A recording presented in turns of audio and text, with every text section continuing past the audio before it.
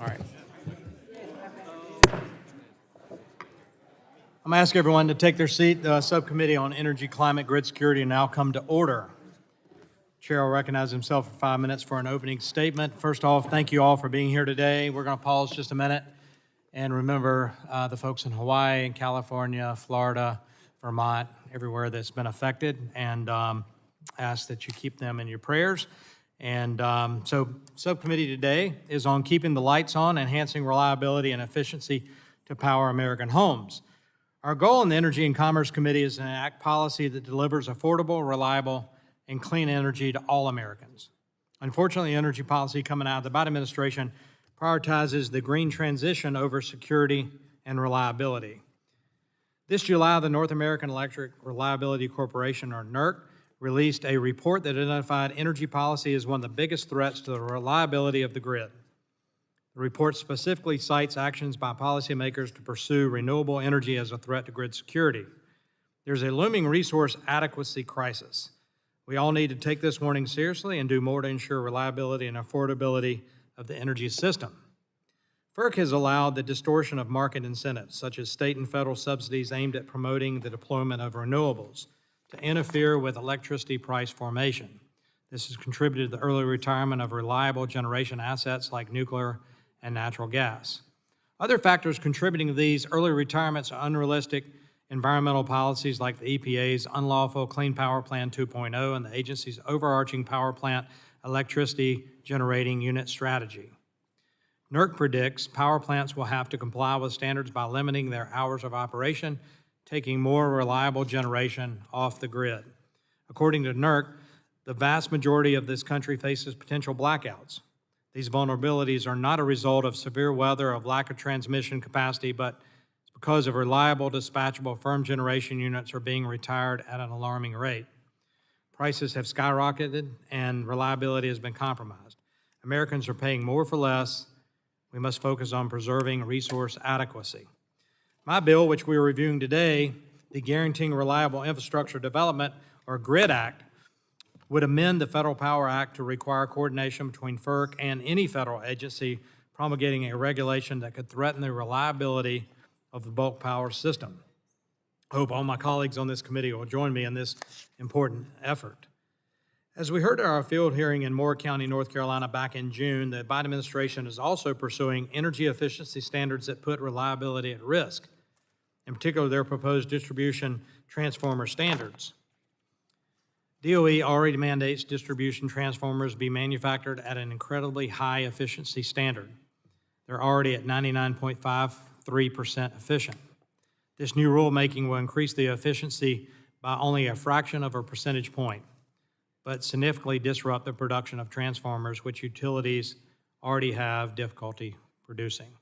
I know many of us on this committee have heard from our utility providers and developers about the shortage of transformers that allow manufacturing and residential development production to happen. To address this supply chain crisis, we're reviewing Congressman Hudson's bill today, which will prohibit the DOE from imposing new efficiency standards for distribution transformers until 5 years after the enactment of this act. It's also clear this administration is using appliance and efficiency standards as part of their agenda to electrify everything and pursue climate objectives over consumer choice. These new standards will increase the cost of appliances for Americans and limit the availability of consumer options. Congresswoman Lesko's bill would address this issue by amending the Energy Policy and Conservation Act to prohibit the DOE from prescribing any new or amended efficiency standards that are not technologically feasible or economically justified. The Biden administration used efficiency standards to target gas appliances disproportionately, despite the latest DOE numbers that indicate electricity costs 3.3 times higher than natural gas. The whole-of-government approach to the green energy transition has driven up the cost of energy and household necessities for Americans and jeopardized our energy security. I look forward to hearing from our witnesses today on how we can reverse course and their perspectives on the bills we're reviewing today. So I'll now recognize Ranking Member DeGette for 5 minutes to give her opening statement. Thank you very much, Mr. Chairman, as well as the thoughts you've given to some of the areas affected by extreme weather.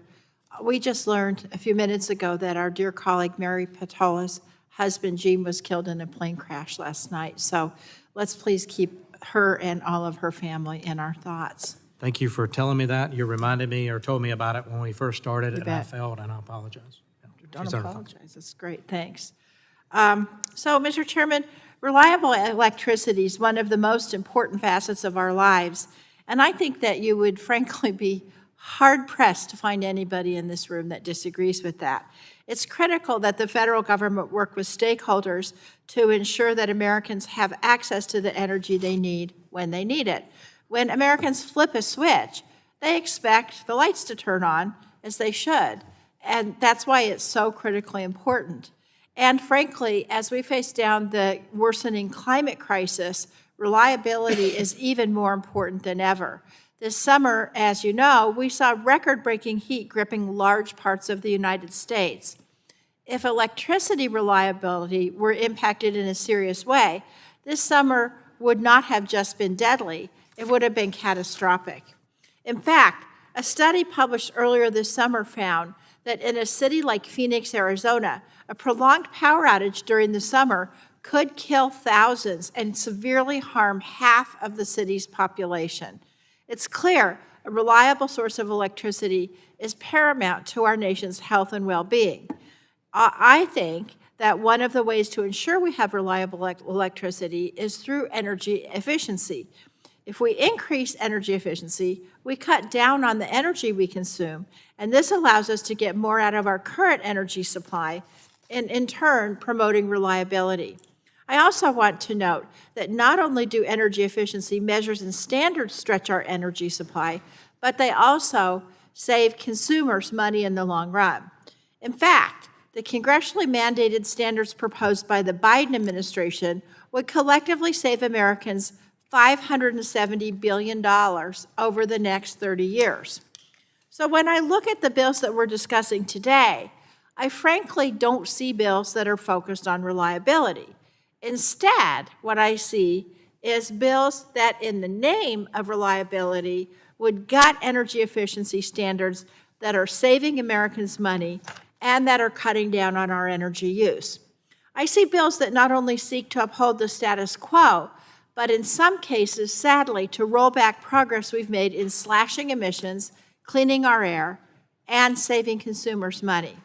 H.R. 4167 would prohibit the Department of Energy from issuing a final rule for energy efficiency standards in distribution transformers for 5 years, somehow in the name of addressing a supply chain issue.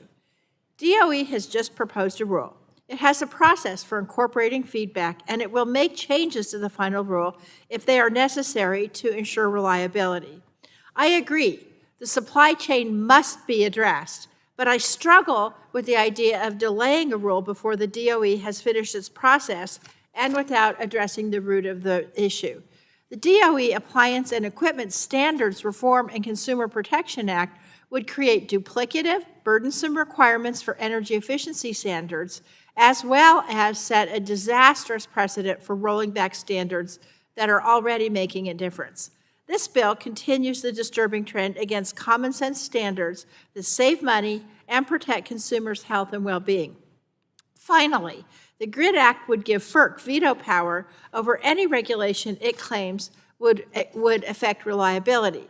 This bill would strip federal agencies of their ability to do their jobs. So I fear, while some of the bills may be well-intentioned, they just simply don't address the root of reliability.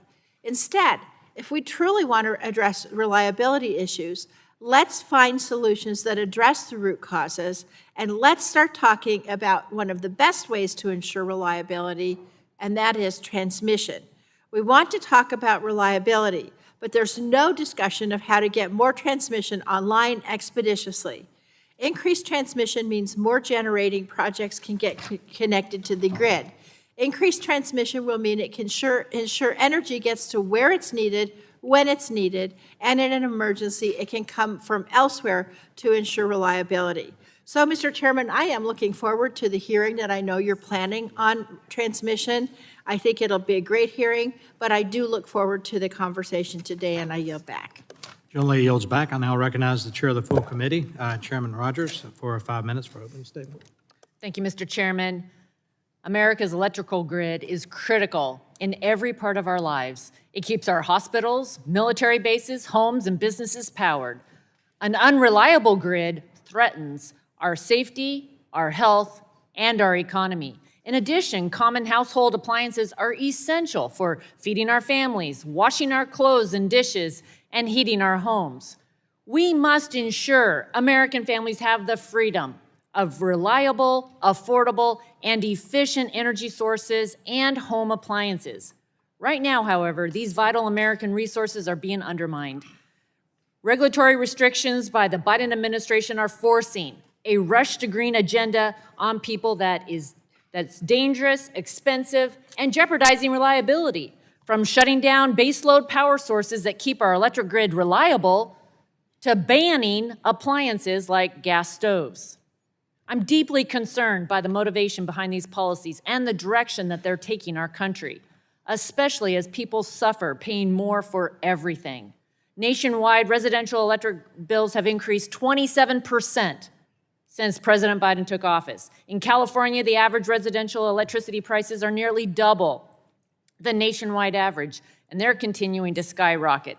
It's making life harder for families and adding to their stress and anxiety. Yet the administration pushes on with their war on American energy by taking steps to mandate only 100% intermittent, weather-dependent power sources like wind and solar. While there's certainly a place for these resources in our energy mix, relying on 100% electric will increase cost and risk life-threatening blackouts. According to the North American Electric Reliability Corporation, the United States is currently at an elevated risk of blackouts. Furthermore, people should be able to choose and afford the home appliances and vehicles that best meet their needs. It should not be dictated by the president or his radical allies. This forced transition jeopardizes our energy security and affordability. It's sending our jobs overseas. It's making us dangerously beholden to China, and ultimately will not slow down or impact climate change. Since day one of this Congress, we've offered a clear vision that ensures American energy independence will secure our grid, lower emissions, and improve people's lives. The three bills before us today are the next phase of that vision. The GRID Act, led by Chairman Duncan, will enhance interagency coordination and rein in EPA's abuse of the federal regulatory process to shut down our most reliable power plants. This bill ensures agencies like FERC can rely and comment on EPA policies that will weaken the reliability of our bulk power system. To help address the current transformer shortage, equipment that's vital to grid infrastructure, Representative Hudson is leading on H.R. 4167. This bill will ensure a steady supply of transformers for new homes and businesses, replace those damaged in fires and floods, and minimize the risk of blackouts and other service interruptions. Representative Lesko is leading on the DOE Appliance and Equipment Standards Reform and Consumer Protection Act to ensure Americans, not the federal government, are able to decide for themselves what home appliances best meet their needs. This bill builds on her bipartisan work with H.R. 1640, the Save Our Gas Stoves Act, which passed out of the House earlier this year with a vote of 249 to 181. The list of life-changing appliances and products under attack by this administration includes furnaces, hot water heaters, dishwashers, ceiling fans, washing machines, light bulbs, and air conditioners. All of these have helped raise our standard of living more than any other country in the world. This bill will prohibit DOE from imposing new efficiency mandates on appliances unless they're proven to save money and improve performance, and end these backroom deals that have allowed radical environmental activists to dictate the types of appliances that Americans are allowed to have in their homes. A reliable, affordable, and efficient energy grid is necessary for an economy that is strong. With it, we can better safeguard people's food and medical supplies and keep transportation and communication systems running. And I look forward to discussing how we can work together to secure our grid, reduce supply chain risk and equipment shortages, and make sure that people continue using home appliances that are both energy efficient and affordable. I thank our witnesses for being here today and the bill sponsors, and I yield back. I thank the chairwoman, and now go to the ranking member of the full committee, Mr. Pallone from New Jersey, for 5 minutes. Thank you, Mr. Chairman. Energy efficiency is an important tool that lowers energy costs for American families, increases reliability, and helps us achieve our climate goals. It's because of these benefits that bolstering and strengthening energy efficiency has long been a bipartisan priority of this committee. That past bipartisan work helped produce the Department of Energy's long and successful history of making our homes and businesses more energy efficient, saving consumers money, and helping reduce energy consumption across the country. But it's unfortunate that energy efficiency is no longer a bipartisan issue, and that we're here today to discuss 3 Republican bills that gut DOE's ability to push for common-sense energy efficiency standards. The 3 bills target DOE's energy efficiency efforts and limit other federal agencies from doing their jobs. Taken together, they're a radical departure from bipartisan productive work on energy efficiency and are designed to prop up industry and harm consumers. The DOE Appliance and Equipment Standards Reform and Consumer Protection Act is an industry wish list masquerading as consumer protection. This bill adds duplicative and cumbersome standards and tests to DOE's already rigorous efficiency rulemaking process. If this bill becomes law, it puts all existing and future attempts at energy conservation into jeopardy. H.R. 4167 is another dangerous bill that prohibits DOE from finalizing efficiency standards for electric distribution transformers. These standards promise significant energy savings, estimated to save consumers about $15 billion. It ignores the very process that Congress created in the Energy Policy and Conservation Act and prevents DOE from doing its job by borrowing DOE from finalizing standards, even if the Department of Energy finds that these standards will save Americans money and decrease energy usage. And then the Guaranteeing Reliable Infrastructure Development Act gives the Federal Energy Regulatory Commission an effective veto over any other federal agency's rules and regulations. This is an unprecedented power grab designed to thwart any progress in the energy sector in addressing emissions or efficiency. It would also state that utility commissions would be badgering the FERC and other federal agencies with potentially false claims about any proposed agency rule throughout the entire government. Now, with these 3 bills, committee Republicans are deliberately trying to delay and weaken popular energy efficiency programs to do the bidding of their polluter friends. Once again, Republicans are putting polluters over people, and the American people are paying the price with higher energy bills. It's clear Republicans want to return to the policies of the Trump years on energy efficiency. For 4 years, the Trump administration sat on its hands and ignored the law, missing 26 different deadlines for efficiency standard determinations, including for distribution transformers. In order to play catch-up, the Biden administration has aggressively moved forward on past and planned energy efficiency actions that will save Americans $570 billion. That's a lot of money. And unfortunately, these Republican bills would simply return us to the world where efficiency standards suffer from extreme delays. These actions will only increase energy costs for middle-class Americans and stifle our efforts to address the climate crisis. At a time when House Democrats are focused on lowering costs for American families, House Republicans want to gut agencies that are trying to put dollars back in middle-class Americans' pockets. And it's not just limited to these bills. They are supporting drastic funding cuts across the government. They want to cut DOE's energy efficiency and renewable energy account by $466 million. They want to repeal major energy saving and emissions reducing programs from the Inflation Reduction Act. These proposals are so extreme and severe that even their industry friends are pushing back. Earlier this month, industry groups and energy efficiency advocates came together to circulate a letter expressing serious concern with the drastic proposed cuts to vital Department of Energy efficiency programs. It's time that Republicans recognize that their misguided efforts to undermine energy efficiency standards only increase costs for American consumers and further hinder our ability to aggressively combat the worsening climate crisis. I wish we were able to come together and once again build on our past bipartisan work in this space. But it's clear that Republicans want to move in the opposite direction. And with that, I yield back the remainder of my time, Mr. Speaker, Mr. Chairman. I thank the ranking member, and we'll now conclude the member opening statements. Chair would like to remind members that pursuant to committee rules, all members' opening statements will be made part of the record. I want to thank our witnesses today for being here and taking time to testify before the subcommittee. Each witness will have the opportunity to give an opening statement. There are lights in front of you. 5 minutes for that. As is approaching, it'll change to yellow and then red. Red, you can just wrap up. So please try to follow that throughout the day. A witness on the first panel, Honorable Gene Rodrigues, Assistant Secretary of Electricity at the Office of Electricity for the U.S. Department of Energy, and Dr. David Ortiz, Director of Office of Electric Reliability at the Federal Energy Regulatory Commission. Appreciate you guys being here. I'll now recognize Mr. Rodrigues for 5 minutes to give an opening statement. Thank you. Good morning, Chairman Duncan, Ranking Member DeGette, and members of the subcommittee. I thank you for the opportunity to testify before you today. My name is Gene Rodrigues, and I am the Assistant Secretary for the Office of Electricity at the Department of Energy. Reliability, resilience, security, affordability, and efficiency are all important elements of the core tenets of the Department of Energy.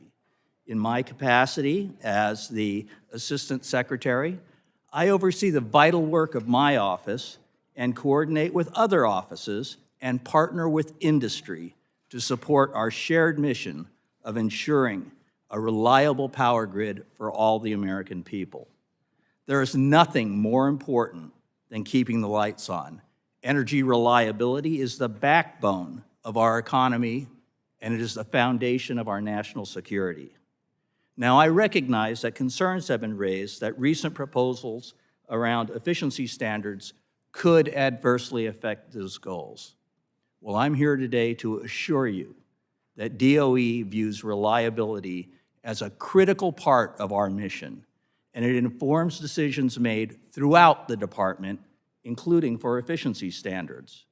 By way of example, if I may, I'd like to provide you with an overview on some of our work on distribution transformers. Now, as you are all aware, DOE proposed amended efficiency standards for distribution transformers in January of this year. No later than 6 years after issuance of any final rule establishing or amending a standard, Congress requires DOE to either publish a proposed rule with new standards or a determination that standards do not need to be amended. DOE last published a final rule on distribution transformers back in 2013. We are currently under a consent decree requiring the rulemaking to be completed by June 2024. Now, throughout this ongoing rulemaking proceeding, it has been absolutely clear that the department's focus has not been limited solely on the technical parameters of the proposed efficiency standard, but also on ensuring a robust, secure supply of components for the grid. This is enabled by a strong domestic manufacturing industry which reduces dependence on foreign supply. And that is why DOE expressly asked stakeholders for comment on timelines required for compliance with the proposed standard, as well as comments on the availability of key components. But that proposed efficiency standard is only one element of the department's overall efforts on distribution transformers. As we speak, the Department of Energy, in collaboration with our industry partners and in coordination with the whole of government, is actively engaged in many initiatives to bolster and secure the resiliency of America's supply chain for distribution transformers for decades to come. We have shepherded industry and U.S. government working groups to identify issues and propose practical solutions. These voluntary collaborations between industry and DOE help to reduce one-off, inflexible design specifications that slow production down and hamper the sharing of transformers between utilities when needed.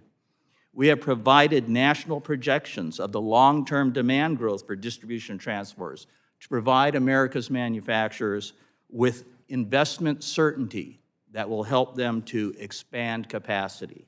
We have connected manufacturers with suppliers of difficult-to-source grid components.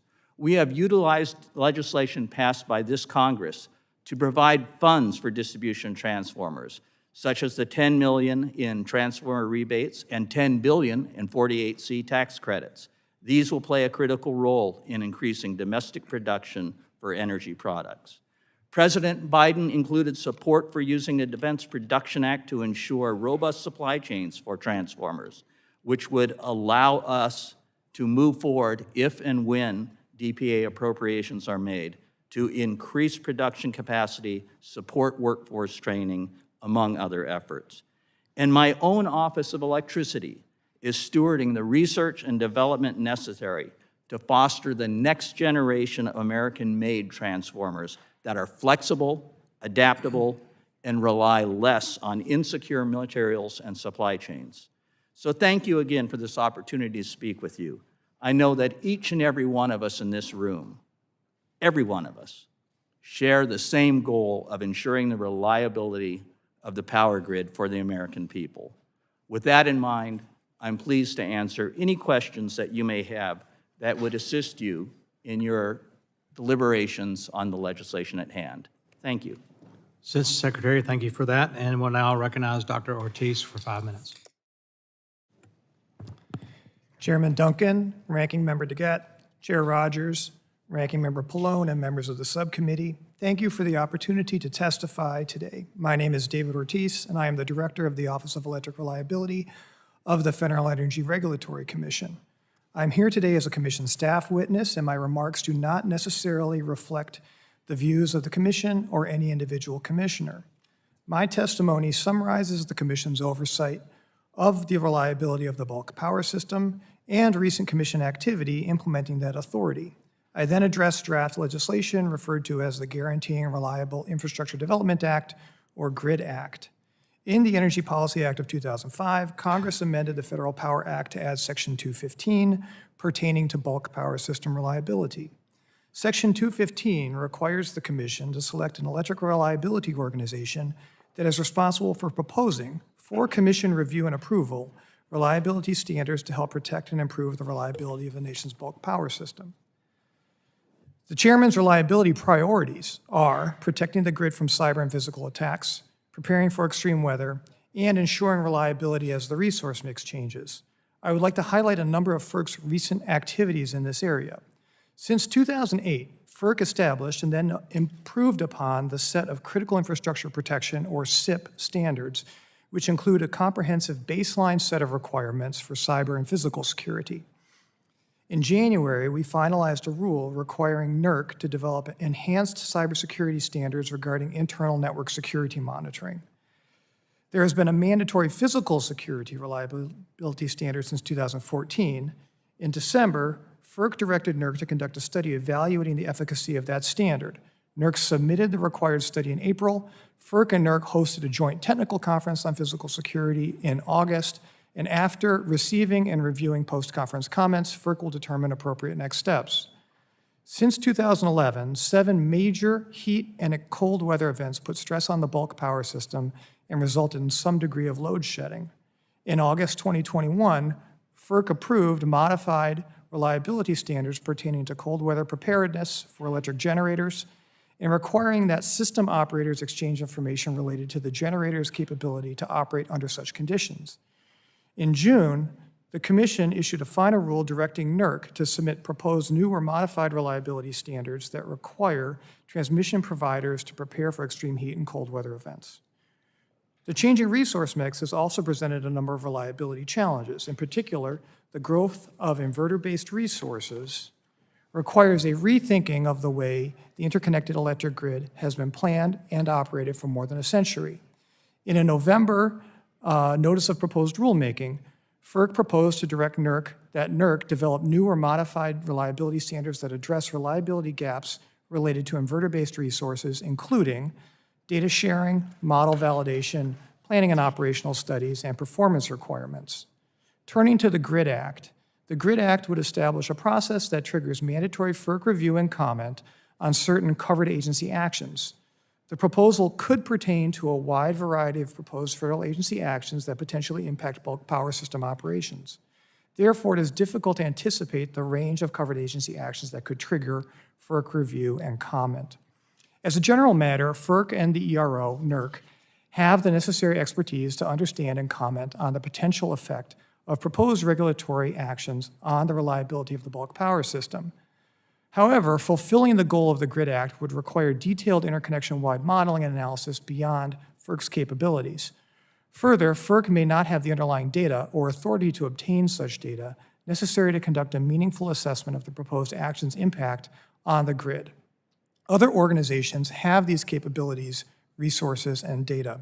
The Department of Energy's national laboratories have deep expertise in the electric transmission system and its underlying technologies, computing power, policy expertise, and related sciences, and are well-positioned to engage with agencies to evaluate the reliability impact of proposed actions. In conclusion, FERC will continue to work with the utility industry to execute its responsibilities under Section 215 of the Federal Power Act to protect and enhance the reliability and security of the electric grid. Further, with regard to the proposed GRID Act, FERC stands ready to serve and assist to the best of its ability in this manner. Thank you for allowing me to testify today. I would be glad to address any questions you may have. I want to thank both of our witnesses, our panelists, for their opening statements. We'll now move into the question and answer portion, and I'll recognize myself first for 5 minutes. We continue to be warned of the risk of a looming reliability crisis here in the United States. Earlier this year, during a Senate Energy and Natural Resources hearing, the head of the North American Electric Corporation, a reliability corporation, stated he agreed the United States is headed for a reliability crisis.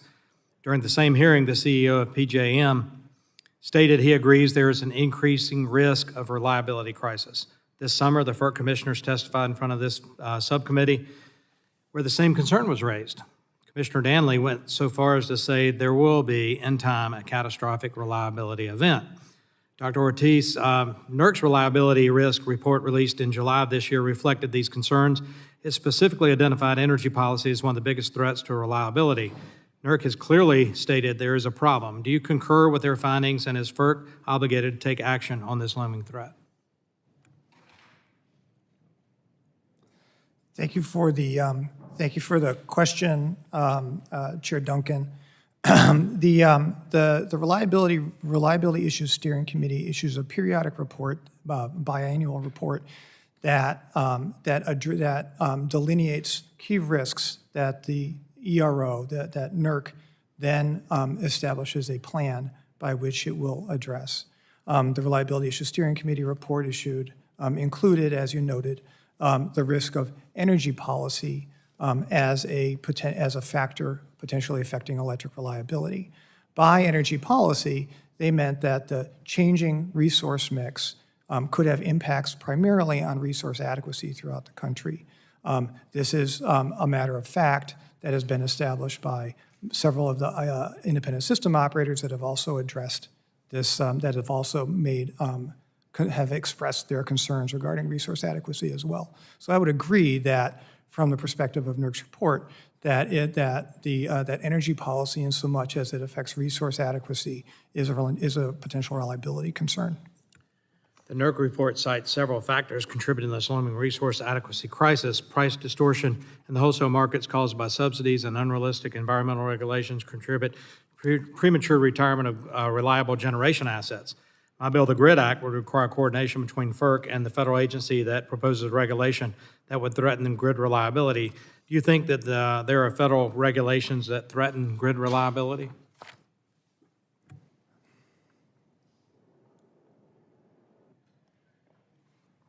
Based on your opening comment, Congressman, I presume you're talking about the Section 111D proposed rulemaking from the Environmental Protection Agency. Is that an example of the kind of rulemaking that you're concerned about?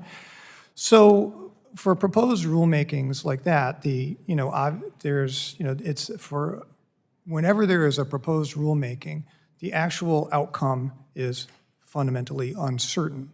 The EPA, in its own reliability impact or its own technical analysis, acknowledges that the rule is likely to result in increased retirements of resources, and then it also projects that certain replacement resources will also be made available. Each of those outcomes is uncertain. The degree to which that there are retirements of resources on its face, raises a reliability concern that merits some consideration. Let's shift gears here. Consequence of these policies and premature retirements are even more concerning considering the constraints on our natural gas supply due to lack of infrastructure. Lack of pipeline capacity significantly hurts states like South Carolina. Do you agree, Dr. Ortiz, that expanding interstate natural gas infrastructure is critical for reliability?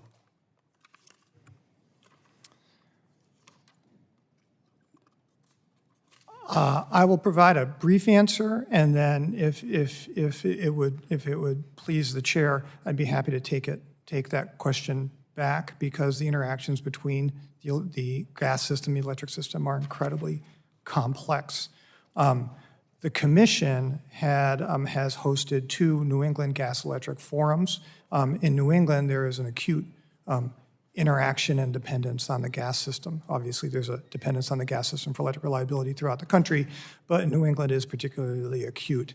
And what we have found is that the interactions between those systems are incredibly tight. And so increased gas capacity is something that is likely going to be needed for the additional gas capacity that is likely to come online. In the essence of time, I'll just stop you right there, because I ask you to stay for the second panel.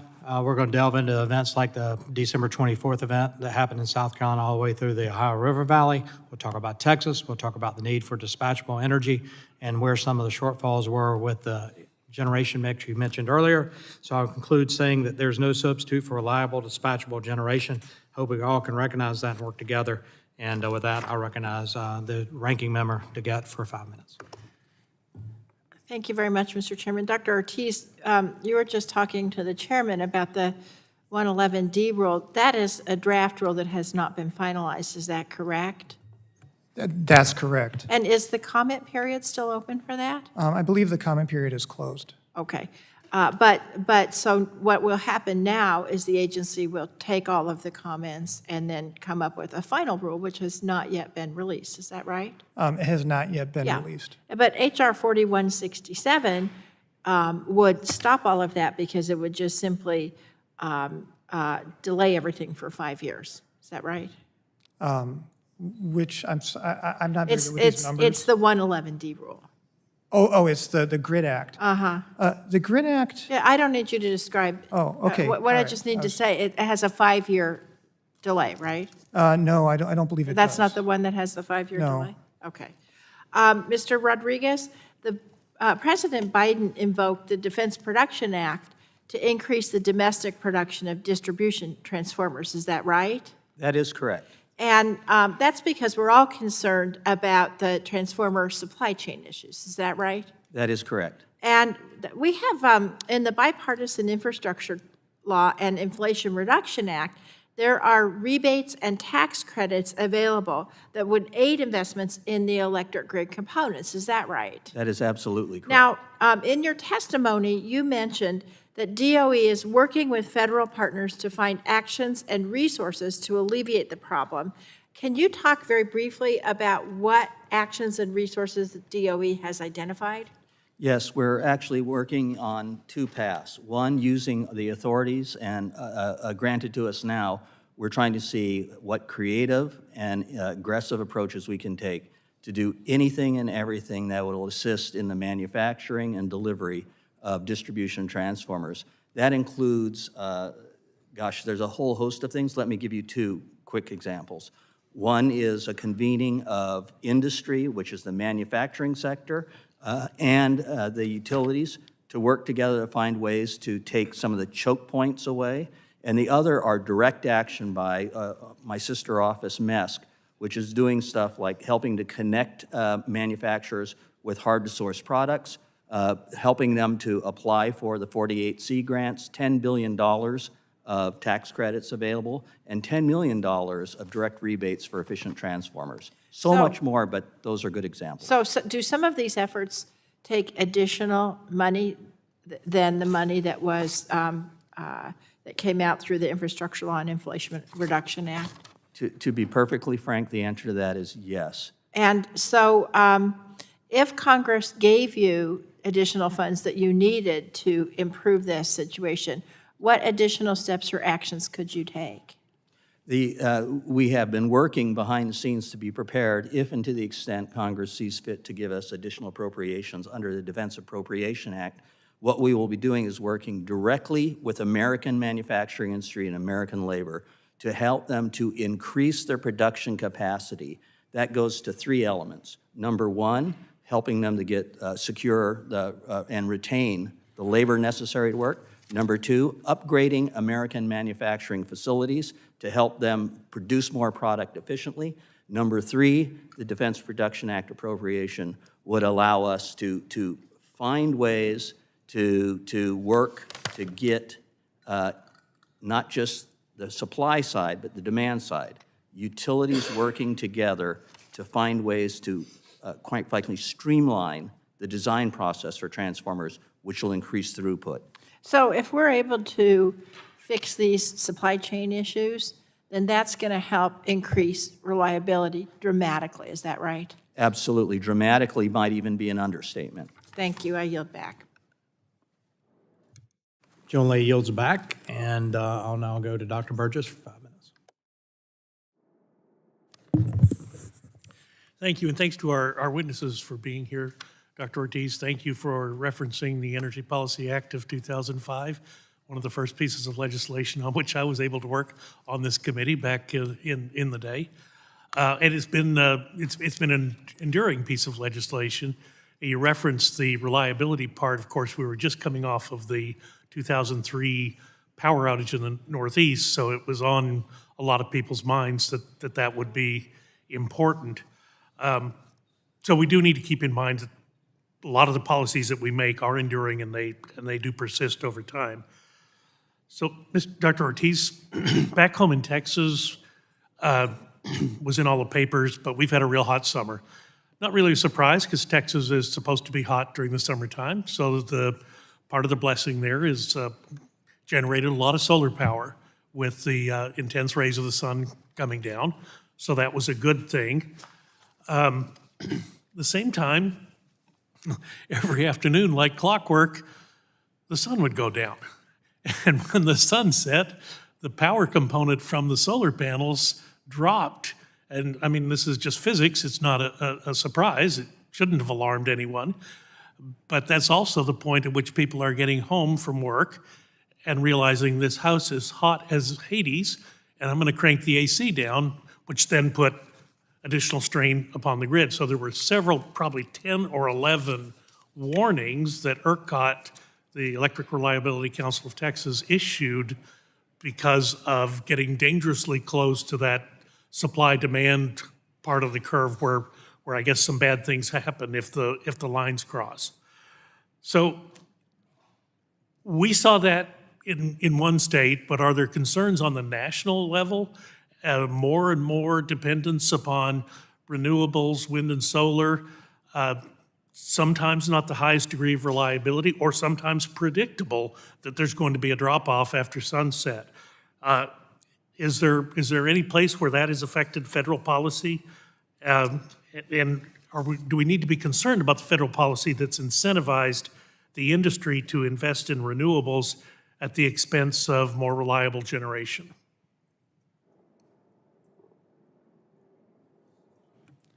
I only have 2 minutes and 28 seconds, sir, but I'll be as brief as I can. So what I think you correctly noted that, solar and wind and other resources that have come online are predictable in many ways, but, as you said, the sun does go down, and you're not going to dispatch a solar facility at nighttime. And the impact that those resources have with respect to reliability has to do with the requirement then to ramp in the evening. There's always been an evening ramp. People would always come home and then turn on their appliances and do things, so that's nothing new.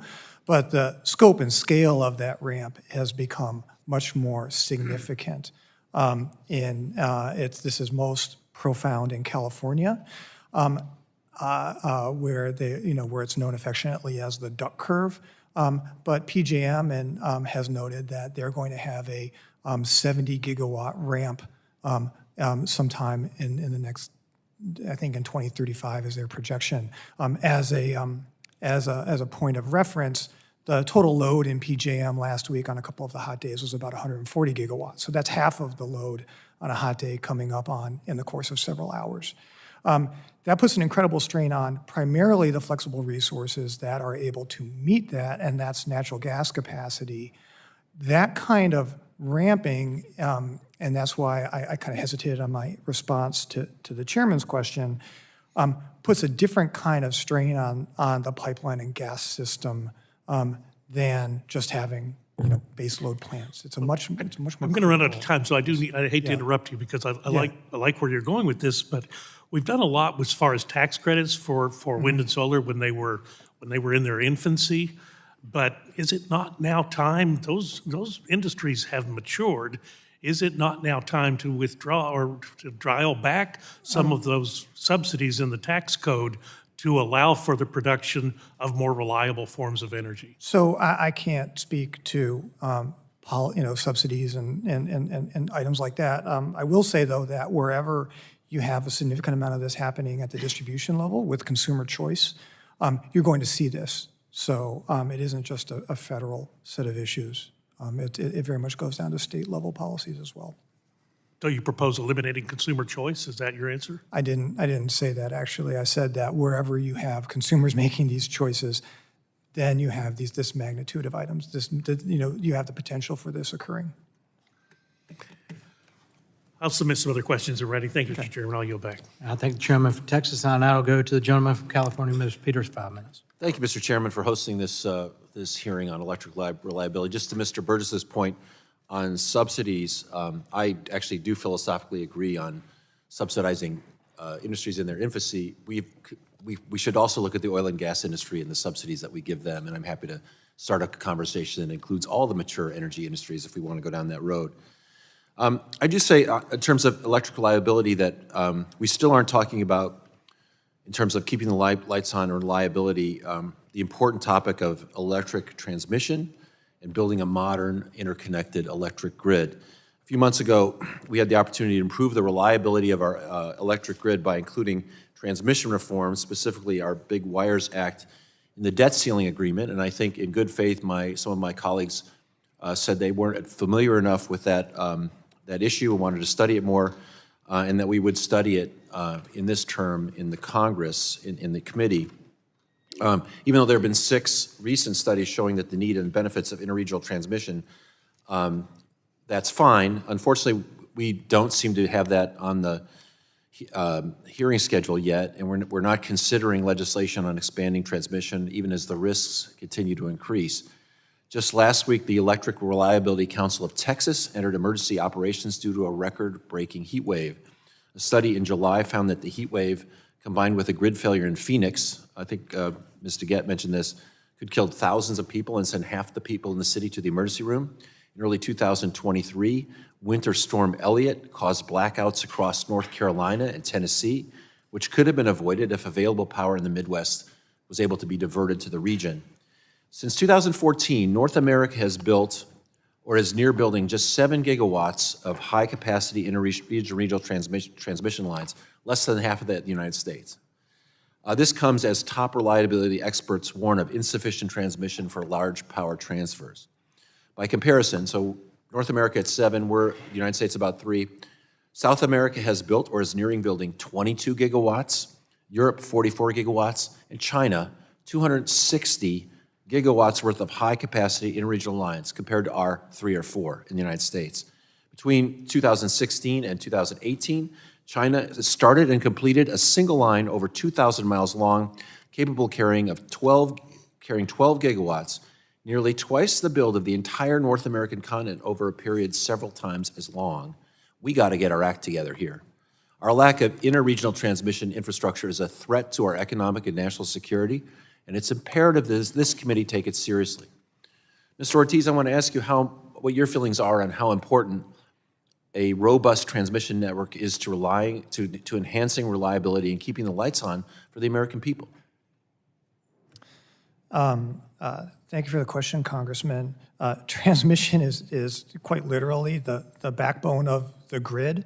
The recently published DOE transmission needs study concluded that there's tremendous needs for transmission for a number of reasons, replacing capacity, replacing aging equipment, as well as interconnecting resources, among other benefits. I'd turn you to DOE Right, for more not just about details on expanding capacity, but more reliability, more security on a better grid. Can you tell us, in terms of equipment, what about distribution transformers? How could we best address this shortage we're seeing in that? Mr. Ortiz, or whichever you think. Mr. Rodrigues? The end state that we need is more investment in American manufacturing of the materials, components, systems, and the transformers themselves. And we're working along that timeline.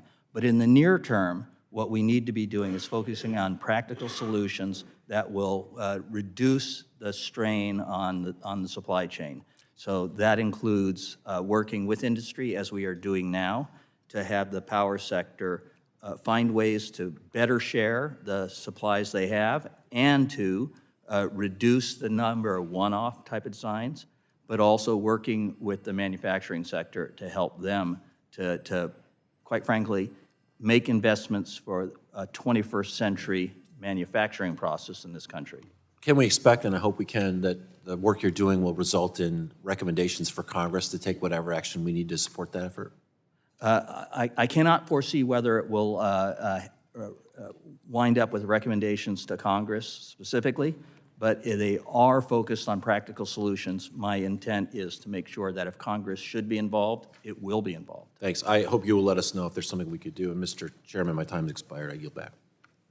Gentleman yields back. Chair thanks the gentleman. Chair now recognizes the chairwoman of the full committee, Ms. McMorris-Rodgers, for questions. Thank you, Mr. Rodrigues and Ms. Dr. Ortiz. You know, I'm very concerned about the state of our nation's electric grid. We see electricity prices continuing to skyrocket since the beginning of 2021, almost 30% higher today. Our electric grid is becoming increasingly unstable. NERC has issued warnings that 2/3 of the nation is at an elevated risk for a blackout as our most reliable and affordable power plants are being retired and replaced with weather-dependent wind and solar. In 2023, EIA projects that 15.6 gigawatts of baseload generation will be shut down, which is enough electricity to power more than 10 million homes. So first, Mr. Rodrigues, do you agree that baseload power plants retirements pose a threat to grid reliability?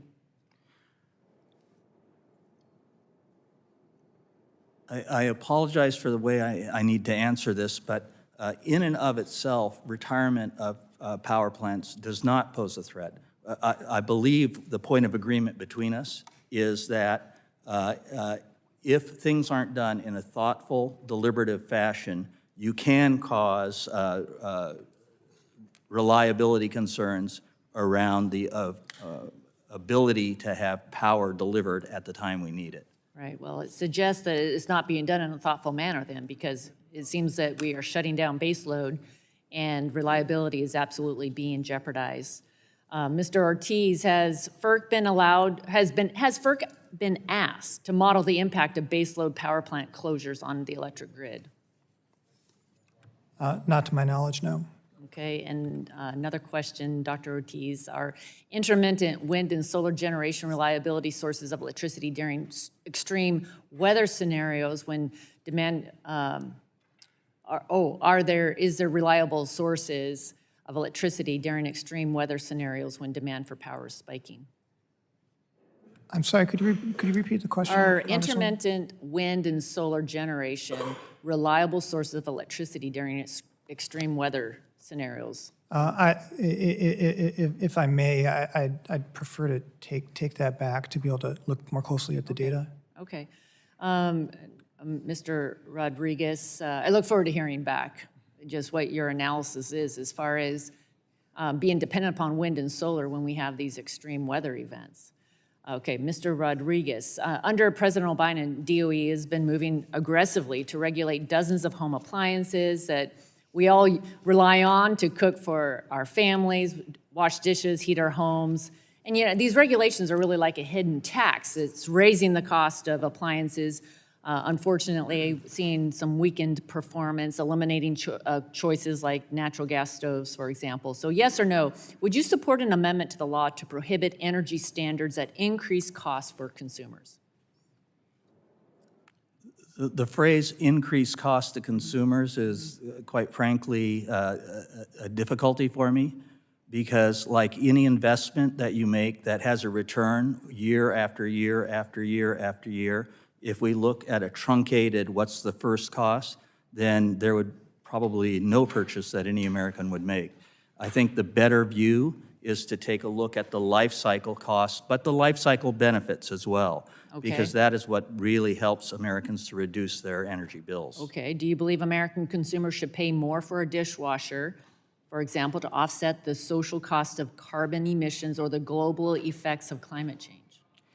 I believe the American people should and actually enjoy the fact that there are products available that, while they might cost a little more at the outset than old, dated technology, they save them money every year, every time the lights go on, every time you wash your clothes. That is a financial return. As a follow-up to that, then, does DOE plan to look back on any of the prior standards to see if they've actually saved consumers energy and money? We actually have done that, and as a matter of fact, it's one of the great American success stories. The amount of money saved by consumers is only half the story, though. But the fact that we are reducing the amount of energy consumed means that it makes available resources that we have today more able to meet the needs of the American people. Thank So you. it's a reliability Thank you. I'd like to investment look as well. at that. I'd like to look at that. Thank you. Do you have any idea how many of name brand American appliance manufacturers have actually been bought by China in the last nearly 20 years since this requirement put into place? I know there are people in our department who look at that. I do not have that information with me today. I could look that up. Thank you. I was a little surprised that my GE microwave is actually Chinese-owned. I yield back, Mr. Chair. Jill Lane yields back, and now go to, I guess, Ms. Matsui. 5 minutes. Thank you very much, Mr. Chairman, and thank you very much for this hearing today. Make no mistake, we are facing a serious shortage of transformers in this country. This shortage is threatening the reliability of our grid and delaying the clean energy transition. However, H.R. 4167, the Protecting America's Distribution Transformer Supply Chain Act, is not a serious solution to this problem. Mr. Rodrigues, the Department of Energy has been working with industry stakeholders for over 2 years to address the transformer shortage. Yes or no, would H.R. 4167 increase the supply of transformers in this country? My assessment is no, it would not increase the supply. Okay, that's right. This bill would prevent DOE from finalizing new efficiency standards for transformers. It does nothing to address the current shortage of transformers. To address the transformer shortage, we need to incentivize new domestic manufacture of transformers here in the United States. And you wrote about this in your testimony, but you didn't mention the Protecting America's Distribution Transformer Supply Chain Act. Yes or no, does this bill do anything to incentivize American manufacturing? It does not. Okay. Would the bill create American jobs or train the skilled workers necessary to produce transformers in this country? As currently drafted, it does not. Okay. Energy efficiency is also an invaluable tool for preserving grid reliability.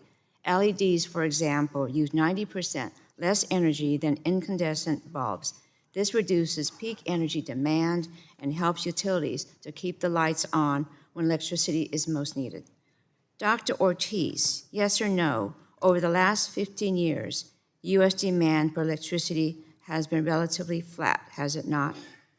According to the annual energy review published by the Energy Information Administration, electricity demand has been relatively flat. Okay. Over that same period, though, real U.S. GDP has grown by more than 130%. How did U.S. demand for electricity stay flat, and what role did efficiency play in that? I'm not, Congresswoman, I'm not an expert in this area, but among the factors reported by EIA for this growth in I don't know exactly the term, but for that effect, efficiency is one component. Okay, thank you. Mr. Rodrigues, yes or no, have DOE efficiency standards reduced electricity demand? Yes, it has. Okay. Mr. Rodrigues, yes or no, have DOE efficiency standards contributed to reducing peak electricity demand? Yes, it has. Mr. Rodrigues, in reducing peak demand, have DOE efficiency standards continued to making the grid more reliable? Yes, it does. Okay, thank you. Energy efficiency standards have a long track record of success in saving Americans money, and resistance to these standards is nothing new. When Congress enacted new standards for light bulbs in 2007, there was an industry-led outcry about how it would inflate costs for consumers. 15 years later, the cost of energy efficiency bulbs has plummeted, and the average household can save over $200 per year by switching to LED lighting. Ms. Rodrigues, can you talk briefly about the switch to LED lighting and how the post-2007 efficiency standards help save consumers money? I absolutely can and would be proud to. The switch from old incandescent lighting to LED lighting has benefited Americans in many ways. These bulbs use 90% less energy than old technology and last up to 25 times longer and have other features that make them, quite frankly, a better fit in anyone's home or business. The DOE, according to our analysis, expects consumers to have saved about $3 billion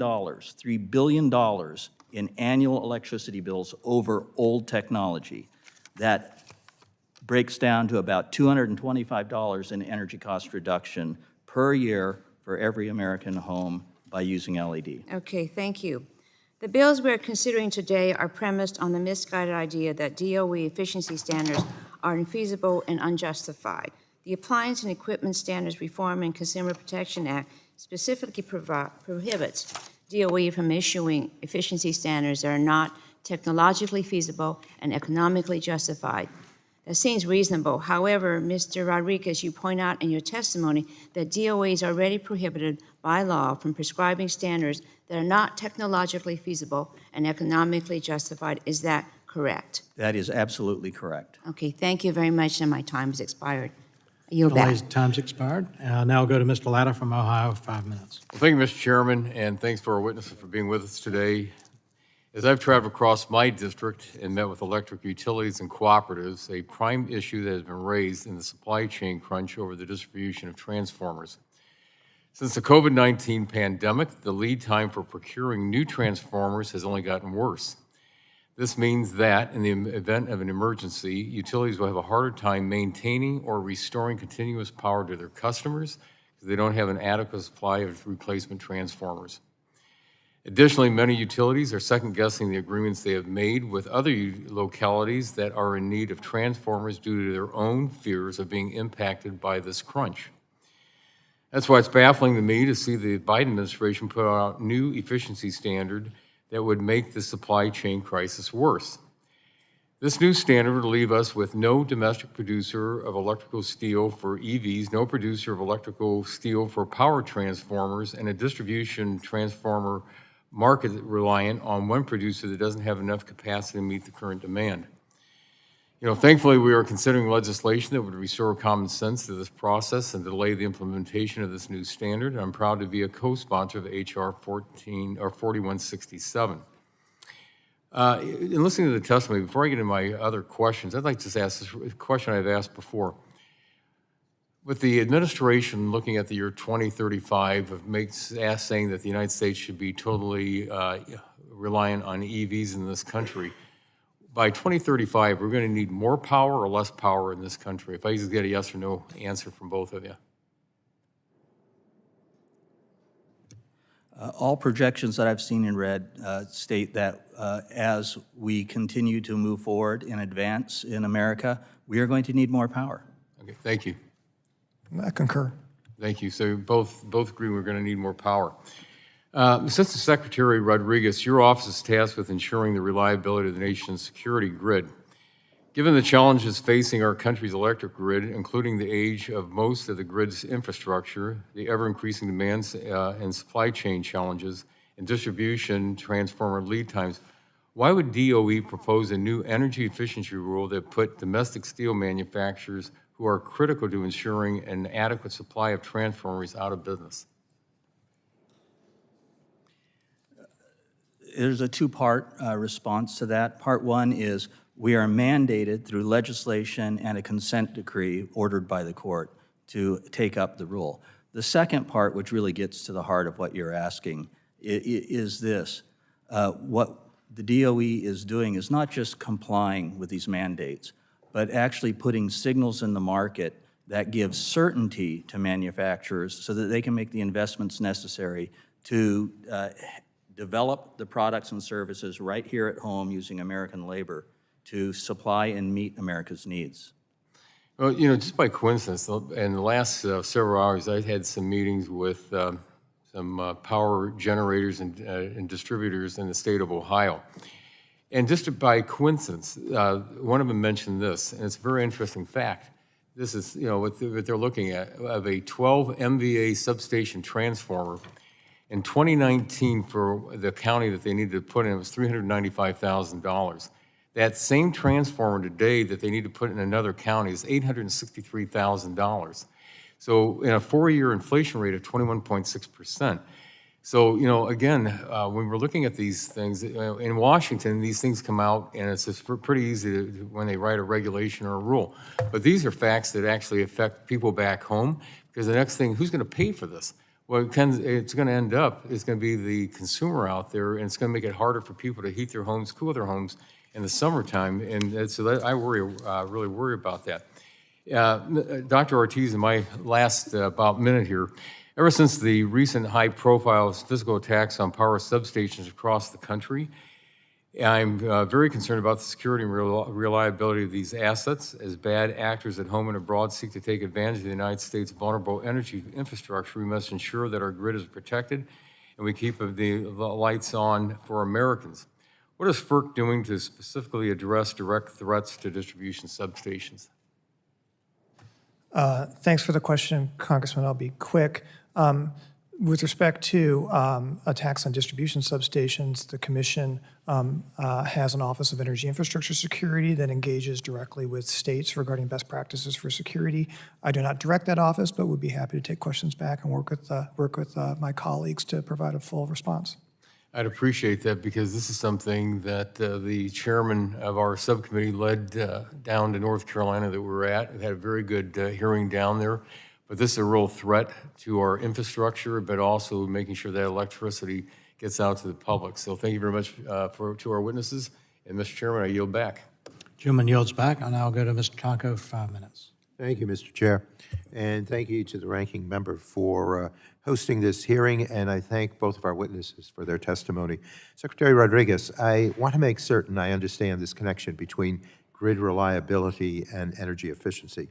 As you indicated in your testimony, the proposed efficiency improvements for transformers may seem small, but when you consider nearly all of the electricity generated in the country passing through transformers over the course of the long lives of this equipment, we're talking about a lot of lost energy. Is that correct? That is absolutely correct. And as we've seen this summer, certain regions have struggled to maintain reliability for several reasons, including perhaps extreme heat and weather events. So we know these types of events, coupled with increasing electrification, if not properly planned for, will create greater stresses on the grid in the years ahead. Is that correct? That is absolutely correct. So Secretary Rodrigues, how can reducing inefficiencies in the electricity system, whether that's line losses from transmission lines or losses from transformers, help improve overall reliability? Your question actually is perfect, because it shows a system understanding of the grid. Number one, it's how much power you need to produce, but how much power you need to produce at any given point in time is driven by two things. Number one, how much is being consumed? And that's where efficiency standards help Americans with their pocketbook, but also help to support the reliability of the grid, because it helps to ensure we have adequate resources. Number two, along the way, the grid itself transports energy over long distances. Advancements in technology that we're working for around in my office will help to reduce line losses, meaning less wasted energy in the transport from where it's generated to where it's delivered. All of these things support resource adequacy. Thank you. And ultimately, if we only have one tool by which to manage the grid, it's cranking up supply, of course it will be more difficult to balance a dynamic and complex system. But when we start addressing energy demand through end-use efficiency and demand response programs, we're adding more tools to our reliability toolbox, as you indicated. And similarly, improving the grid's performance is another important tool to alleviate pressure on the grid. So I believe it is very short-sighted to prevent the department from finalizing any transformer rule in the next 5 years. Personally, I believe we should embrace this as an opportunity to begin to plan for and build the grid of the future with equipment that will enhance reliability. And because DOE's proposed rule would not go into effect for several years, there's time to build the investments necessary to build a domestic manufacturing supply chain. And we have already given DOE some tools to help. For example, the Inflation Reduction Act included the 48C tax credit, which could be used to improve and expand transformer and electrical steel manufacturing. So, Secretary Rodrigues, can these incentives help ensure domestically produced, high-performing grid equipment is ready and available by the time any proposed standard goes into effect? Yes, they can, and they are doing that. Well, I thank you for your responses, and I believe that we need to do this in a very science-based and evidence-driven manner, and I appreciate all the work done by the department for implementing what is a huge transformational opportunity for this country. And with that, Mr. Chair, I yield back. Jim yields back, and I'll go to Mr. Guthrie from Kentucky for 5 minutes. Thank you, Mr. Chair. Thank you, witnesses, for being here, and I can assure you that everybody on this committee, if not everybody in Congress, knows how the grid works, so that we're fully understanding of that. And like Mr. Latta, so he took some of my questions. I spent a lot of time back home, and so we have two big taxpayer-subsidized battery plants coming into my district, and so I know companies got their battery plants subsidized, but a lot of people around them didn't. And so our frustration is this, and I've said it before, said to your Secretary Granholm, is every time we seem to bring up issues with going to an all-electric vehicles that are real issues, then we just get dismissed away. And like, oh, you're just naysayers. Matter of fact, one of our colleagues said that if you dismiss this, you're just pro-Chinese. Said it at the last meeting, and I didn't think about it until I was leaving, and I wish I had thought of it then because I would have said it when she was in the room, is if you're telling businesses what they have to build and you're telling consumers what they have to buy, that's far more Chinese-like than what we're proposing on our side. And so it's just the concerns that we just dismiss everything away. And the biggest part of it in my area, in Bowling Green, Kentucky, there's a big battery plant being built. We're glad that it's going to be built there. But for it to even to expand, there's going to have to increase our grid. TVA's already said that we're concerned about economic development in the area. And it just seems like, so we subsidize the battery plant, and even if you have the smartest people in the room, they just think they're the smartest. They are the smartest. You can't think of everything that has to be subsidized to make that work. And so I can tell you some of the automotive companies are going to their suppliers, you need to switch from internal combustion engine to, and a matter of fact, they're telling me you need to do both. You have to do electric and internal combustion engine because we're not sure. Obviously, the consumer doesn't dismiss all these issues, and we've seen the secretary, we've seen the chairman of Ford Motor Company try to drive electric cars and they can't charge them. And so consumers look at that and go, why would I buy a car like that if the Secretary of Energy can't charge her car? And so that was pretty negative, actually, to the electric car, what had just happened recently. And so the problem is as a country, we're just going to subsidize everything? And then that's where we get to is to move forward. And it's just really frustrating as we look forward. And then you see these rules that the hearing's about today coming down. And every one of my electric suppliers said their biggest issue is getting transformers. And now we have new rules. I know you're saying you think these aren't going to impact the distribution of those, but I can tell you people on the ground feel that way. They may not be in the room here in Washington, D.C., but people who are trying to buy these and move these forward, who I think would be very, very valuable for you to listen to, really have concerns about where this is going. And if you'd like to comment on that, I'd appreciate it. I apologize, my head was bobbing up and down during that whole, I absolutely agree with you. Talking to the people on the ground is absolutely important, and that's why I personally and other members of the department have been with, so far, the majority of the American distribution transformer manufacturers in their offices, talking to them about what they're facing, speaking with each and every one of the power associations, EPRI, APPA, and RECA. We're working this in a way that has very practical implications. You all have the very difficult job of trying to figure out big policy decisions. What I'm trying to do and what the Department of Energy is trying to do and what our sister agencies at the Department of Labor, Department of Commerce are trying to do is to work with people on the ground to find near-term solutions to lessen and alleviate this crunch that we're feeling, but also build in long-term solutions so that we're not continually fixing the same problem over and over. That comes from grid modernization, and that also comes from the modernization of the components on the grid, transformers being one of them. So you get to the point, though, if, because this is kind of some of the problems with government subsidies. People chase subsidies. So they move to subsidies, and I appreciate what you said, that you're sending a signal that this is where we're going so people can long-term invest. But if you get to a point, because, and I know people have told you that because you're testifying to that, and I absolutely believe you, but I've heard differently from different groups, and we're probably not talking to the same level of people, just people out moving forward. And what you fear, you get to the point a couple years down the road or a year down the road, and you say, well, this is really going to delay transformers, so we're going to suspend, we're going to waive. That happens all the time here. And industry just doesn't know where to go when that moves forward. And I can tell you, in move from 2/3 of all cars being EV in 9 years, which is everybody other than people in Washington think that's impossible. But people have to invest in that because that's the rule. And you get 2 or 3 years down the road and you say, well, that's not going to happen. We got to waive the rule or change the rule or whatever. It's just chaos. It's chaos in the investing community, and it costs money. It costs money, and it costs people the ability to live productive lives because they're always chasing their. So it's a real concern, and I know that you're concerned about it as well. And I just want to share that. He asked my question, so I just wanted to share my concern. Thank you. I will take that back, but please rest assured that the work of the Department of Energy is not about trying to take choices away from consumers. It's trying to give them more options, more choices for technologies, for products, for services that will actually save them money and help the reliability of the grid at the same time. We'll do our darndest on that, and you have my commitment to that and to work with you all on that. Gentleman's time expired. I'll now go to Ms. Schreier for 5 minutes.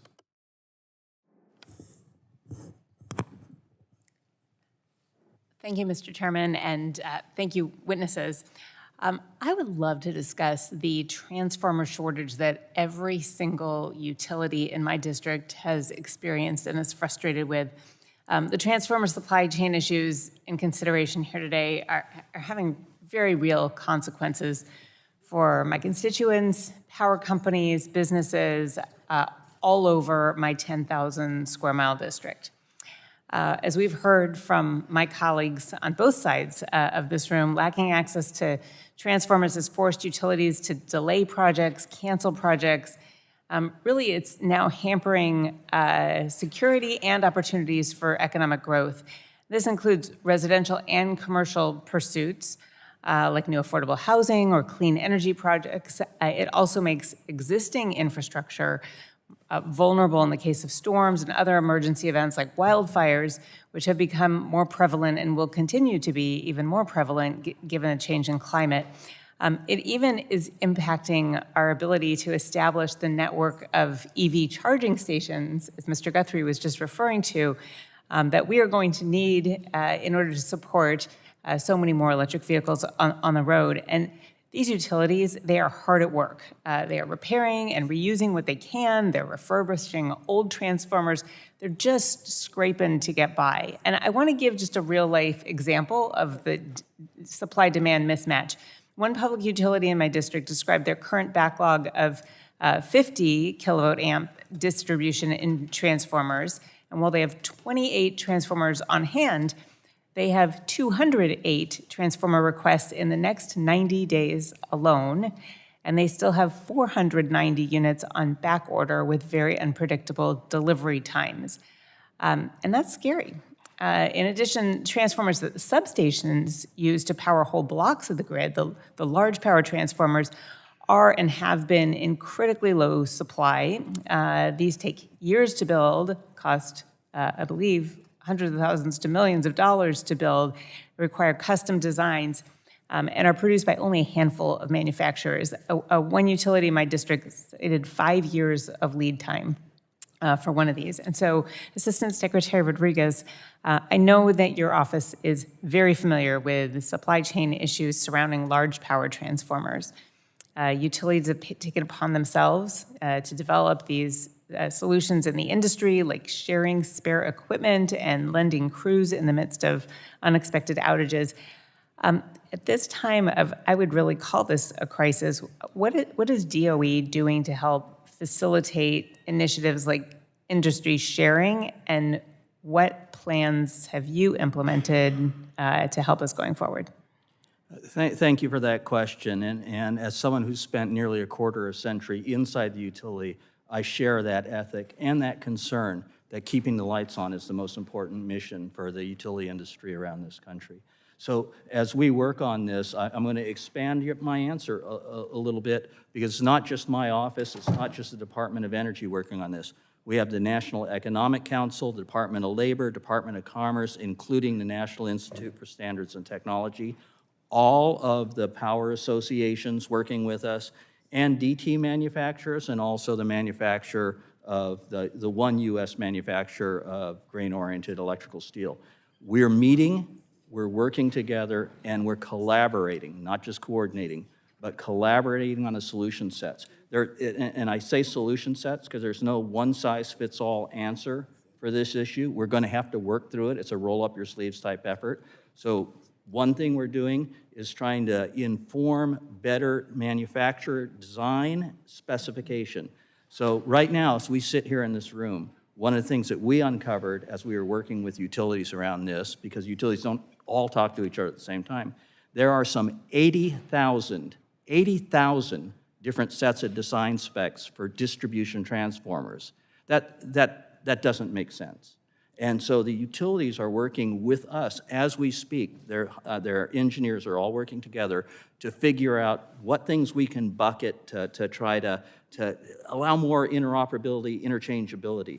Those are kind of near-term solutions. We're also designing more flexible large power transformers, and we're also working to help the utilities in their sharing processes.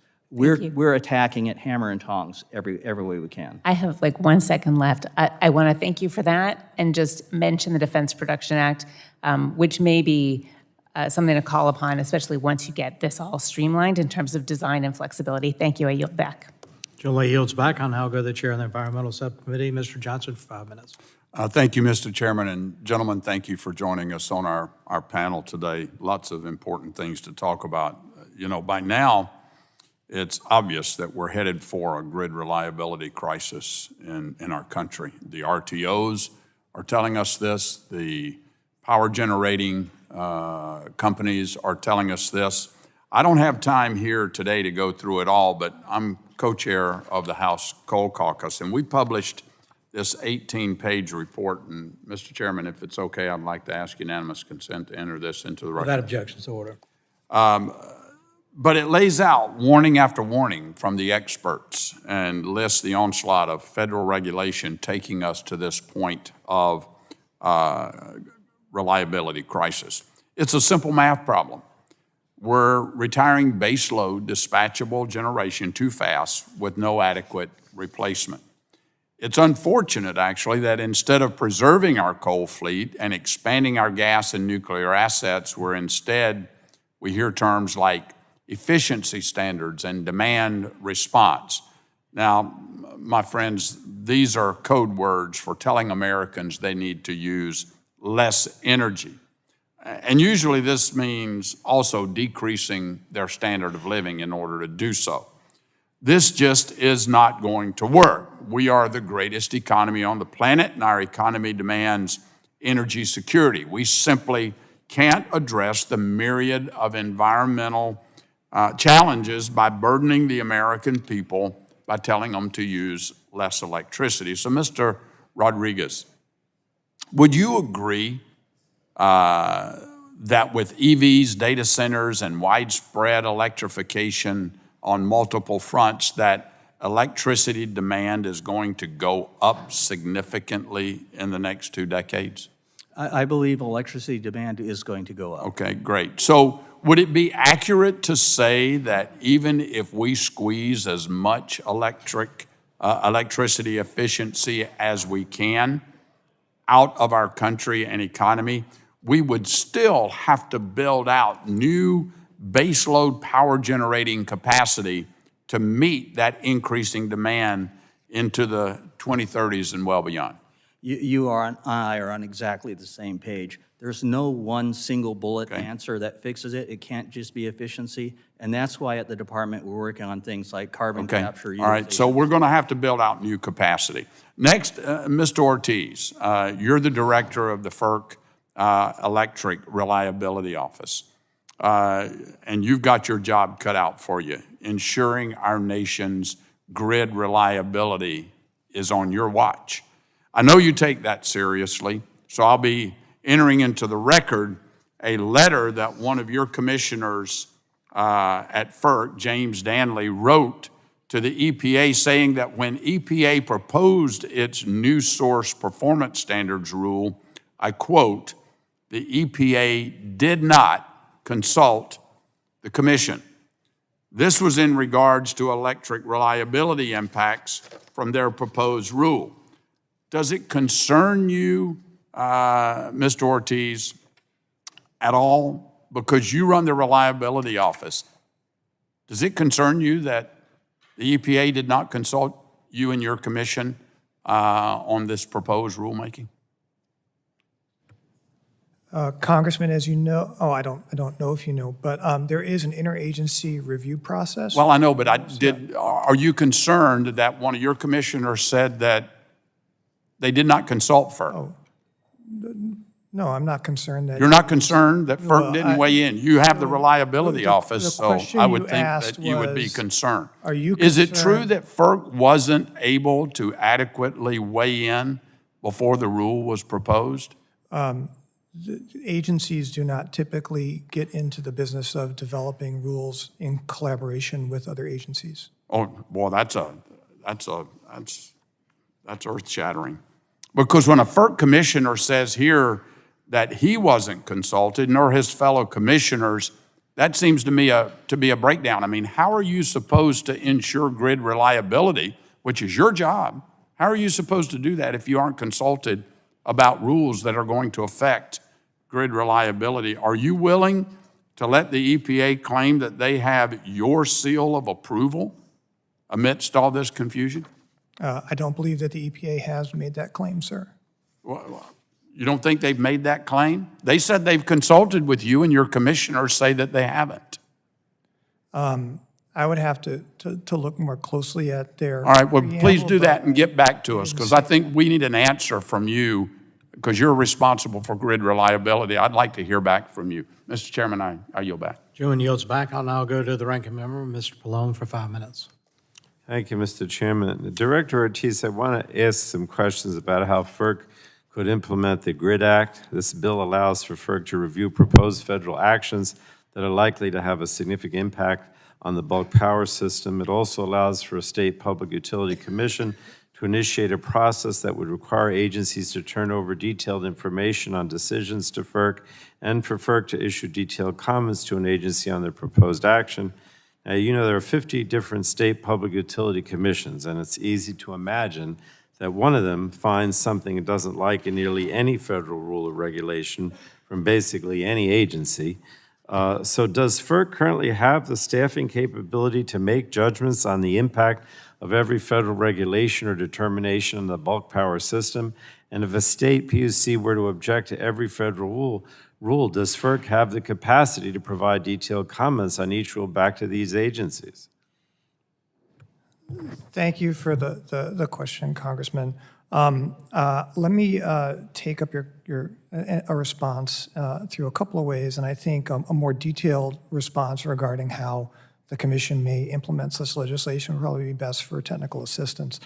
But there's a couple pieces. One is that determination piece, and the law is written as I think extreme electric reliability impacts, or no negative electric reliability impacts on the bulk power system. We would have to come up with a a standard for that extreme reliability impacts in order to be able to implement effectively the rule. And then reliability goes far beyond a resource adequacy analysis. It goes to broader interconnection-wide effects having to do with just the behavior of the system on a second-by-second basis. I have a very, very capable team of engineers, but I currently do not have the interconnection-wide models, nor some of the data that I think, at least personally, would be necessary to truly implement that.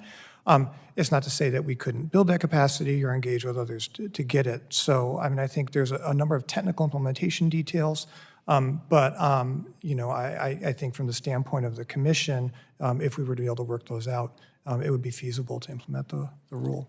Well, thank you. And then building on that, Assistant Secretary Rodrigues, it sounds like the GRID Act could really stand in the way of DOE's work. How will this bill affect DOE's ability to meet statutory obligations and timelines for updating and finalizing new standards? Thank you for that question. First, let me state that at the Department of Energy, we absolutely believe that interagency coordination is a good thing. However, as your question foretells, what the GRID Act does is by creating quite frankly, a vague standard around a significant negative effect, we believe that the practical real-world impact will be state commissions, some state commissions somewhere will take every single rule, every single proposal that comes up before us and put it into this process.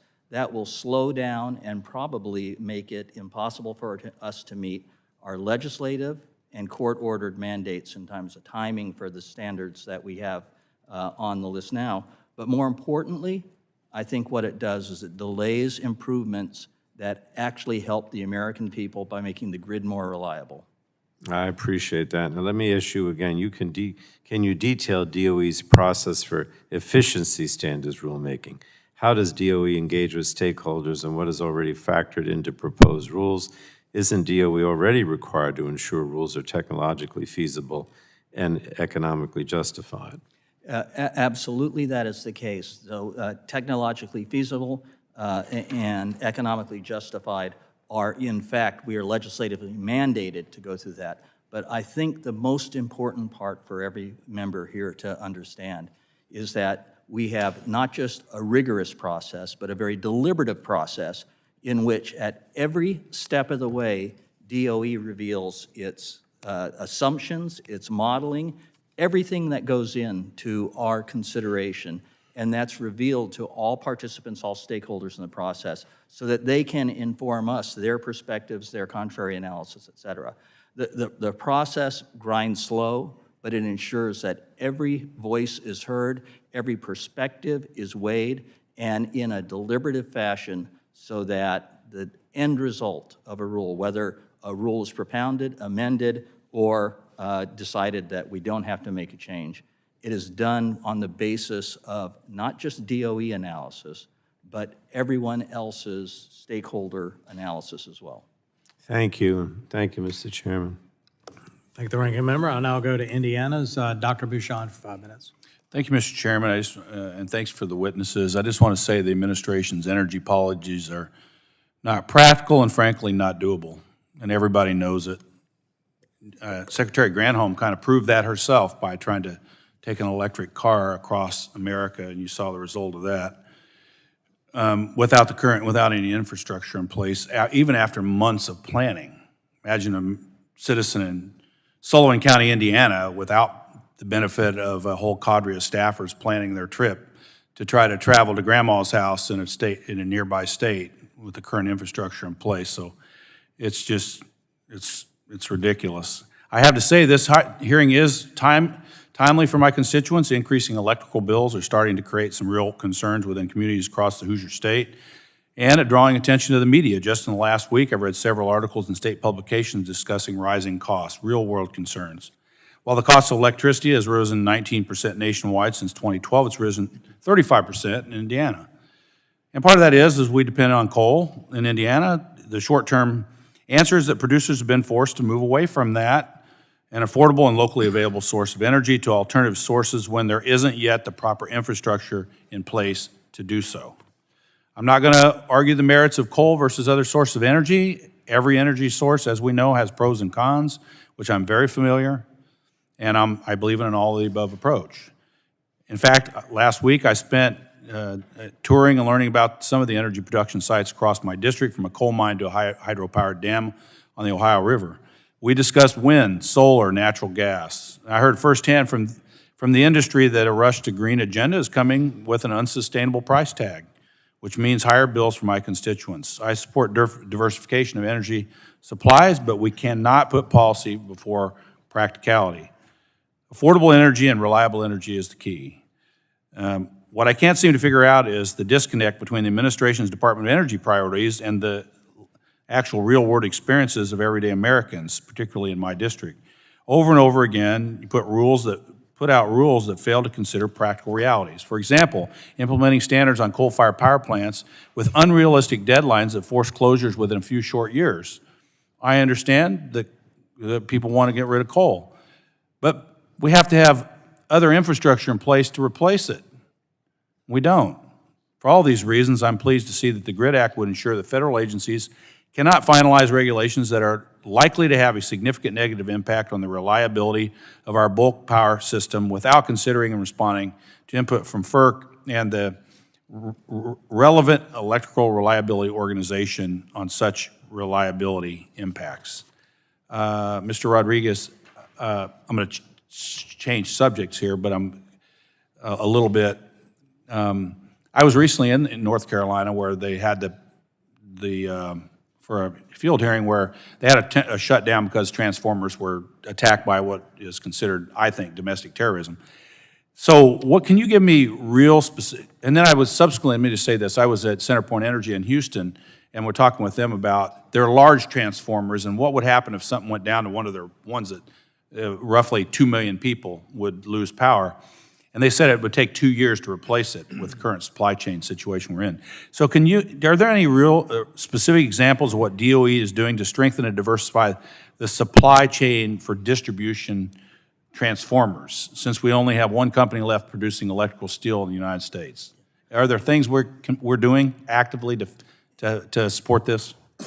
Yes, sir. Let me start with the pocketbook issues first. There's $10 million in rebates for more efficient transformers on the market right now. $10 billion in 48C tax credits. That's foundational. The things that we're doing out of my office as we speak are, again, I talked about this collaboration.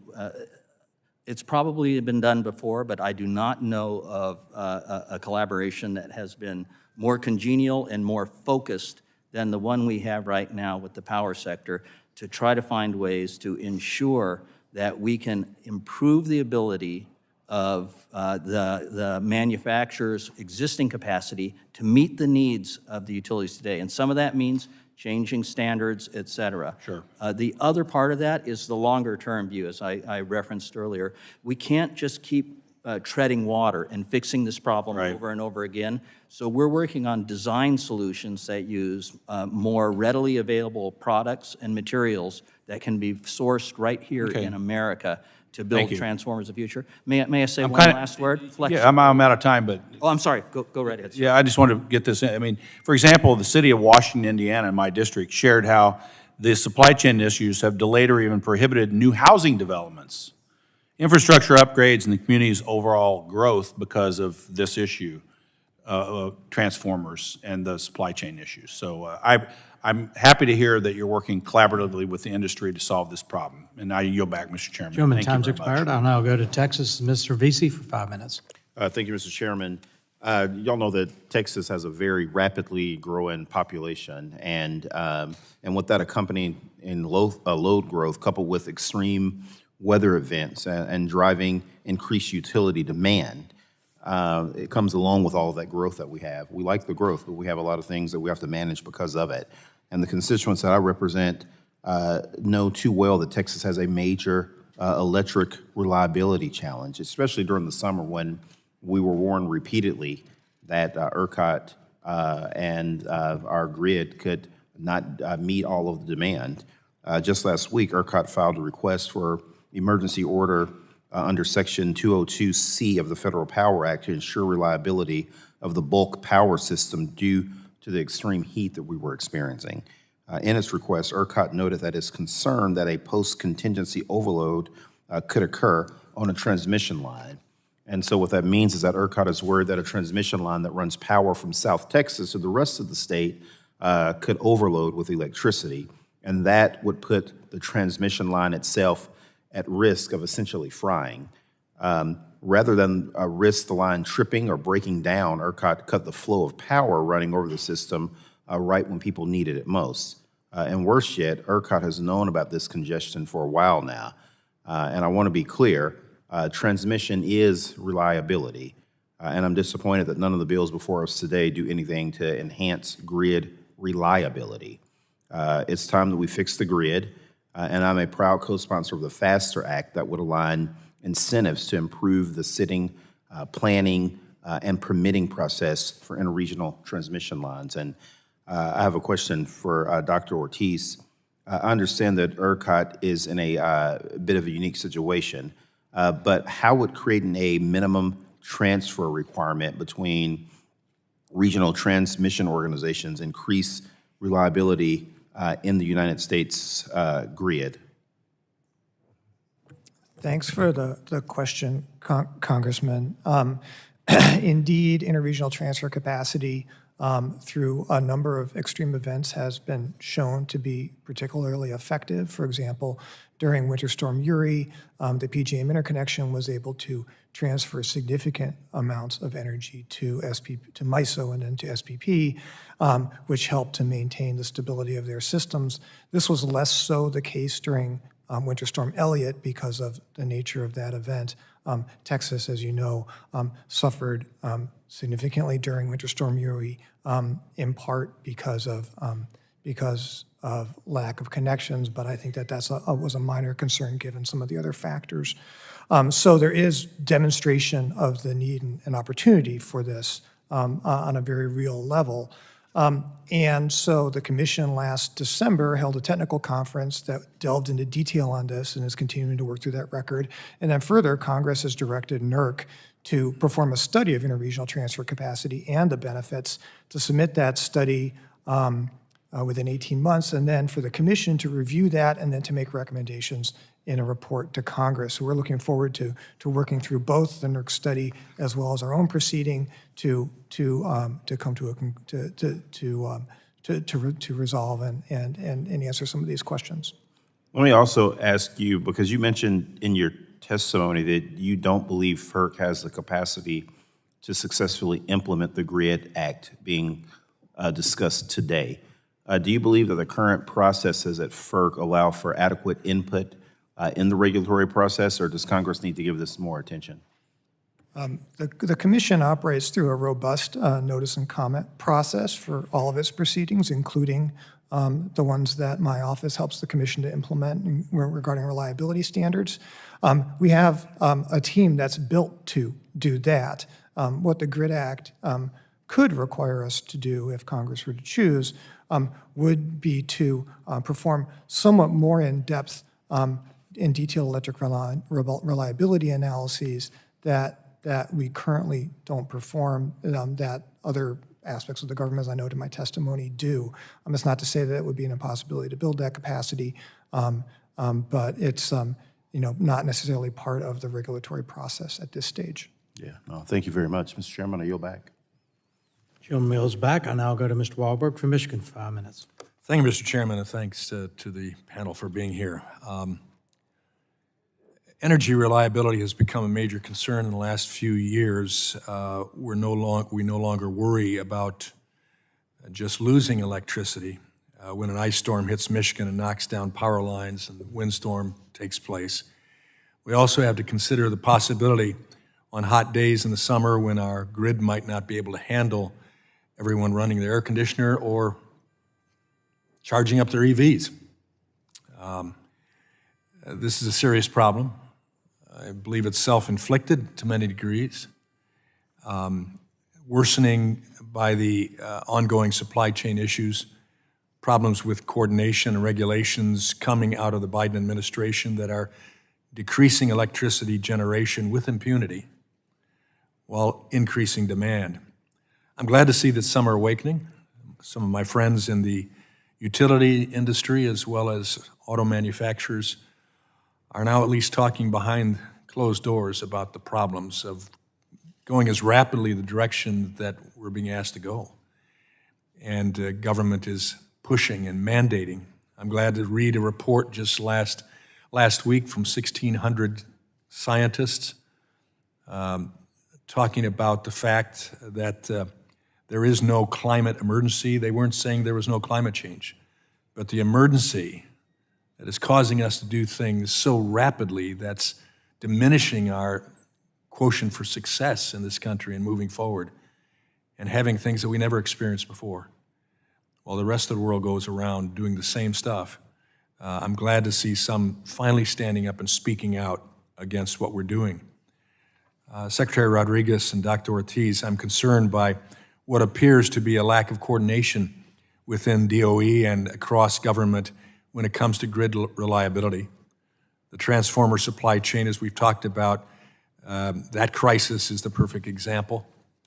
Over the last 2 years, average lead times for procuring distribution transformers have increased from an average of 12 weeks to 16 months or longer, which is having a significant impact on grid reliability and the overall health of the Michigan economy that I'm definitely concerned with.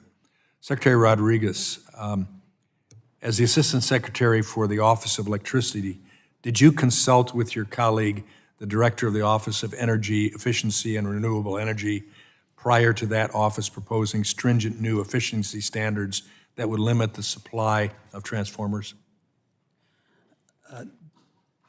Within the Department of Energy, I consult on a frequent and regular basis with my colleagues at the leadership level at EERE. More importantly, my staff of experts share our learning, our tools, our analysis, not just with EERE, but across the organization as well. But you did consult with EERE. No, I just said we do consult on a frequent and regular basis.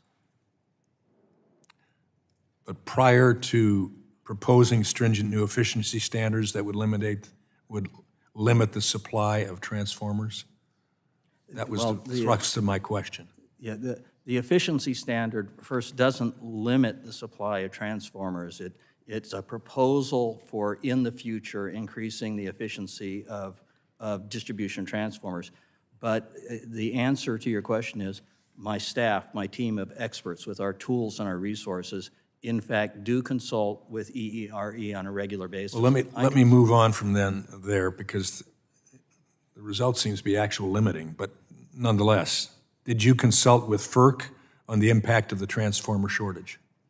There is ongoing coordination between and communication between every federal agency on these issues. Dr. Ortiz, let me jump here. Dr. Ortiz, were you consulted by anyone at DOE on the impact of the transformer supply shortage or the imposition of new efficiency standards?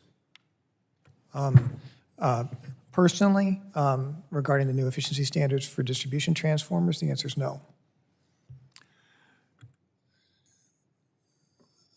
I wish I could move. I guess we'll have to save this question. Let me move.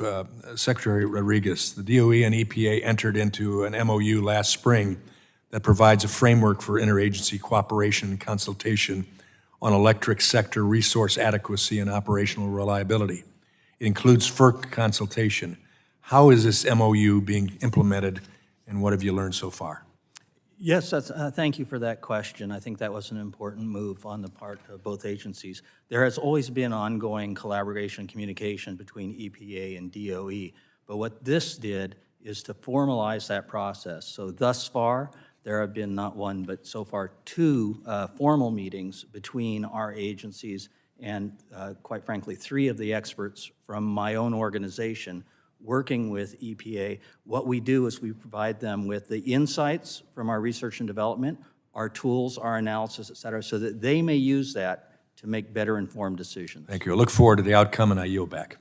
Gentlemen's time's expired in this. It's the time we have a second panel. I just ask members and panelists to try to finish up in 5 minutes. Ms. Castor's recognized from Florida. Thank you, Mr. Chairman, very much, and thank you, gentlemen, for appearing before the committee.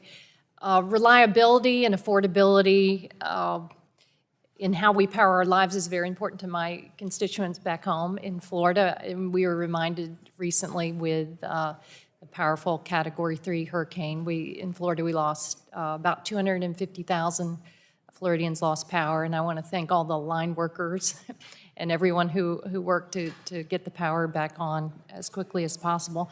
But, you know, I do not believe that reliability is incompatible with moving to cleaner, cheaper energy. It's not like we're going to do it like this. This is, it's going to take all of us working together to get there, but I've just seen too much evidence that heavily polluting fossil fuel plants and outdated, dirty appliances they really are a lag. They're really complicating our ability to move forward with cleaner, cheaper energy and to get more innovative technologies and lower cost clean energy onto the grid. I think hearing it over and over again really ignores the reality of what's happening, because natural gas power plants, for example, have proven to be particularly vulnerable during extreme weather events, whether we're talking about hurricanes or winter storms. And moreover, the high cost of gas is really wearing on my neighbors back home. It is very apparent in Florida because we're touted as the Sunshine State, yet the utilities have kept us really hooked on gas. 75% of our electricity generation in the Sunshine State is gas. And what has that meant? Massive electric bill increases over the past year, especially since Putin invaded Ukraine. So we're looking for these innovative and techniques and expansion of transmission to get cleaner resources onto the grid. Just 2 weeks ago, DOE rolled out its first tranche of funding for the Transmission, Siting, and Economic Development Grant Initiative. It's about $760 million through the Inflation Reduction Act, designed to help overcome the permitting challenges that slow the deployment of transmission infrastructure. I'm really proud that the Select Committee on the Climate Crisis helped put this initiative together that was included in the Inflation Reduction Act.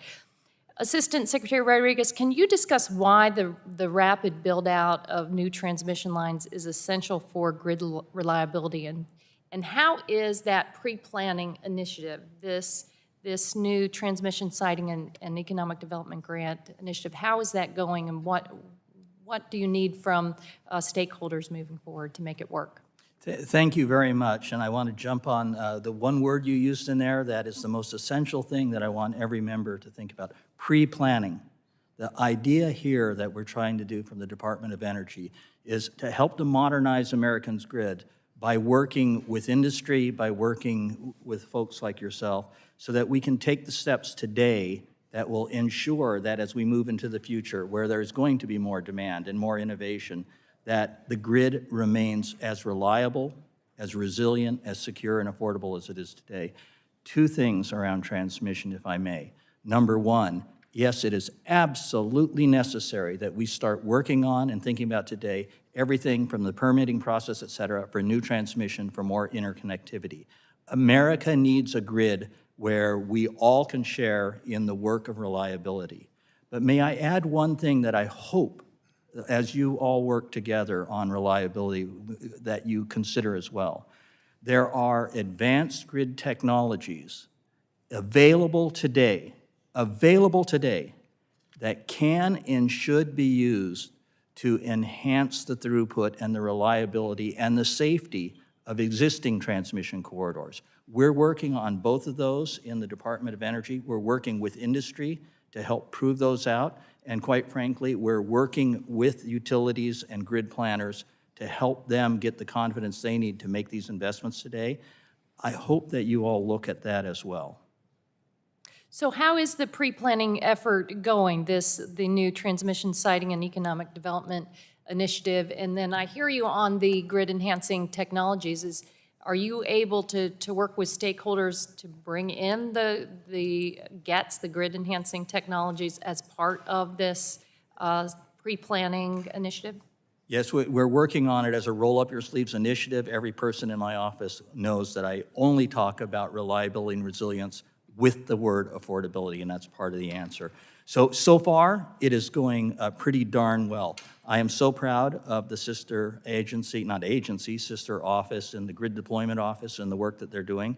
They are rolling out solutions as we speak, but probably more importantly, helping industry to make the investments needed through that. Also, my friends in MESC are helping on that as well. This is a whole Department of Energy approach. We're trying Can you give us an example, one part of the country or a certain state where you think there's great promise, or you've seen, oh, I'm sorry, am I over?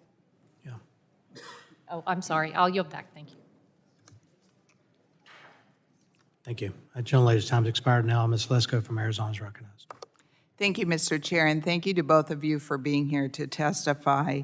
Both Congress members DeGette and Peters both mentioned a study highlighted in a Washington Post article titled, "Phoenix Power Outage Amid a Heat Wave Could Possibly Kill Thousands."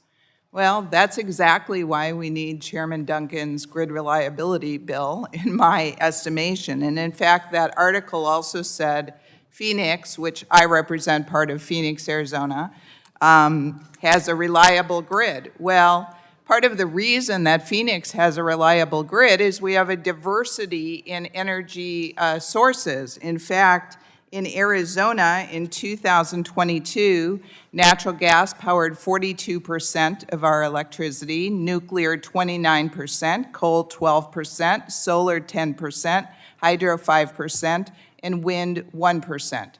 And I do think the combination of diverse energy sources and new technology will help secure our grid reliability. I look forward to supporting your bill, Mr. Chairman, the GRID Act, as it addresses a very crucial issue. It is an important step to address the reliability, abuse, and overreach of the Biden administration, in my estimation.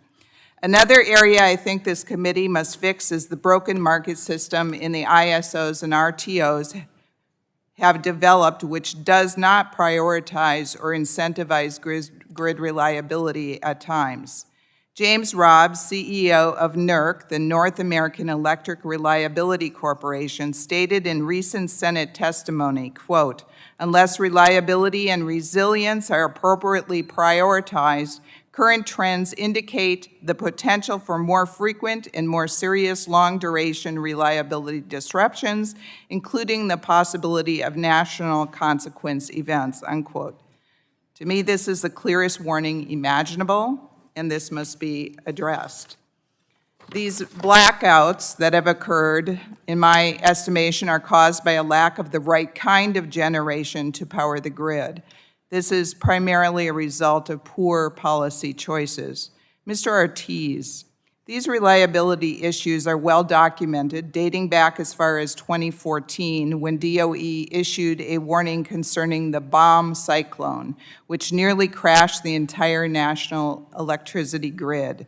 What additional authorities does FERC need to guarantee that we build additional baseload generating resources?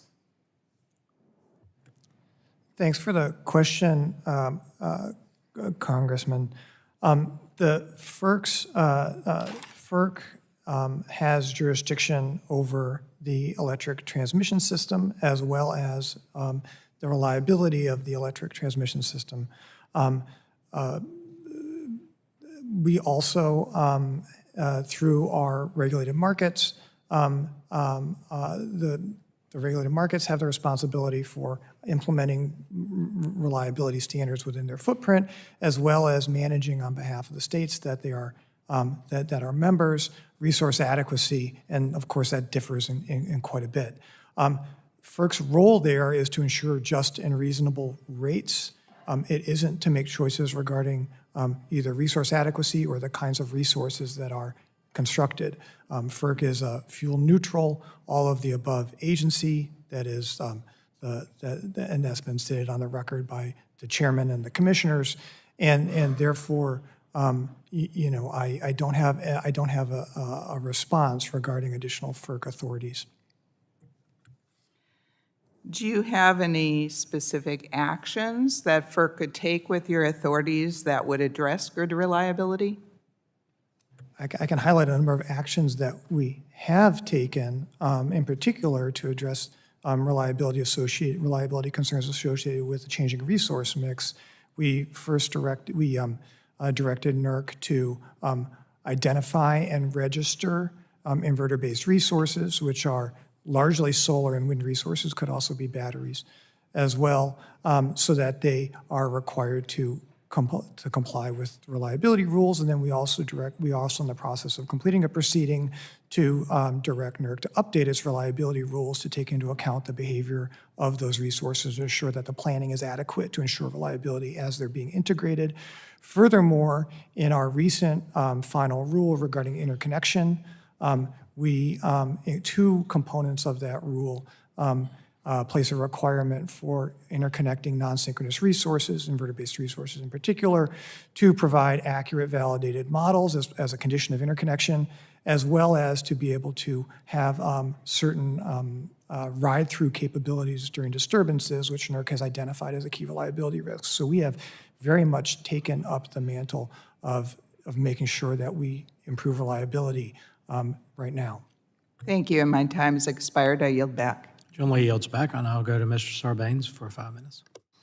Thanks, Mr. Chairman. Thank you all for being here today. We really appreciate it. Since 1975, as you know, Department of Energy's Energy Conservation Standards Program has put out very reasonable, feasible energy saving standards for a whole variety of household appliances, dishwashers, stoves, light bulbs, washing machines, dryers, refrigerators, et cetera. Even though the energy savings for any one of these appliances might be small, as we've already heard today, the sum of these energy savings can have a very significant impact on energy costs and save the average family hundreds of dollars annually. So, Mr. Rodrigues, I'm trying to get some sense of it, like quantify what that looks like. If you take those individual appliance energy savings cumulatively across all the appliances that have these standards across the country, can you give me a sense of how much energy we're saving because of those standards and because of the standards program? I can actually, and it's a startling statistic that I think everyone should know. On a look-back basis, by 2020, the efficiency standards have saved Americans more than $1 trillion from energy that otherwise would be wastefully used. By 2030, we expect that number to be $2 trillion. So, aside from all of the other important reasons to do this, reducing our carbon footprint, cleaning the air, addressing pollution, et cetera, just the bottom line economic savings that it represents to families across the country is really gargantuan if you put it in the terms that you just did. And this matters not only to the consumers, but when we consume less energy, as I indicated, we're relieving stress on the grid. I mean, you've talked a lot today. You've had a lot of questions about grid reliability, how to kind of manage the portfolio in ways that creates stability across the system. I'm concerned, though, one of the bills we've talked about already, but that we're considering here today would hamper DOE's ability to finalize energy efficiency standards for appliances by adding what I view as very cumbersome and unnecessary standards and tests to DOE's already robust rulemaking process. I mean, as you've described quite effectively today, you've got a good system for looking at these standards and a track record of incorporating all of the various considerations that need to be made. So this is being deployed in a sensible and rational way that benefits Americans. And I want to commend you on that.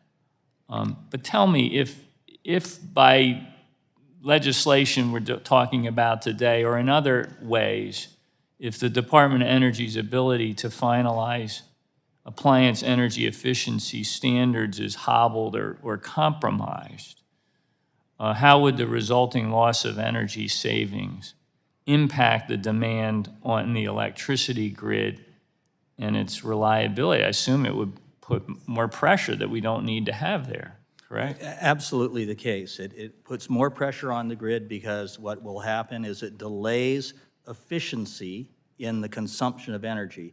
The second thing it does is it creates uncertainty in the marketplace for those manufacturers and distributors who produce and distribute efficient products for the American people so that we can save money in their homes. And lastly, but not least, while the savings that have accrued so far will endure because efficient appliances are there, we rob the next generation of Americans of their ability to save energy in their homes and businesses to make them more productive, make them more comfortable, make them more safe. Well, I appreciate your administering these standards in a way that makes sense, and we want to continue to support that. And as I said, I have concerns that some of the proposals being put forward here today undermine or would undermine your ability to do that. That's why I'm hesitant to support them. And with that, Mr. Chairman, I yield back.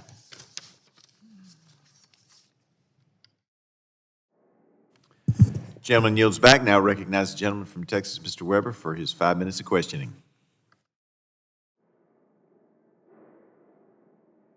Thank you, Chairman. Mr. Rodrigues, I'll start with you. Is there a danger, of course, you're aware of the transformers amorphous steel regulation now. Is there a danger that putting that into place, that requirement will outpace the development of us trying to get our supply chains back and really working well? I think not, and let me tell you why. I can understand why you would ask that question. But one of the explicit questions asked of all the stakeholders in the process was whether or not the timing of the adoption of any such rule, and again, recall that a rule might not be adopted, but the timing was something that was explicitly asked so that every stakeholder, everyone who had an interest and an idea and insight into this process could provide their information to the department's folks working on the standard about what the timing should be. So I trust that this process works. It's the most transparent process I've ever seen in my life. And I come from California, so I know regulation. I will tell you that I believe that because of the considerations that are already legislatively mandated and the participation of every stakeholder who brought his or her analysis to the table, I think there's When was that no rule chance. first, when was that idea first promulgated? I'm sorry, say that. When was that idea first promulgated? I apologize, To what make idea? make transformers out of amorphous steel. Oh, the idea is not to make transformers that use amorphous steel as their core. It was propagated by the requirement, both legislative and court-ordered requirement, that we review the existing standards, which hadn't been reviewed since the What year was the 2000. timeline on that? When did that happen? The existing, the last time this was looked at was I'm talking about the first time. the first time for this current standard. Mm-hmm. Oh, I don't have the exact date, but whenever. Did you say the 1 rules- year, 2 years, 3 years previous? It's probably been, and I apologize because I didn't work specifically on that phase of this process, so I don't know for sure. But I would tell you that the process is such that folks in the Office of Department of Energy are continually looking at what the advancements are in technology. Well, I get that, but what I'm concerned about the time frame is, are we going to have a requirement that our supply chains, quite frankly, aren't going to catch up with? And let me move on because I'm going to run out of time here. What about permit processes? When you've got somebody who's wanting to, hopefully, we'll be getting some more transmission plants, some energy transmission plants built, energy production, electric transmission. What if they're not? What if the permits take so long? Do you worry about our baseload requirements might be jeopardized because the permit process is so long? Yeah, I'm going to share with you, I think you and I are on the same page about this. If you look out the window today, you would see that the permitting process for new transmission, it takes so long. Now, I understand it's a deliberative process. I'm talking about generation and, of course, resulting transmission. Yeah, and so what we're dealing with right now is within the Department of Energy, we're doing work to speed up the transmission permitting processes in all various jurisdictions. Do you think that investors are hesitant to commit because they never know how long the permitting process is going to take? Is it too encumbersome, in your opinion, even in some instances? I can't speak for the mind of the investors, but I will say it is in the Secretary of Energy's, not just wish list, her demand list of all of us, that the permitting process must move in a more expedient fashion so that the folks who would invest in it have more certainty about the timelines. Golly, I've got so many questions. Should American choices, when we go back to gas stoves and appliances and some of the other regulations, should American consumers' buying patterns and/or choices be considered, or is it all just about the consumption of energy? The consumer benefit is a core part of it. I ask about the benefit, I ask about their choices. Yep, and absolutely consumer choice is something supported by the Department of Energy. All efficiency standards do is pave the way for more efficient products that benefit Americans by, number one, helping them waste less energy. Let me break in very quickly. I was an air conditioning contractor for 35 years, and the SAER ratings that first came out, really, in Texas, people were really griping about them. I'll yield back, Mr. Chairman. Chairman, time's expired. Now I'll go to Mr. Cardenas, California, 5 minutes. Thank you very much, Chairman Duncan, and also Ranking Member DeGette for holding this hearing, and thank you to our witnesses for being here. Appreciate your answers and your expertise. To begin, I want to acknowledge that as a member of Congress, we are here to protect the health, well-being, and quality of life of our constituents, the American people. That includes examining, protecting, and strengthening the tools that we already have in place that do just that. One example of the tool that has proven effective for the American people is the National Appliance Standards Program. Standards within this program are popular and good for the American people. Energy efficiency standards drive innovation and reduce electricity waste, enhancing reliability, reducing greenhouse gas emissions, and lowering utility costs for the American households. Unfortunately, Republicans have turned a blind eye to these irrefutable benefits and have chosen to put forward 3 anti-consumer bills that stifle energy efficiency programs. Assistant Secretary Rodrigues, in your testimony, you explained the process for issuing energy conservation standards. Could you please explain how the DOE Appliance and Equipment Standards Reform and Consumer Protection Act would impact the DOE's process for issuing energy conservation standards? Thank you. At the heart of my assessment of the impact of these bills on the Energy Policy and Conservation Act is this. We have a process right now that is the most transparent, the most deliberative, and quite frankly, the most analytically sound process to ensure that any standard that is adopted is technologically feasible, economically justified, and results in a significant conservation of energy. Every one of those things are important to the American consumer. And we bring in, as I've said many times, in an inclusive and transparent process, every step of the way, all stakeholders are invited to provide their perspectives. It's the old adage, if it ain't broke, don't fix it. My belief is that anything in these bills that would slow down or hinder or hamper our ability to move forward with standards under the existing EPCA approach is harmful to the American people. Thank you.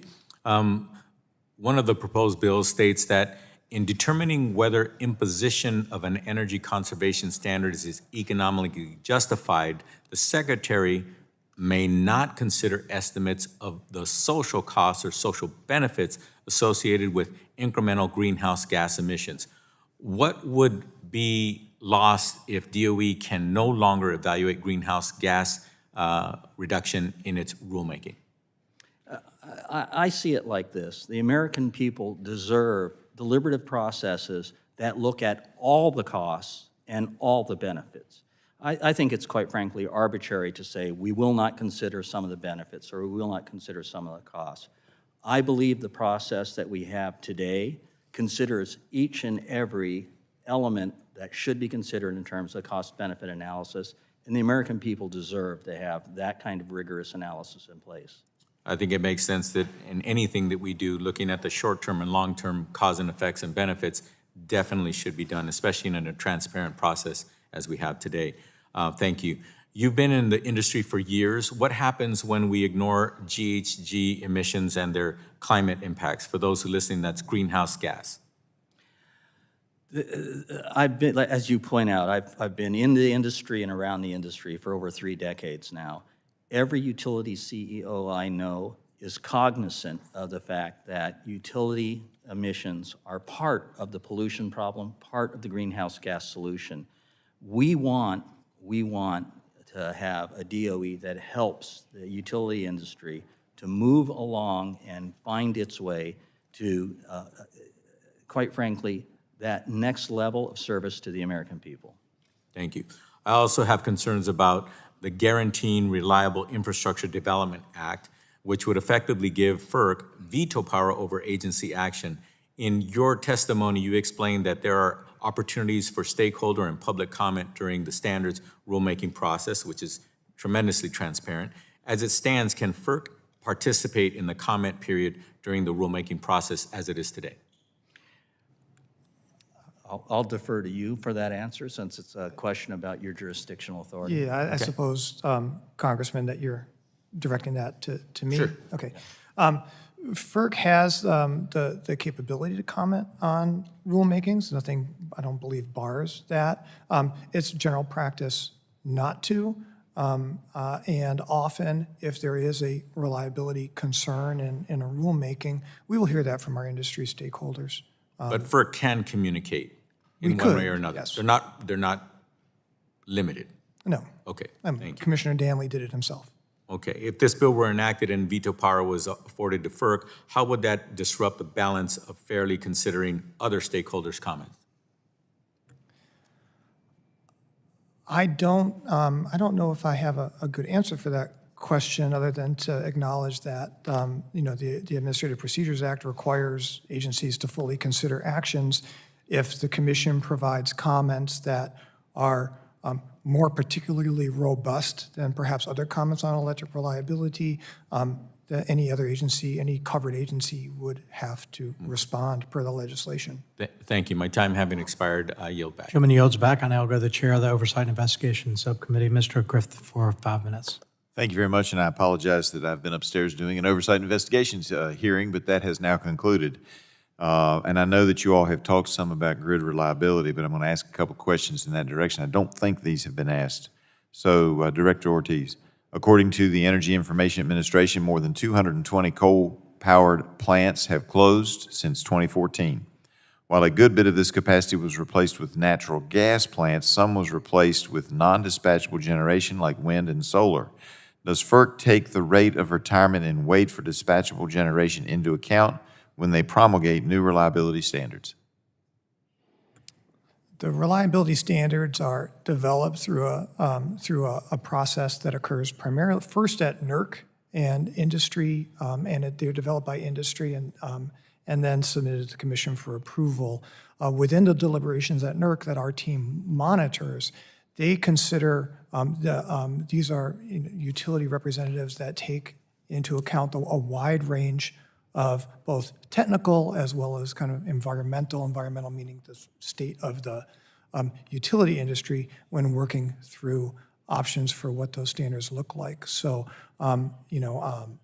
not pointing to any specific standard, I can attest that the development of those standards is a very robust process that takes into account many, many factors. All right, I appreciate that. What can you tell us about the EPA's interaction with FERC when the EPA is promulgating regulations that could affect the bulk power system? Specifically, what happens if EPA tells you what they're doing and then you make a recommendation or a comment and then they reject that? Is there any recourse within the administration to resolve that difference of opinion? That's a legal question. I'm an electrical engineer, sir, so I would probably have to take that back and ask our general counsel's office to provide a more fulsome response. Well, could you do that for me? Because obviously, we're concerned about grid reliability, and we want to make sure that as we move forward, if there's a conflict in the administration, there's some way to resolve it, particularly if you all are saying that it may be affecting the reliability of our electrical system. Okay. Thank you. I appreciate that. So I'm a proud sponsor or co-sponsor of Representative Hudson's bill where we're talking about here today on banning the increase in transformer standards. Assistant Secretary Rodrigues, you talk in your testimony about how you all are administering a tax credit program for companies to replace their transformers. What's the uptake on that been? I apologize for not knowing that information as I sit here today. I would have to go back and ask the MESC office who is administering that program. But I will absolutely do that for you, sir. Be good to know if the program's being taken up. And as a part of that, and you may not have this information either, which is fine. I mean, folks back home may not understand. We ask all kinds of wild questions, and you can't be prepared for everything. And I understand that and appreciate that. But are the companies who are looking for transformers able to find them that meet the current or the proposed standard? And are those transformers made in the United States of America or elsewhere? The good news on distribution transformers is that the majority of the transformers manufactured and for use here in the United States are produced by domestic manufacturers. And we're doing everything we can to assist them to increase their capacity, because what we don't want to do is, as the demand for transformers increases, quite frankly, to have people look overseas for them. So the good news is that the MESC office is not just working on getting those incentives out there, but we're providing concrete, face-to-face support on everything from labor, it's hard. I don't know if you've been to a distribution transformer manufacturing facility. I have. Got several of them in the district. Excellent, as have I. It's hard work being done by good American folks who are doing really good work out there. Yep. But it is also work that takes training. It's about a 6-month time frame before you get really good at it. And retaining those folks is not easy. There are other jobs out there that, quite frankly, aren't as hard. What we're trying to do around that is to ensure that we help the distribution manufacturers, which are local in nature, to try to expand their scope of thing. And may I say this last thing, because it's important to me. All right, you get it out, and I want to get something out quick before my time's out. But also to find veterans to work in these facilities. And so what I would say back is my companies tell me they're having a hard time finding the electric steel, the steel that's used in those transformers from an American source. There's only one left, and if we keep raising the standards, we'll have none. I yield back. Gentleman yields back. I now I'll go to the acting ranking member, Ms. Fletcher from Texas, 5 minutes. Well, thank you so much, Mr. Chairman, and thank you to our witnesses for being here. This is an incredibly important hearing today. It's important to my constituents in Texas. We've had a lot of Texans on our committee already talk today about the challenges that we have seen over the summer in particular, but obviously, as you know, in reference to earlier, Winter Storm Uri and some of the challenges that we've seen in recent years. Throughout the last month when I was at home, I lost count of the number of times that I got a notice from my electricity provider or from ERCOT or from another source asking me to conserve energy at home because of concerns about the grid and because we really weren't sure that we'd be able to have the ability to meet demand at those peak hours.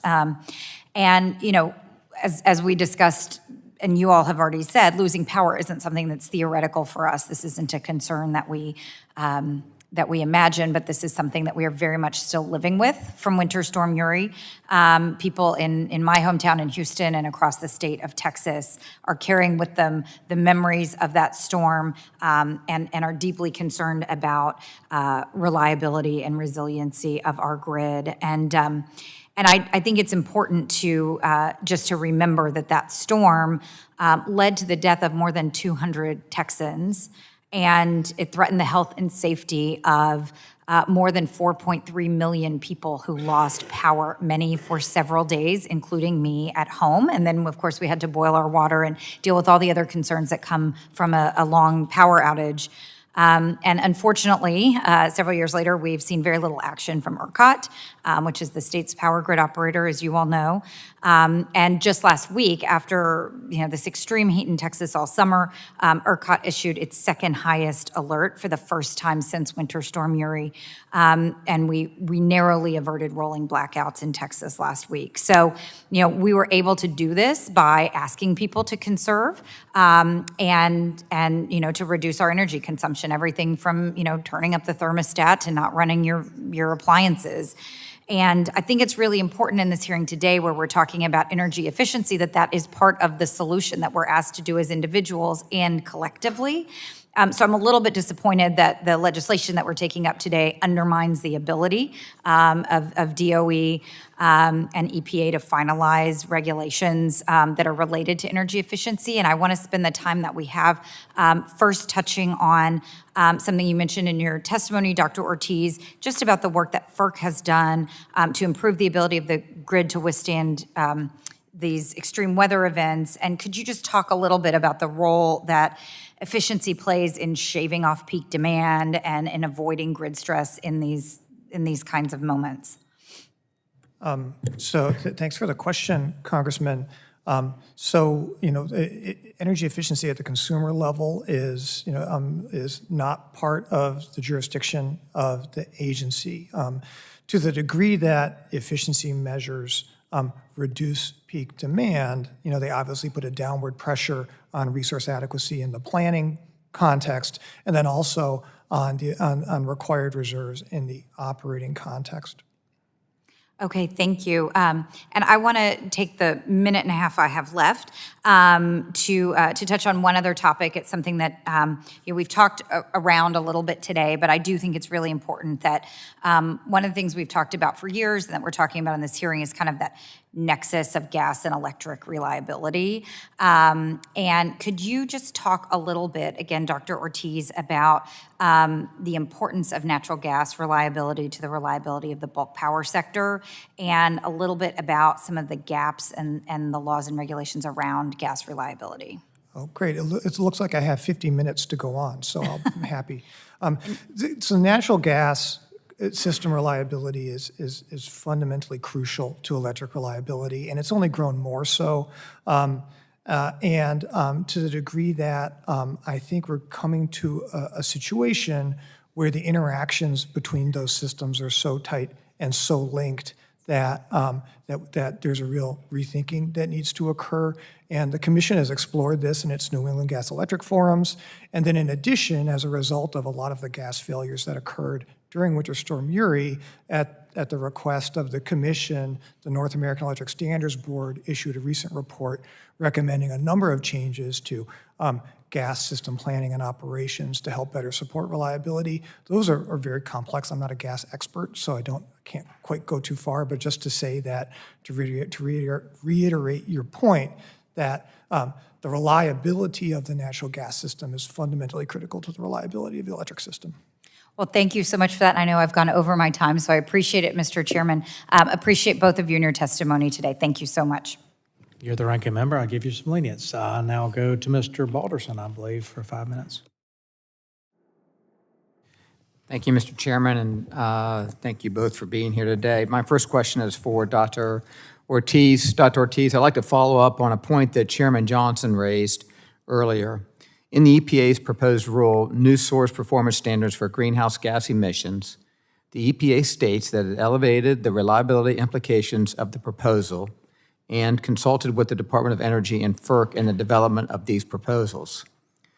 As we've discussed, Chairman Danley stated, I was not asked what I thought of the proposed rules' effect on electric reliability, and I am not aware of my fellow commissioners having had their feedback solicited. Commissioner Danley also points out that the opinion of the commission staff does not and cannot constitute the opinion of the commission. Dr. Ortiz, in a yes or no answer, do you believe the EPA properly engaged with FERC on this proposed rule, specifically on its potential reliability implications?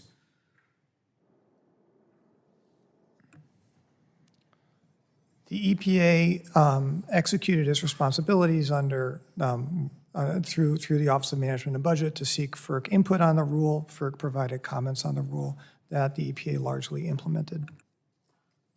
To the best of your knowledge, how many times has the EPA officially consulted with FERC on the effects of their regulations on the grid reliability? And does this include requesting feedback from the actual commissioners? By official, Congressman, what exactly do you mean? By official, I would speak of somebody from the hierarchy of the EPA. So, and if I need to go to another route as far as who would know, I can further that later. So speaking on behalf of myself, I interact periodically with staff members at the EPA. With respect to any interactions among EPA hierarchy, I'd probably request that you ask the commissioners themselves. Thank you. I think this underscores the need for greater coordination between FERC and federal agencies to ensure long-term reliability of our electric grid and the bulk power system. So I appreciate Chairman Duncan and his work on the Grid Act. My next question is for the Assistant Secretary. Thank you, sir, for being here today. And Mr. Chairman Griffith brought this point up just a little bit also in his last question. As you know, Cleveland Cliffs is the only domestic producer of grain-oriented electric steel, or GOES, and non-oriented electric steel, or NOES. This steel is produced in Butler, Pennsylvania, and in my hometown and in my district of Zanesville, Ohio. If your department's rule on efficiency standards for distribution transformers were to go into effect, Cleveland Cliffs will be forced to stop investing in NOES and GOES production and wind down those two facilities until the rule is implemented. This means there will be no domestic producer of electric steel for electric vehicles, no domestic producer for power transformers, and a distribution transformer market reliant on one producer that imports from Asia and is nowhere close to having the capacity to meet the demand. Did the Department of Energy consider any of these downstream impacts on this rule will have? The answer to that is yes, under what is technologically feasible, that the supply of materials there. Might I point out, I visited Butler, Pennsylvania, and sat down, not just toured the plant, but actually sat down and had a face-to-face conversation with the leadership there. Really excellent gentlemen all. I will vouch for that. Yes, he is. One of the things I did, face-to-face, eye-to-eye, ask is about their commitment to continuing to produce GOES for the American manufacturing industry. They are committed to doing that, and we are committed to helping them in any way we can to continue to produce that. Because even if this transformer rule goes into effect as it was originally proposed, which we all know there's been a robust process around it that may either change or amend what's out there, or even come to the conclusion that there should be a disposition that it shouldn't be changed at this point. But even if it were to go into effect as proposed, there will still be a market for good American GOES steel for large power transformers, which we're also very concerned about. Do you know where those would come from? I mean, are you telling me that Cleveland Cliffs has made that commitment to you, the leadership team, that they would continue even if this rule is implemented? I would ask that you speak to them, but my takeaway from the conversation is that they are committed to doing everything they can to continue to be America's producer of grain-oriented electric steel. Okay. Thank you, Mr. Chairman. I'll yield back my remaining time, Gentleman yields back. The chair now recognizes the gentleman from Texas, Mr. Pfluger, for 5 minutes. Yeah, thank you, Mr. Chairman. Nothing more important than keeping the lights on. I think that's what you said, Mr. Assistant Secretary Rodrigues. Couldn't agree with you more. I want to focus on the GRID Act. I'm very, very concerned about the policies that this administration has done, especially to the two of the four tenets that you mentioned in your testimony, in your personal testimony here, which are reliability and affordability. I kind of want to focus on that. Assistant Secretary Rodrigues, are you the subject matter expert for the administration, for the president on electricity? I would say that no single person is the subject matter expert. You're the Assistant Secretary for Electricity. I am. So are you the top-ranking electricity expert in Department of Energy that reports to the president? I am the top-ranking person. Thank you. But I report through DOE. I don't. Yeah, I got it. report to The secretary was not quite sure if she was a subject matter expert on energy when she sat here a little bit ago. So I just want to start with that. Give the administration a grade on affordability. By the way, what do you pay in your electricity bills this month? Oh, gosh, I don't know the exact amount because I use auto pay. It actually streamlines my process. Every constituent of mine knows exactly what they're paying for their electricity bill. It's double what it was last year. Give yourself a grade for your affordability tenet. Oh, thank you for asking that question. I would say the grade should be more work needed. More work needed. I agree with that. I think it's a F minus myself because we're not in a place where we have affordability, which is a major tenet, and I agree with your testimony. Do you know how much electricity we use in this country annually? I don't have that figure at my fingertips. But you're the subject matter expert on electricity for the Department of Energy. Yeah, I'm chosen not for my memorization skills, but for my connection to industry and the ability to find practical solutions that help the American people. We are in desperate need of practical solutions, which we don't have. It's very disappointing to know that the Assistant Secretary for Electricity doesn't know how much electricity. I've asked that question to every single official that comes in here, and not a single Biden administration official knows that. I want to show this chart right here. My colleague from Texas was mentioning the crisis we had last week. I was actually on a trading floor of a private company that distributes electricity on the day this was happening. Let's talk about reliability here. We've been told this myth that if we only put more unreliables, renewables on the grid, that they will perform. Well, where were they last week? You know, we had less than 10% by wind. I'm not against wind. We have a ton of wind in my district, but the point of this chart is that 70% of the grid last week was serviced by fossil fuels. And the policies that are coming out of either Department of Energy, FERC, we're not dealing with the EPA right now, they have to address affordability, which is, in my opinion, an F minus for the past 30-something months of the administration, 28 months. And they have to address reliability. We can take the chart down. Dr. Ortiz, during the June 13th appearance before the committee, Commissioner Danley referenced what he believed was a looming resource inadequacy. In your testimony for the grid, in your testimony, you highlight the concern that renewable energy may cease to inject energy into the grid during normal disturbances. So my question is, when we flip on the lights, how will FERC work with other agencies to ensure that we solve this looming resource adequacy crisis by prioritizing reliable sources? So if your question is how we prioritize to ensure that the grid is reliable, my job is to help the commission implement Section 215 of the Federal Power Act, which makes me responsible for advising the commission on reliability. We've seen, with respect to your reference to my testimony, that refers to a particular characteristic of inverter-based resources. And NERC has written a number of reports on this. There was 2 significant events in West Texas. Several more questions, so let's... Yeah, well, okay. And so we work very hard to ensure this. In addition, we've seen tremendous failures of fossil resources during cold weather.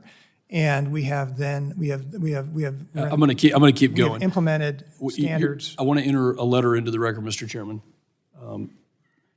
Without objection, so ordered. And this gets to the point of the proposed rulemaking. And by the way, Dr. Ortiz, can you supply the interagency comments that FERC sent to the EPA? That my colleague, we Mr. can work Balderson, with, asked for? you mean the comments that we submitted then through the OMB passback process? The one that was just referenced in the last Yeah, we will work with the general counsel's office to Okay. make sure that the committee has those. Gentlemen, it's very important. Will the gentleman suspend? Yes. Yeah, we need to see a copy of the letter that you're referring to. We've been. You bet. Let me get it on, I've got a remarkable in the digital age here, so let me show you a copy real quick here. Letter for the record. I'll show it to the camera right here. Can you send it to? There we go. Yeah. See that? Can you send it to staff, please? I actually have the facts here. Thank you. It's imperative that the Department of Energy and FERC know how much electricity we use in this country. Gentleman may and continue. reliability decisions that are good for our affordability and good for our national security. I yield back.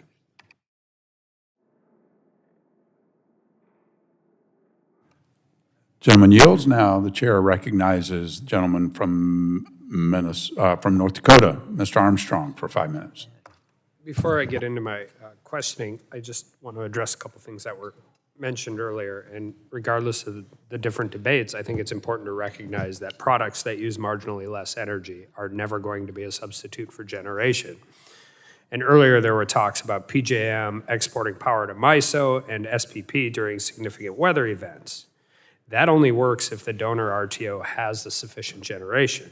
You can have all the interconnection in the world, but if the generation isn't there, transmission is a second thought. And I know this because during the Texas winter storm, it was 27 degrees below zero in North Dakota. That event happened from the Canadian border all the way to the Gulf of Mexico. So, Director Ortiz, one of the goals of the Office of Electric Reliability is to coordinate with ISOs and RTOs, among other entities, to facilitate electric reliability and security. Can you briefly explain what that coordination looks like? The Office of Electric Reliability's responsibilities have to do with implementing Section 215, which, as I stated in my testimony, has to do with certifying and overseeing the Electric Reliability Organization, which is NERC. My office and my staff work closely with NERC and its stakeholders, which are heavily represented by the RTO, which the RTOs participate significantly in across their various committees. And through those processes, we're able to identify the technical issues and work through solutions to reliability issues. So you're aware of FERC evaluating RTO load forecasting, and can you briefly explain how this forecast has an impact on generating units? I didn't actually say that, but the commission also engages closely with the RTOs regarding their planning processes as part of its work on ensuring just and reasonable rates. And so on that matter regarding their to the degree that their load forecasts are requiring them to take actions with their stakeholders, that's a question for the Director of the Office of Energy Market Regulation. And I bring that up because I don't think we talk about the economics of power generation nearly enough when we have this conversation. We talk about reliability, resiliency, transmission, all of that. And during a hearing earlier with the commissioners earlier this year, I mentioned that I have serious concerns about purposeful skewing of load forecasting to benefit weather-dependent generation over baseload or dispatchable sources. Generators in North Dakota have raised concerns that MISO has been under-forecasting load, which incentivizes distributed generation at the expense of baseload generation. Load forecasts that are based on preferred political outcomes rather than reliability jeopardize the overall well-being of the grid.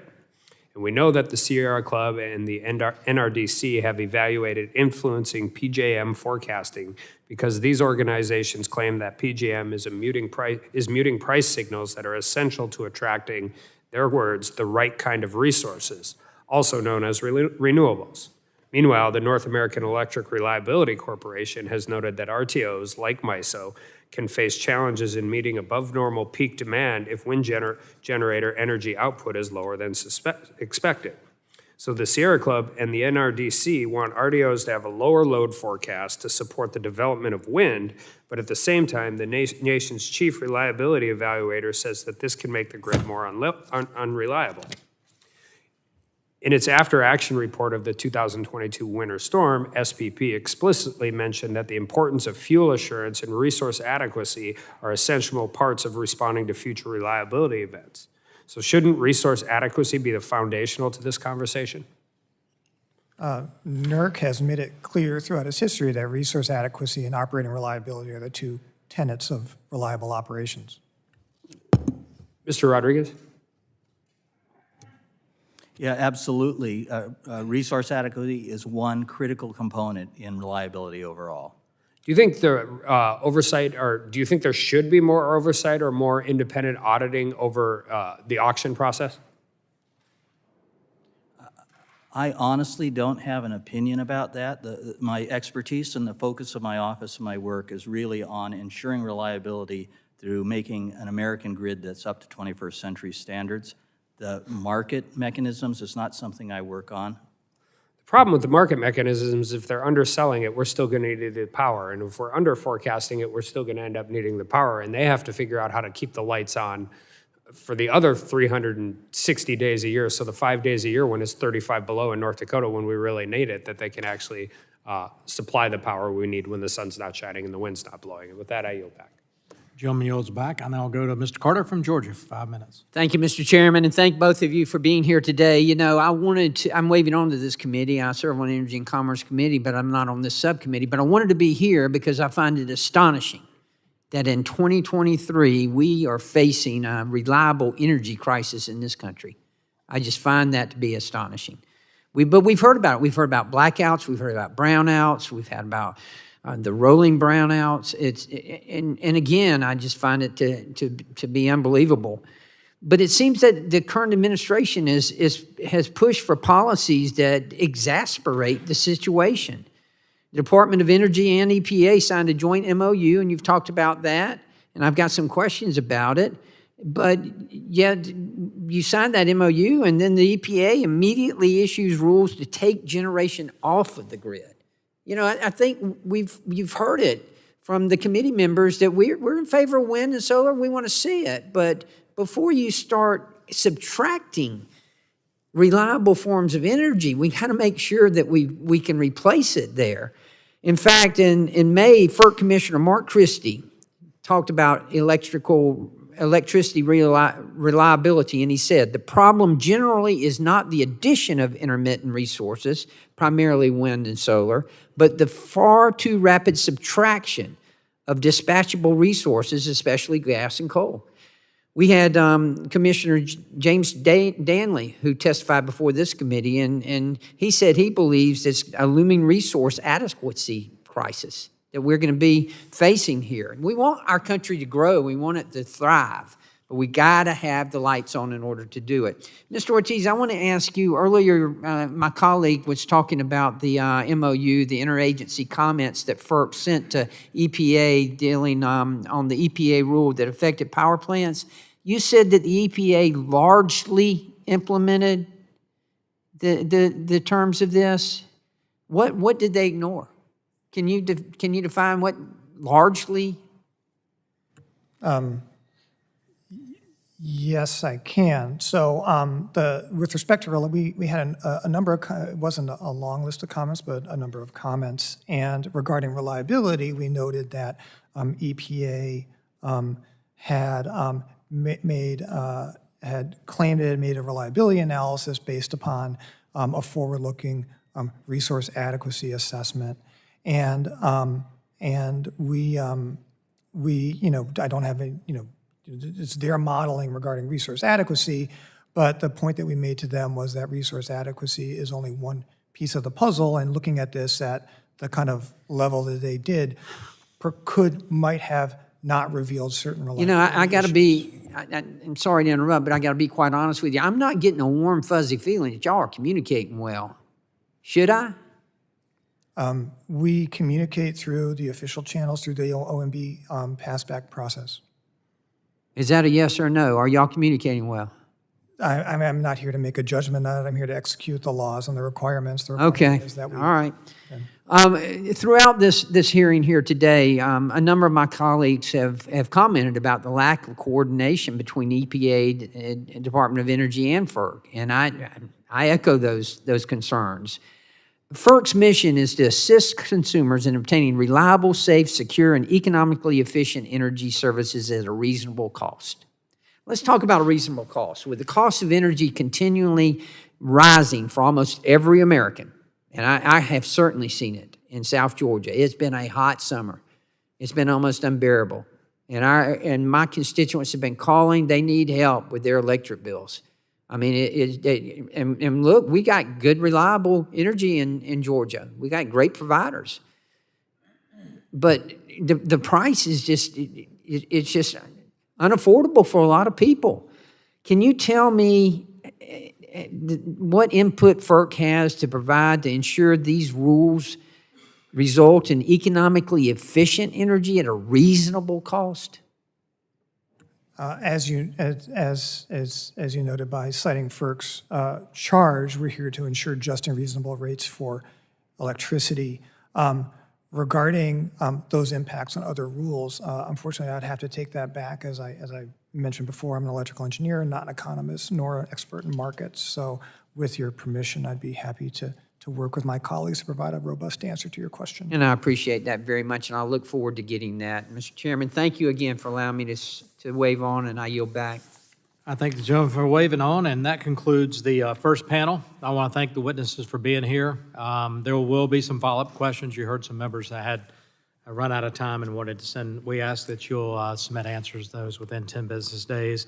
And so we're going to adjourn the first panel, and we will now take a brief moment while we seat the second panel.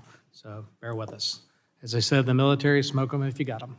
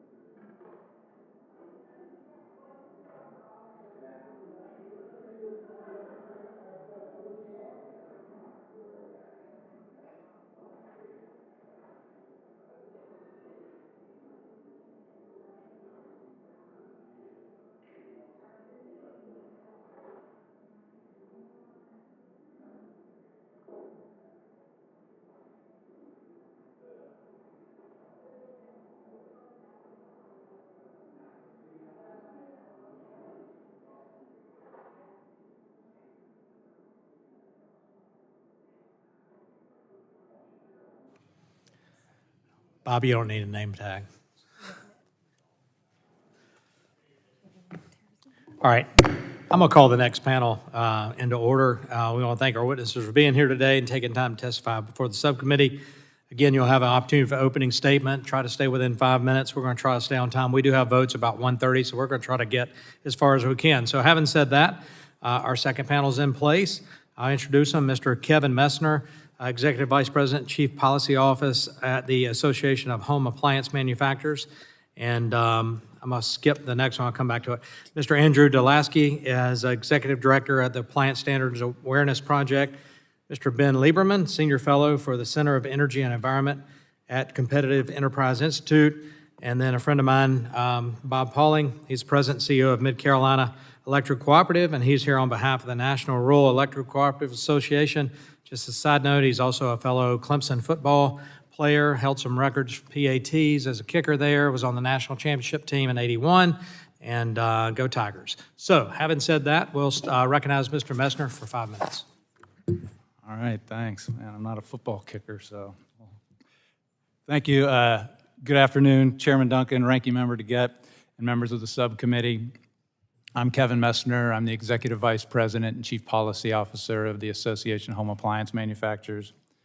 Just wanted to start off by saying we appreciate the subcommittee's attention to the Energy Policy and Conservation Act.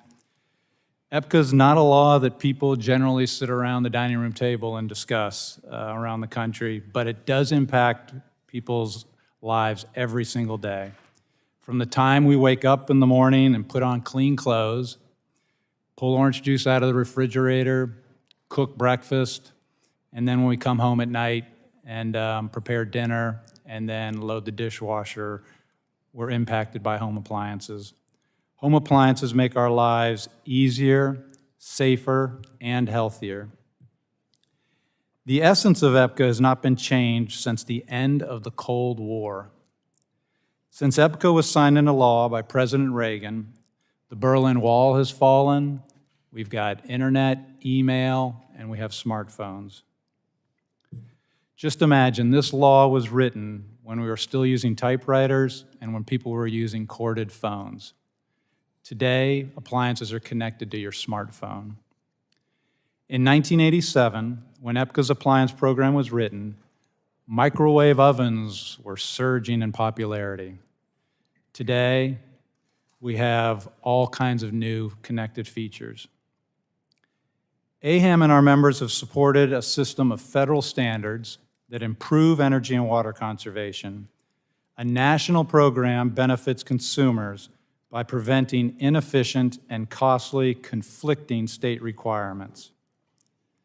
Home appliances have undergone continual and significant improvements in energy efficiency over the last 3 decades, and the energy and water efficiency gains across all the core major appliances have been dramatic. Refrigerators are being produced with more room inside and use half the energy they did 20 years ago. In fact, the most commonly purchased refrigerator today uses about the same energy as a 50-watt light bulb. Clothes washers' capacity today is 50% larger than it was in 2000, while energy consumption has dropped a staggering 70%. Clothes washers of an average efficiency can save a household more than 5,000 gallons of water and more than $150 in utility costs compared to a 10-year-old washer. In the last example, dishwashers, they only use just 3.5 gallons of water. The flow rate of a faucet is about 2 gallons per minute. So that means if you wanted to hand wash a full load of dishes and use less water, you'd have to do that in 1 minute. Because home appliances have undergone so many standard changes over the years, further tightening of standards is producing diminishing returns. Plus, the reality of the laws of physics that require some amount of energy and water for home appliances to keep food cold and to clean and dry clothes and dishes has to be recognized. Despite the significant progress to date on appliance efficiency, EPCA requires DOE to continue to review standards every 6 years with no end in sight. AHAM believes the law should not require DOE to create regulations just based on the passage of time. Instead, regulations should be developed when there are opportunities to conserve energy in a cost-effective way that preserves consumer choice and appliance features. AHAM and its members strive to work together to improve the implementation of the federal energy and water conservation program, ensuring that consumers will continue to have access to safe, reliable, affordable, high-performing, and fully featured appliances. I want to thank this subcommittee for its interest in modernizing EPCA so that DOE can appropriately prioritize work on the Appliance Standards Program, maximize energy and water savings, and improve transparency and stakeholder engagement. EPCA modernization is the best way to assure the continued success of the program while still recognizing the realities of limited opportunities for further energy and water savings that are economically justified, technologically feasible, and preserve product features and performance. I look forward to answering any questions you may have. Thank you for that. I'll now recognize Mr. Pauling for 5 minutes. Thank you, Mr. Chairman, Ranking Member DeGette, and members of the subcommittee for holding today's legislative hearing and inviting me to attend. My name is Bob Pauling. I'm CEO of Mid-Carolina Electric Cooperative, a distribution electric cooperative providing power to nearly 60,000 consumer members in the central region of South Carolina, including a portion of Chairman Duncan's district. I have over 38 years of experience in the utility industry. I graduated with a Bachelor of Science in Electrical Engineering from Clemson University in 1985. Go Tigers. Like all co-ops, we are invested in the communities we serve. We are deeply committed to delivering safe, reliable, and affordable electricity to our members. I'm here on behalf of the community and the members that we serve to talk about federal policies affecting the reliability of the electric grid and the challenges we face to keep the lights on. Unfortunately, the ability for our co-op to provide reliable and affordable electricity is under greater strain than ever before. There are 5 core challenges to reliability that I would like to highlight for the subcommittee today. Primary messages I hope you'll take away is that if we fail to act on these challenges as a nation, we will struggle to keep up. Blackouts may become a routine part of our lives. Jobs and industry will flee not only South Carolina but the country. That's a future we cannot accept. The first challenge is electrifying the economy. As a nation, we're headed toward a future that depends significantly more on electricity to power our economy.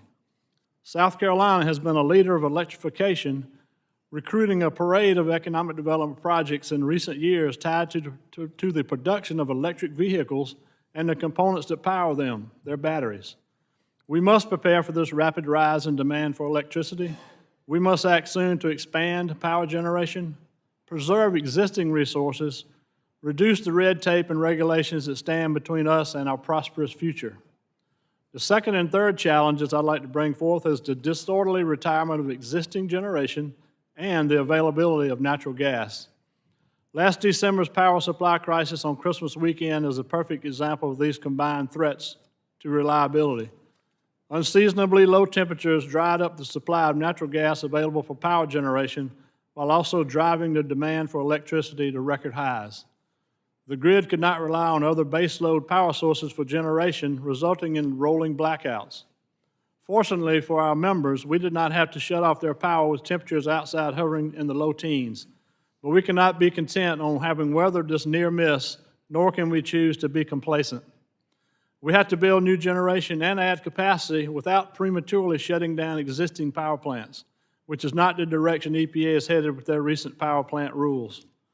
The fourth challenge I see is project permitting and environmental review. Current federal permitting costs and timelines are unreasonable and unacceptable. They present significant obstacles to building new electric generating assets and other energy infrastructure, including transmission lines that will be required to accommodate additional generation and natural gas pipelines necessary for reliable and affordable natural gas power generation. Please understand that the intermittent renewables must have online dispatchable generation backing them up. Further compounding our dilemma remains the ability for nearly anyone to bring a lawsuit challenging permitting and construction. This too must be addressed. And finally, we're facing with reliability issues with reliability as a result of supply chain delays and new proposed efficiency regulations for distribution transformers. As the pedal is pushed on electrifying the economy, we are in need of installing new transformers, increasing substation capacities, and upgrading wire and other equipment. The problem is electric cooperatives are waiting a year or longer on average to receive these critical grid components, which is basically double the time it used to be. We have been constructing a substation for over 2 years, and we're still waiting on key components to energize that substation. And the situation that has already been bad has been made far worse and uncertain with the Department of Energy's proposal rule shifting the majority of the transformer market to amorphous core in only a few short years. There are ways to do this that increase efficiencies, allow us to keep up with beneficial electrification initiative, and lessen the strain on the grid. But Department of Energy's proposal just isn't it. I want to thank the committee for a chance to appear before you all today, and I'm looking forward to answering your questions. Thank you for that. I'll now recognize Mr. deLaski. Thank you, Chairman Duncan, Ranking Member DeGette, and members of the subcommittee for the opportunity to testify before you here today. My name is Andrew deLaski, and I am the Executive Director of the Appliance Standards Awareness Project. ASAP advocates for appliance equipment and lighting standards that save energy and water, reduce economic and environmental burdens for low and moderate income households, and cut planet warming emissions and other air pollution.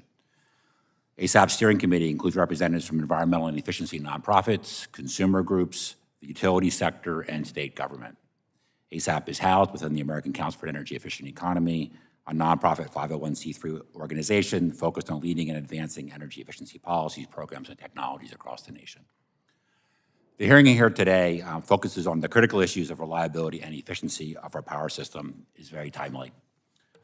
Appliance standards have done more to cut energy waste in U.S. buildings than any other federal effort. Reduced electricity waste translates into lower peak demand levels, enhancing the reliability of our power grids. It means lower household utility bills, delivering pocketbook benefits for families. We estimate that peak demand was 130,000 megawatts lower in the year 2020 than it would have been if we didn't have existing appliance efficiency standards. That improves reliability, it reduces the chance of blackouts, it makes our grids more reliable. Annual household utility bills are about $500 lower because of existing standards. That's real money, especially for households on tight budgets. We can do much more. Updated standards due in the months and years ahead could add significant additional peak demand reductions, another 90,000 megawatts of peak demand reduction benefits by our estimates, and add hundreds of dollars in annual bill savings for consumers, further enhancing reliability and reducing costs for consumers. As of 2021, DOE had missed 28 legal deadlines for updating and for reviewing and potentially updating standards. Since then, DOE has been catching up, and the process is working well. Unfortunately, the 3 bills before you today would harm grid reliability and efficiency rather than help. They would introduce needless new delays and hurdles for completing improved efficiency standards. First, Representative Hudson's bill, H.R. 4167, would delay the Department of Energy's consideration of new standards for distribution transformers by 5 years. This is unnecessary because pandemic-related supply chain problems are starting to abate. They aren't abated, but they're starting to abate. We're starting to see some significant investments by manufacturers in new capacity for manufacturing. Regardless, new standards would not take effect for several years.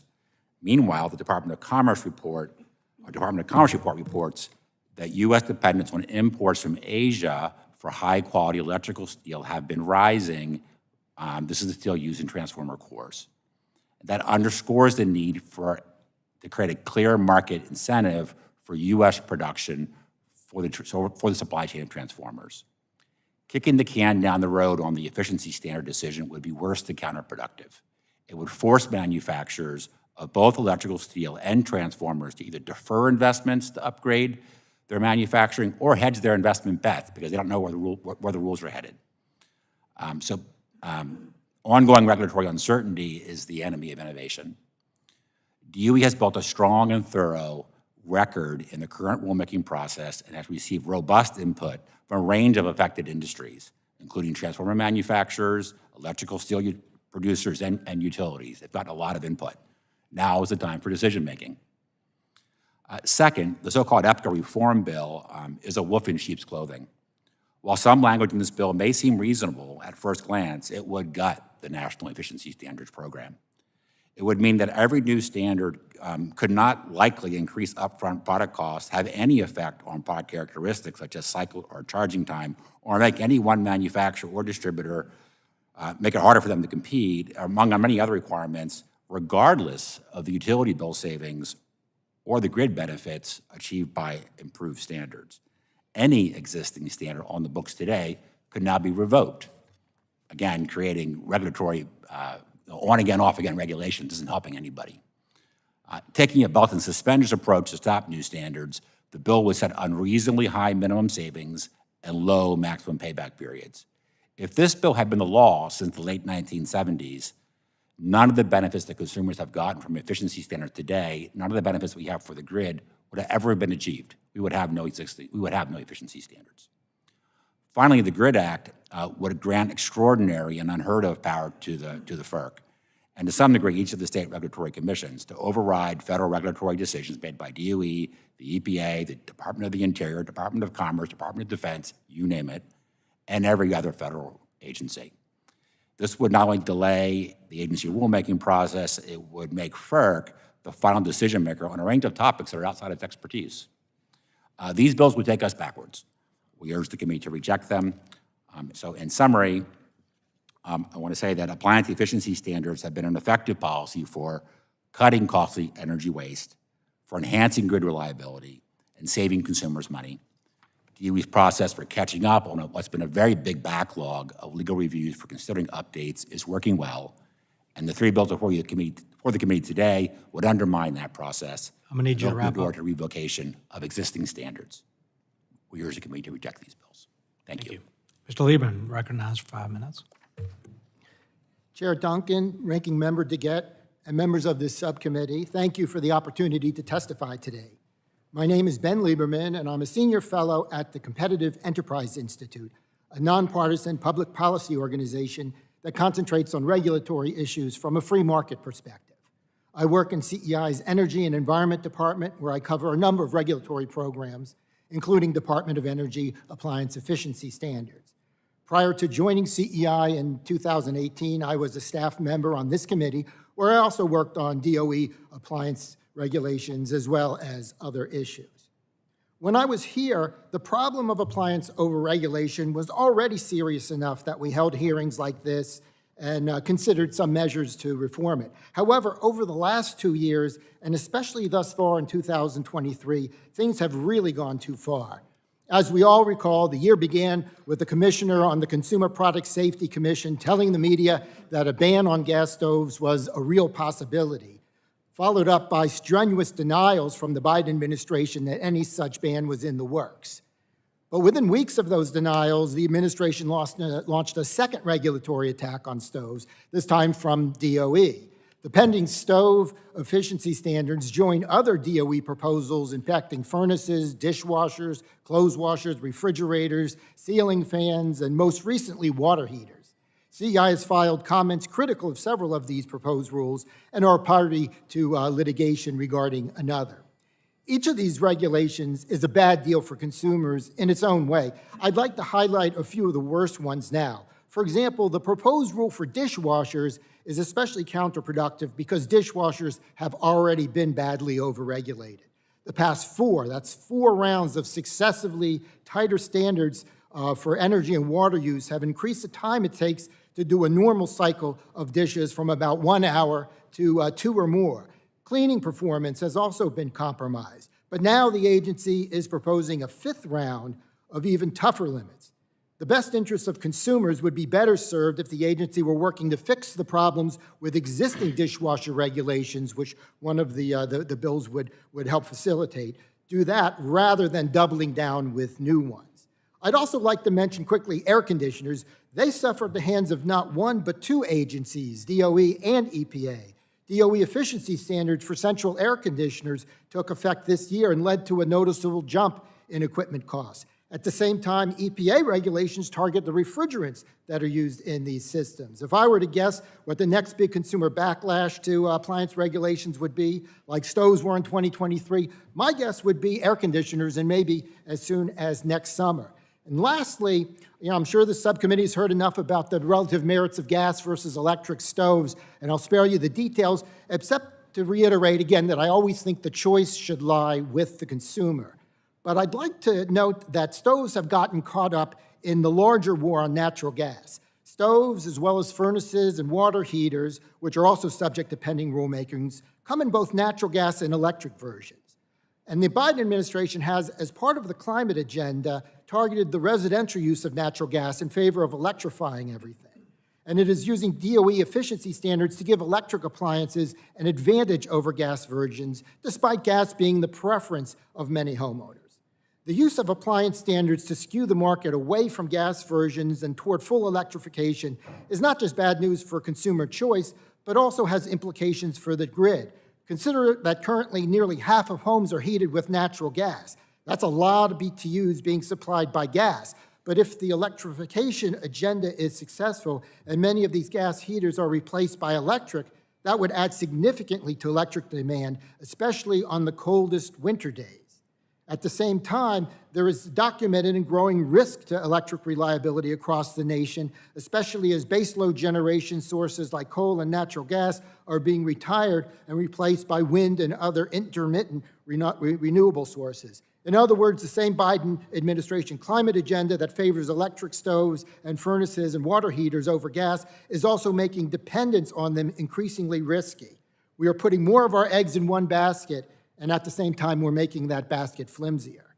In conclusion, it makes sense at this point to sunset the Appliance Efficiency Standards Program altogether. Ending it has no downside for consumers. Keep in mind, those who want extra efficient appliances or have bought into the idea that electric appliances are environmentally superior to natural gas are free to do so at any time, with or without government interference. Federal regulations only serve to force the politically correct option on every consumer, whether they like it or not. Now, if Congress chooses to keep the current program in place, it should make several important changes to it. That includes raising the bar on new standards to prevent the ones most likely to be more trouble than they are worth, and simplifying the process for revisiting and changing existing standards that have proven harmful to consumers. I'd note that a recent National Academy of Sciences report recommended DOE make more of an effort to scrutinize past efficiency regulations in order to learn from past mistakes and to require the agency to show that existing standards are inadequate before starting the process of setting new ones. Perhaps most importantly, Congress should clarify that appliance standards program not be used as a climate policy tool, and that any environmental agenda cannot take precedence over the best interests of consumers. I believe many of these reforms I'm going to ask you to wrap up. Are the reform bill, and I look forward to talking about that bill. All right, that concludes the opening statements, and we'll delve into some more of this through the questions. We now move in the question portion. I'll recognize myself for 5 minutes. Mr. Pauling, your testimony expressed concerns related to South Carolina's current power supply situation. I talk about these same concerns all the time here in Washington with my colleagues. I'm glad you're here to give sort of a boots-on-the-ground perspective. South Carolina is the third fastest growing state in the country. We've seen an influx of business and industry come to South Carolina in the past decade, and this is great, but our power generation resources have simply not kept up with demand. I'm concerned that what that means for the future of new businesses, residential coming into South Carolina. It's clear we need a lot more power supply. Can you give us a perspective on this? What federal policies are contributing to this situation? Absolutely, Chairman. Unfortunately, we have not built any new generation in South Carolina in nearly 2 decades. We had the BC Summer plant that failed for various reasons, and we hadn't brought any new generation online, and we have grown by leaps and bounds. Again, for population growth, everybody wants to move to South Carolina, and we welcome them. We have had robust economic development, and all of these loads have been bigger and bigger and bigger as far from an electrical standpoint. Most of them have been electric vehicles, those type things. We're just in a shortage right now of base load generation. We have built solar. We're going to continue to build solar. But everybody needs to understand when you build solar, you got to have a spinning generator backing it up. It's because people don't understand, it's much like most of y'all flew in an airliner coming in. You're coming in, and the pilot has to continually get on the throttle and back off the throttle to keep the speed of the plane constant. Power system the same way. It happens a lot faster. But as the cloud cover goes over those solar panels, you got to have a spinning generator to push forward, pull back, push forward. And it's a continuous balance. All that's good. All of that needs to be maintained. But our issue in South Carolina is the adequate capacity of natural gas. Every pipeline is fully subscribed. We have got to figure out how to build more pipelines within the state of South Carolina and build some significant natural gas generation to solve our needs. That's the bridge fuel. A decade from now, technology will take place. There'll be nuclear reactors and those type things, but we can't afford to wait that long, Mr. Chairman. We got to act now and get natural gas, not just for electric generation, but just for general industry that needs natural gas. Volkswagen came in, 4,000 jobs needed natural gas in South Carolina. Right. Just about a deal breaker. I haven't talked to a single power generator utility that doesn't like wind and solar as part of the energy matrix. But in South Carolina, it's mainly solar. It starts at 0 every day. Right. And it ends at 0 every day. And as we saw on Christmas Eve, and we see throughout the day, if you look at the whole year, you'll see that solar peaks and valleys during the day. Correct. Where it doesn't reach that bell-shaped curve peak on an optimal day. And you have to have that dispatchable energy. Last Christmas, South Carolina faced a power supply crisis. Many utilities in South Carolina, and you mentioned this in your opening testimony, across the Southeast all the way up to Ohio, were forced to implement rolling blackouts. How did the utilities in our state respond to this, and how can we prevent that from happening in the future? Chairman, we were lucky. We were fortunate it happened on Christmas Eve, because if you think about what was going on in our state and throughout the Southeast, a lot of industry was shut down for Christmas break. We had school, on our system alone, we had probably 30 to 35 megawatts of schools. On a normal school day would have been online. So had this happened on a Tuesday in January, we would have had blackouts all over the Southeast. So we were lucky, we were fortunate, so we need to realize that and recognize that and keep it from happening again. As far as our system is concerned, when I went to bed on Friday night, we had a cold wave come through, we had a few storms. I got notification from our balancing authority, which is Santee Cooper and Duke Energy, that says, hey, we're good, transmission's good, all the generators up and running. Something happened during the night. A transmission line tripped off, a generating station had to be shut down because of some steam leak or something. So when I get up at 5:45 on Christmas Eve, I get a notification from our power supplier that says, hey, we're going to have rolling blackouts. And by the way, Mid-Carolina, your block is going to be probably about lunchtime. And the substations that we're going to turn off it's really the northern west part of our system, which is the outskirts of Columbia, South Carolina, where all the Christmas shopping takes place. So we would have been shut down on Christmas Eve during lunchtime. And you say, well, that's cool. It's 15 minutes off, 15 minutes on. It doesn't work that way. When the lights go off, one quick example is we had one subdivision that actually tripped out on load. It normally runs a 65 amp fuse. We replaced it with a 100 amp fuse. It blew. We had to cut the subdivision in half, and it took almost 2.5 hours to get that one subdivision back up and running. Had we had half of our system shut down, it would have been 8 or 9 o'clock that night before we got everybody back up and running. You're looking at frozen pipes. Folks in the South, we don't know how to insulate our homes for cold weather, thank goodness. So it would have been a catastrophe. Yeah, I had flown from Montana back home the day before Christmas Eve. It was minus 34 in Montana. Flew through Denver, got stuck there. It was minus 20. It was cold all over the country, and South Carolina wasn't alone. Thanks for your comments. I'll now recognize the ranking member to get for 5 minutes. Thank you so much, Mr. Chairman. Yeah, it's cold out there in the West. So energy efficiency standards, one of the things they're intended to do is to save consumers energy and money in the long run, and they have.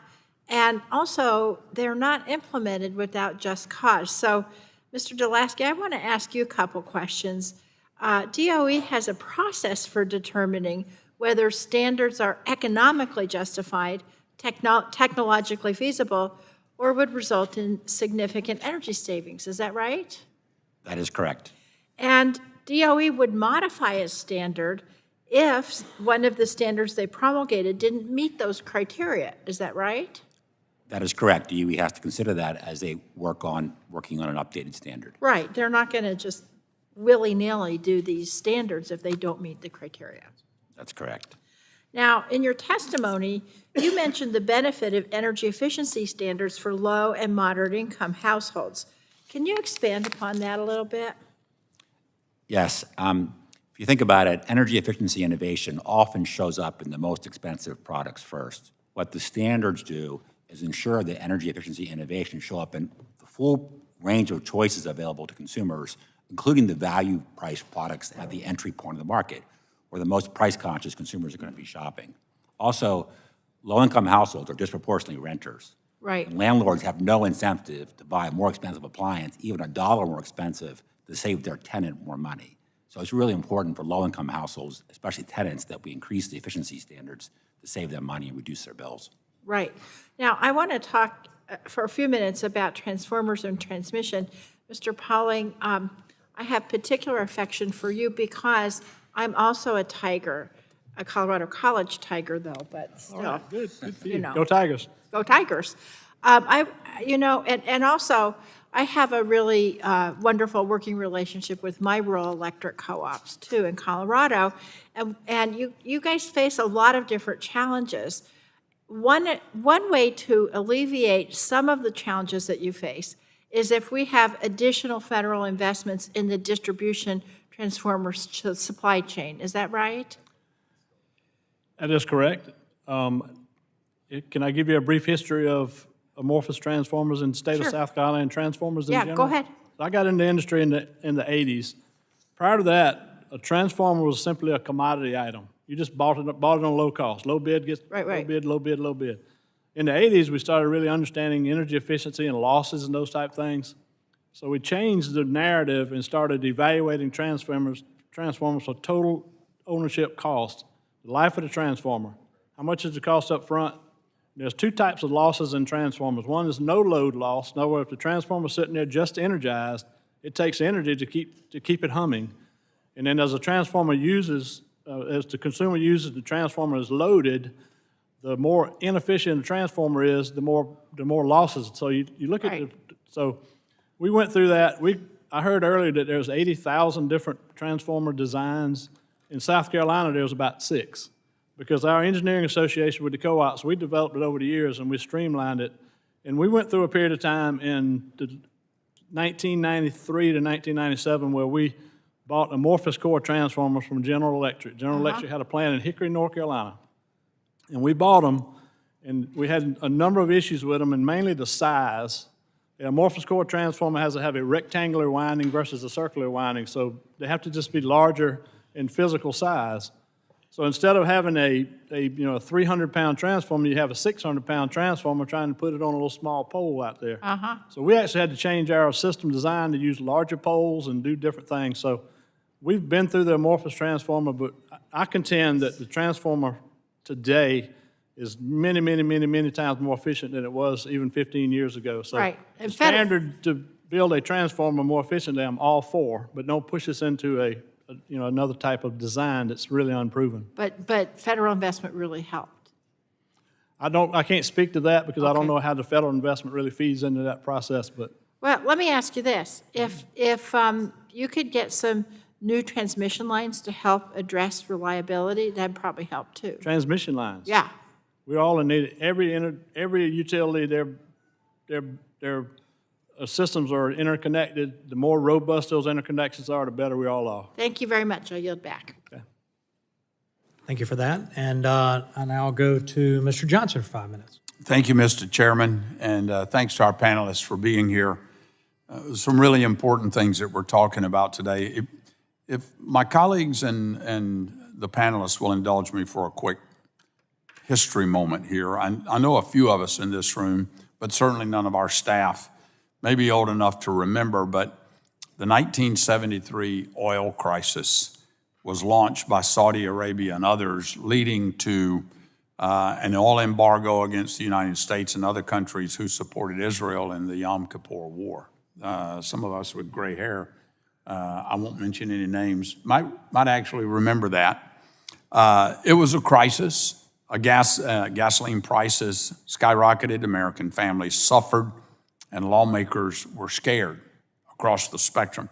Congress responded with what we call the Energy Policy and Conservation Act of 1975, signed into law by President Ford, a Republican, I might note. Now, I want to take a step back, though, And I think as federal lawmakers, especially on my side of the aisle, we should view this as a cautionary tale. It shows just what can happen when you legislate in a crisis and delegate authority after authority to the executive branch.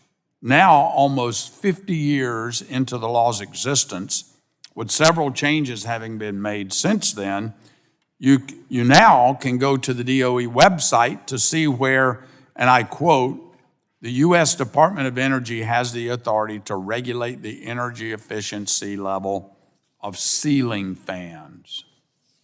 Ceiling fans, I kid you not, from oil crisis to ceiling fans. Talk about mission creep.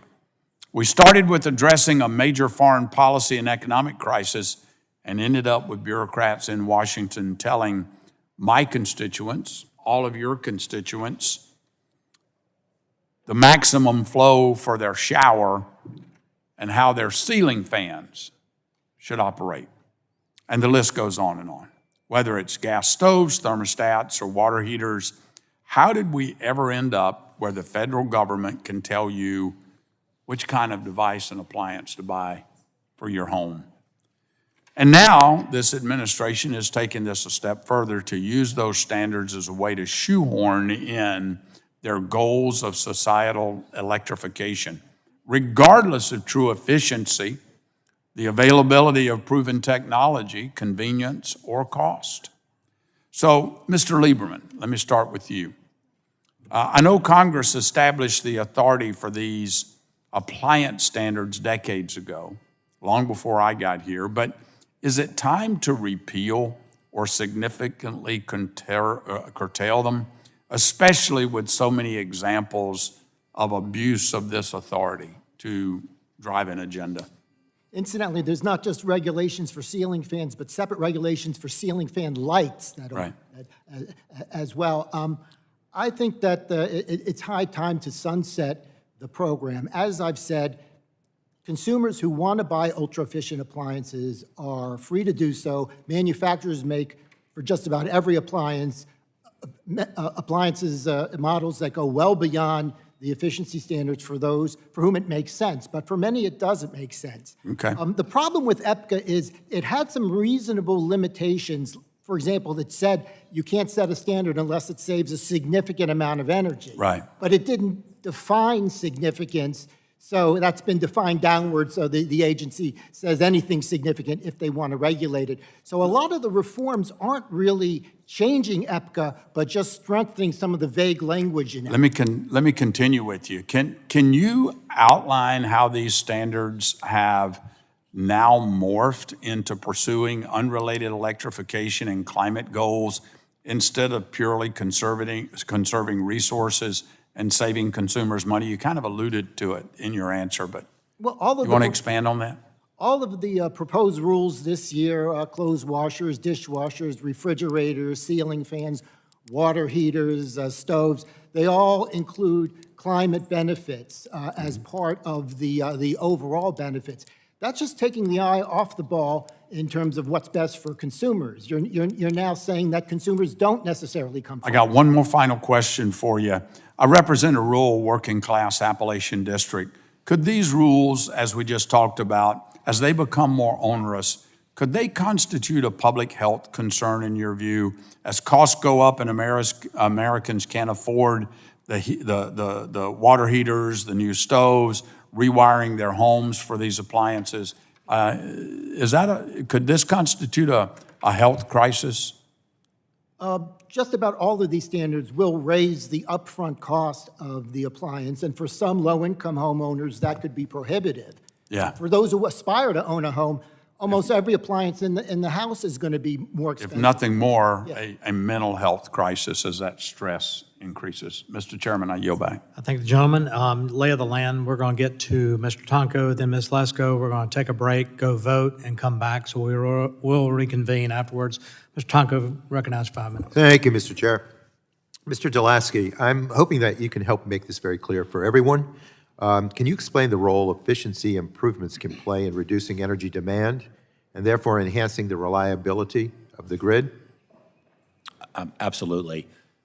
We estimate that existing standards have reduced electricity demand, peak electricity demand by 130,000 megawatts, and updates to standards, including those for air conditioners, which are the most important for reducing peak demand. New standards could reduce demand by 90,000 megawatts. When you bring demand down, that reduces the probability that on a hot summer day, you're going to have an outage or other problem. So standards have brought the peak demand down. That helps reduce the probability of reliability problems. And I believe it's accurate to say that some of the greatest potential beneficiaries of energy efficiency are low-income households, which spend a higher percentage of their incomes on energy bills. So again, Mr. deLaski, can you explain some of the barriers that may exist that prevent low-income Americans from experiencing all of these benefits? One of the most significant benefits is the split incentive between the landlord and the tenant, right? So that a landlord, particularly a private landlord, has every incentive to keep their costs down, but the tenant pays the utility bill most commonly. So one of the things that the standards do is ensure that the full range of choices on the market include a basic level of energy efficiency performance, delivering benefits to all households, including tenants and people across the income spectrum. I thank you for that. And this is certainly why minimum efficiency standards raise the floor and help all Americans. But DOE also has a wonderful program, the Weatherization Assistance Program, dedicated to enabling low-income households to overcome some of these barriers to efficiency improvements. And this program works. Households receiving weatherization services save on average $372 every year on their energy bills. This is so important for vulnerable Americans that may otherwise have to choose between paying their energy bills and other essentials like food and medicine. But despite the weatherization program's great track record, we know it can be strengthened. Last year, I proposed a bill that would have allowed each home in the program to receive more funding. This would reflect the recent realities of increased costs of construction materials and inflation. Similarly, the bill would also support weatherization readiness, which would be able to provide assistance to homes in such poor condition that they cannot enter into the Weatherization Assistance Program. It has been estimated that as many as 25% of eligible households are unable to receive weatherization services, and that the Readiness Fund can help many of those households.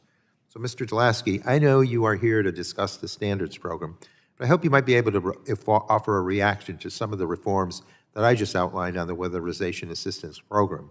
Is this an area Congress should explore to ensure low-income Americans are able to fully experience the benefits of this effort for energy efficiency? Absolutely. The weatherization program and ensuring that households are ready to be weatherized is the fundamental need that we need to pursue. And it complements the energy efficiency standards, but very essential that we improve the weatherization program and make it accessible to more households to be able to bring their bills down and help people make ends meet month to month. Well, within that 25% of eligible households, I've talked to folks in my district who know of the benefits from talking to neighbors and friends, and I just think if we can get them to qualify by offering the Readiness Fund, it's a benefit for everyone. So with that, I thank you, and I thank the chair, and I yield back. Gentleman yields back. I'll now go to Arizona, Ms. Lesko. Thank you, Mr. Chair, and thank you to all of you for being here to testify in front of us today. I have a bit of breaking news for the committee. I've been informed that the energy efficiency advocates and appliance industry groups have reached an agreement that, if implemented by Department of Energy, should preserve a full line of gas appliances with the features consumers enjoy and inspect. So I want to thank the members of this committee that voted for my Save Our Gas Stoves Act. I hope that the Department of Energy has taken notice of my bill, the Save Our Gas Stoves Act, and the strong bipartisan vote it received on the House floor. I'm proud that we worked across the aisle to pass the bill out of the House. My hope is that this agreement will show that the Biden administration has no intention of banning gas stoves. This would be a win for common sense and the American people. EPCA, the Energy Policy and Conservation Act, is broken, and environmental activists are exploiting the fact through sue and settle backroom deals, and I do think that this must end. That's why I'm glad to sponsor and once again introduce a new bill to protect consumer choice on all appliances and plumbing products. I don't know about you, but I hate when the federal government restricts the water pressure in my shower head and messes with the effectiveness of my dishwasher. Unless we pass comprehensive reforms, we'll be right back here dealing with the same broken process. The reforms in my bill are long overdue. This bill will address future attempts by the Biden administration or any administration to impose regulatory overreach and reduce consumer choices. Most importantly, this bill will finally establish a minimum standard for energy savings for any future rulemaking. We are putting real energy-saving dollars back into the energy efficiency standards. The bill is common sense. Energy efficiency is a good thing, but only if it helps the consumer save money and the product still works. The bill will establish the standard that any future rule must save the consumer at least 10%. More importantly, it will establish a low-income household index where the savings for low-income households must be significant. Finally, the bill will only allow future rules that are technologically feasible and economically justified. Mr. Messner, I believe AHAM was part of the agreement I spoke about. Given your experience with the gas stoves rule, why is it important we reform EPCA, the Energy Policy and Conservation Act, with common sense approaches? Thank you, Congresswoman, and thank you for your leadership with the Save Our Gas Stoves Act. EPCA, I think the process that we've kind of been going through and seeing some of the proposed rules that have come out by the Department of Energy just has exposed some of the need to reform EPCA. EPCA has a lot of the things that people talk about that are important about protecting features and consumer choice and economic justification and technological feasibility. It has all that in the law, but it's just that DOE has to consider these factors. So over the years, over the last 30 years, it's become apparent if DOE is going to be proposing some rules that are out of step with some of these considerations, that those considerations should be, there should be more requirements that they need to address these things instead of just consider them and then move forward with potentially standards that doesn't protect the features that people want. If they don't have products that people want to buy, then we've kind of all failed. Well, thank you. Mr. Lieberman, can you comment on the importance of establishing a firm, measurable standard for energy savings? The upside of these standards for consumers is the energy or water saving. And that has to be weighed against the downside, a higher upfront cost, potential diminution of product features, performance, reliability, longevity. And if the upside is very, very small, then it's quite likely that these are standards that are going to be more trouble than they're worth. For example, the proposed gas stove or the proposed stove rule for gas stove was estimated to save gas cooktop stove owners $1.51 per year, and that's been revised downward. I've heard we'll have to see what this new negotiated agreement comes up with. That's a very, very modest upside given the risks, especially for people who like cooking with gas and are concerned that gas stoves will have to eliminate some of their favorable features. So benefiting consumers ought to be pretty obvious, and having a minimum savings is part of that. Well, thank you, and I yield back. Jolie yields back. We're going to go vote, so we'll stand in recess and call the chair.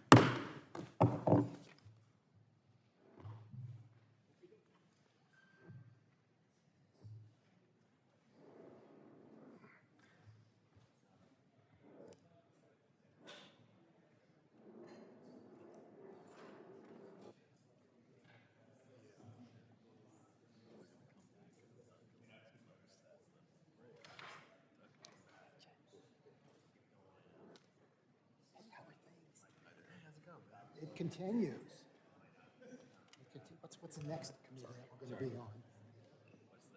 I don't know. I think everybody wants a piece of this. It's a whole thing. I don't know. I mean, unless science was to pull the labs appropriations, we can kick our jurisdiction cover. Yeah, well, yeah, that's true. Well, since they have the National Academy study, they could do it if they wanted to. Oof, that would be a dry year. Man, I haven't been to a house science.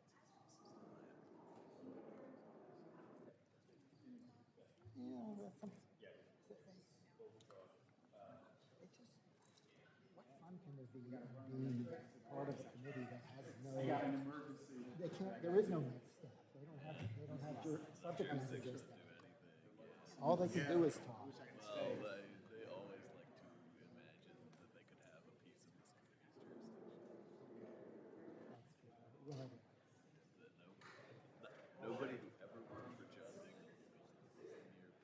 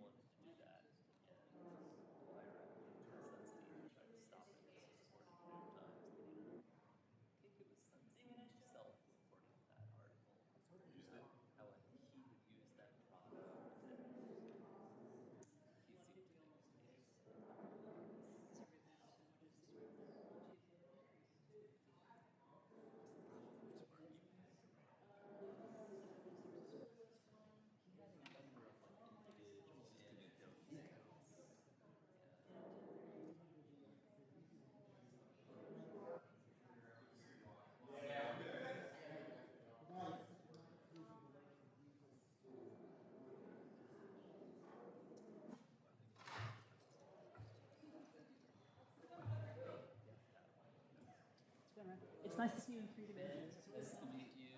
Like this is what we look like without blurry edges. This is you met Alexander. Yeah. Okay. I'm sure we met. It's kind of like Washington is about. It's okay. Good to see you again. You made the rounds when I was on the hill.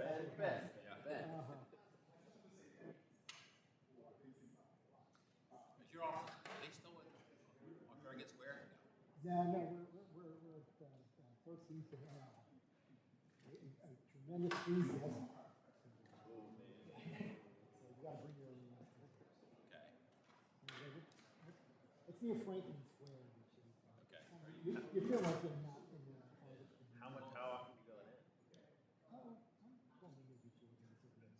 They like seeing my face for some reason. Yeah. Are you doing high holidays in Temple Manual this year, or you go somewhere? I'm a wondering. I Still know. haven't figured it out. I might be doing it. I might be doing it online. How are you? I don't mind. I kind of like online services, but I've been trying to Beamer this year. Oh, that's nice. Yeah, but my wife, so they called us to the Beamer to like, I don't know, honor some stuff we've done.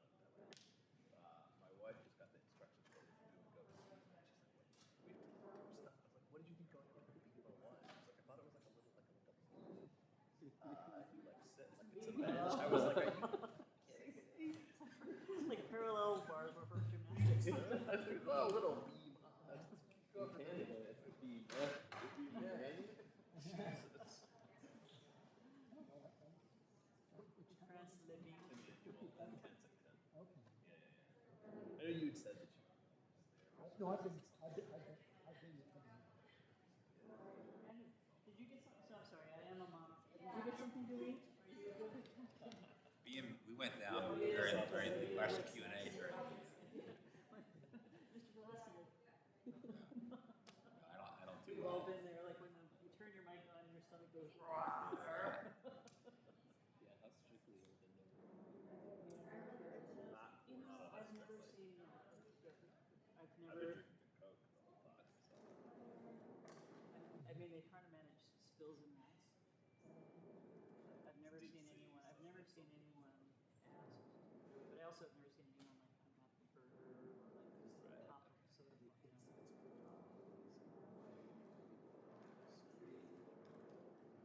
Yeah. And it gives them a way to like have something instead of we just normally go.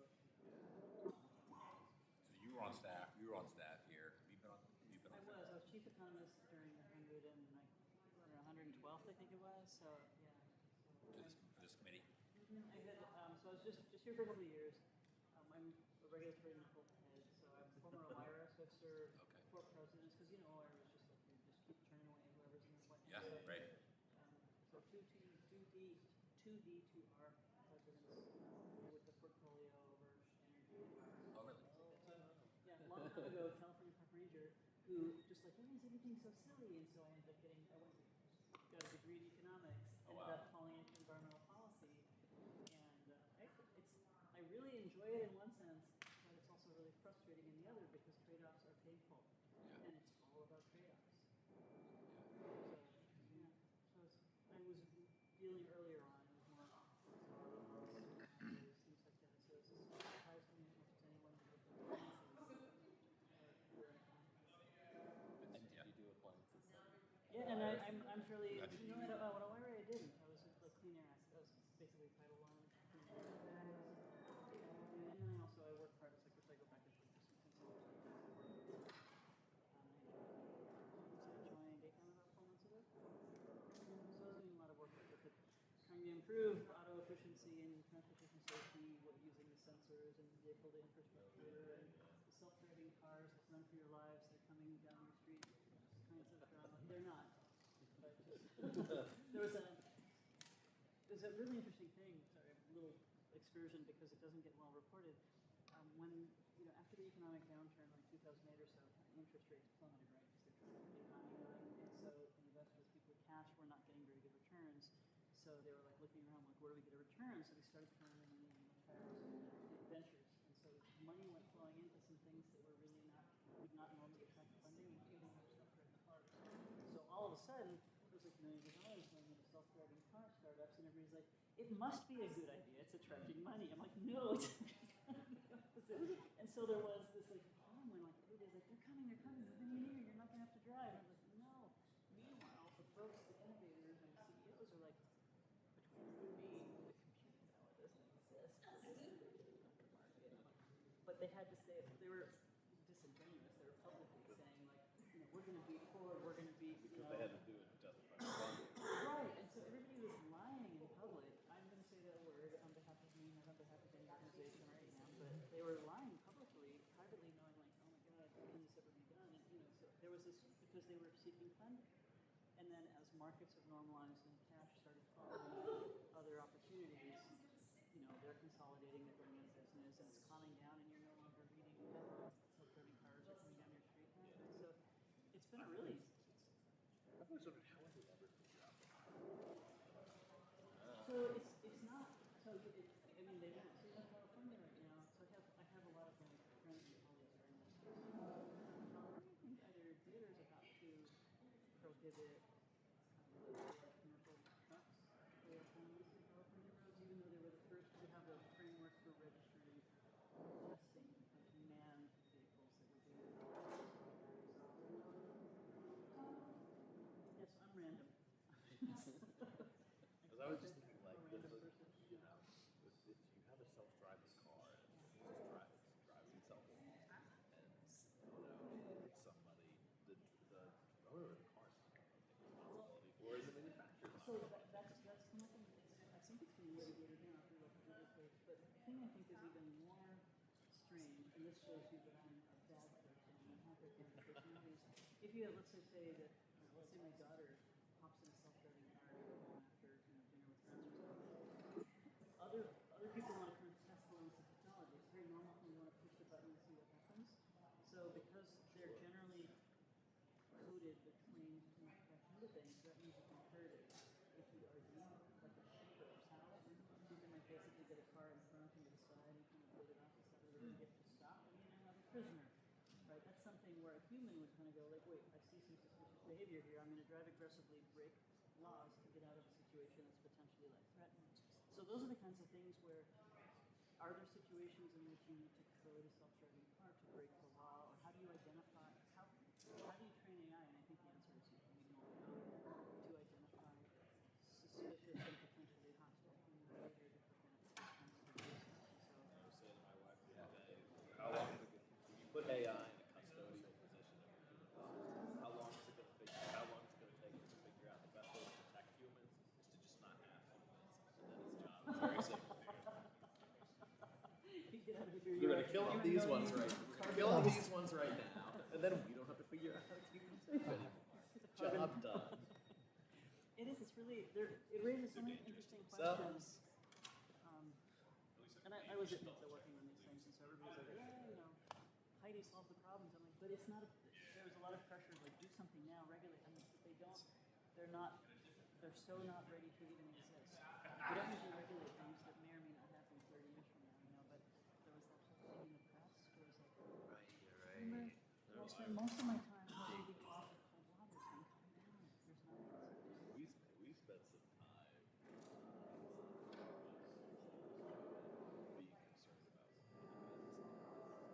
is the self-driving capacity kicks off before the electric does. And then you have more power need in the car. Well, just in like charging stations, so when I was an undergraduate, so after being a park ranger, I'm like, there's things to do in the world, and I decided to go into economics and then public policy.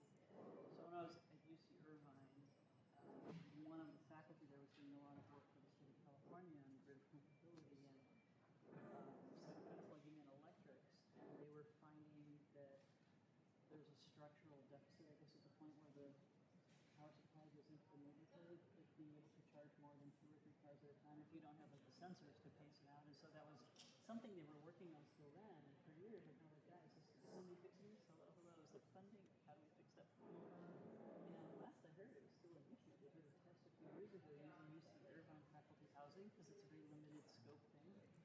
So, like, it's not a complicated thing. It's not a partisan thing. It's like, we know we need it. We've known we need it for 20 years. Like, can we just say,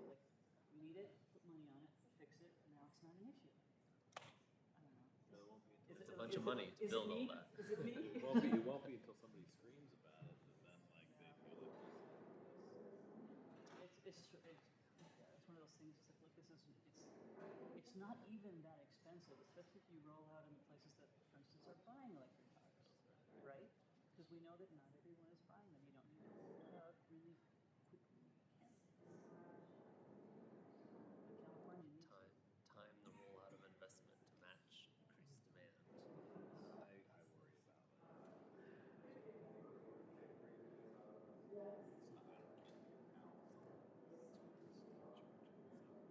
like chewing so I can slowly activate the idea of if you know barely goes with California standard 2035 we're gonna change a lot of those vehicles do anyway. You're gonna need like for reset.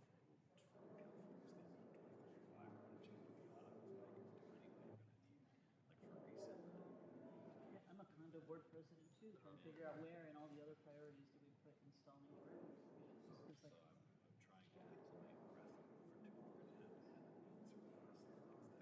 the sad thing is, when you're like, this is an important issue, and you're like, yeah, I saw that off leash. Yeah, well, and they're also Or parking. And also, I mean, not to be ageist, but I'm probably the youngest person for years. I am on my board as well, which tells you something, because there's. My grandmother was a condo commando. I know what you're up against, yeah. Parking. The lawn is turning brown. It's like. And it's younger, as young kids, it's hard. Like, time, it's like they want to meet. I'm like, I can't meet that. I can't meet that. I can't meet that.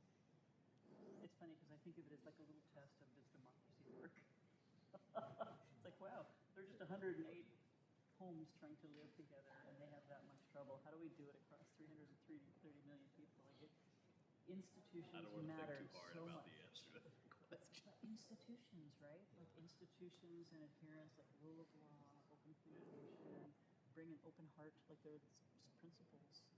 Have you heard all this mucky muck from me before? A little bit dribs and drabs. Without alcohol?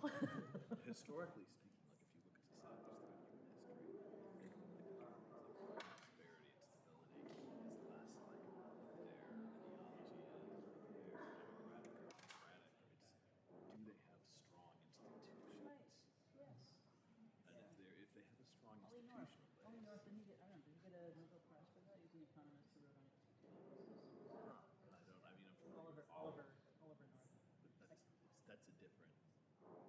Oh, I'm sorry, not the, wasn't that Douglas? Oh, it's Douglas North, that's Oliver North. Okay. No.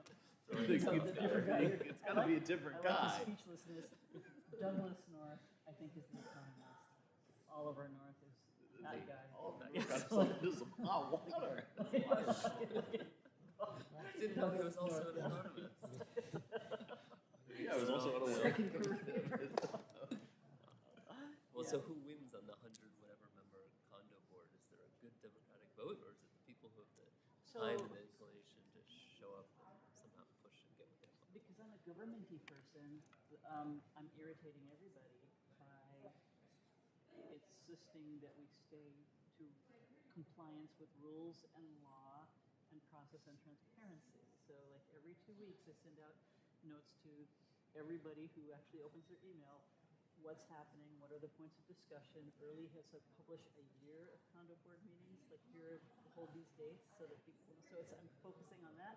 And then when people are like, hey, spend money on trimming the trees that block my view, I keep a list of the requests for expenditure and put that before the board in an open meeting so people can voice their opinions about whether they want, they're willing to take those increases in the budget. So I'm trying to be very like good government, and I think everyone hates me because they're like, it was better in the old days when they could just like, kiss somebody's butt and ask them like, can't you just spend $2,000 to pick up the trees without my view, So, but I'm trying to.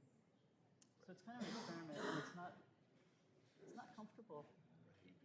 And should something like a condo board, should big decisions be made by a vote of everyone in the whole complex, or sort of a representative aspect where people are voting? I don't know if there's So condo docs specify that in great detail, and so for our condo docs, which may be different from others, there are big decisions, anything that, there's some vague terms like significant change. Major question. Exactly, kind of major questions talking about the condo world.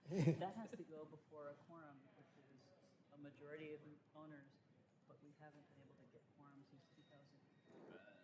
Because people just, they're like, somebody's taking care of it, people don't.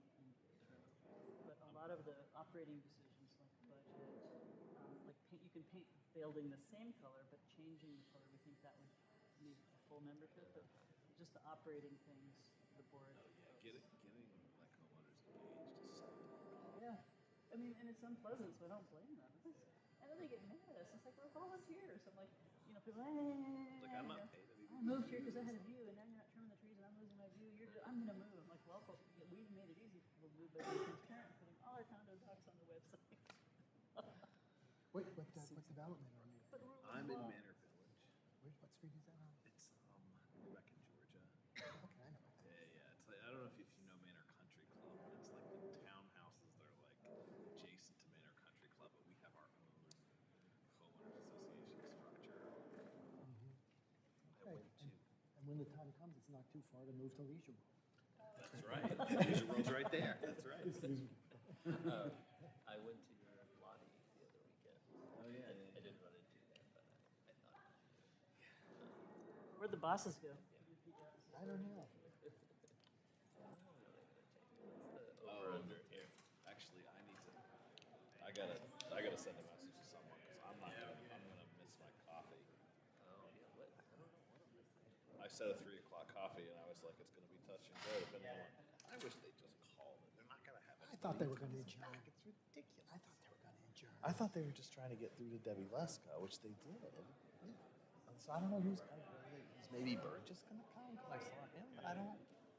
Is Duncan on another set? Like who's? They're not doing it for any of my guys. I can tell you that much. I don't know. Maybe Mr. Palmer.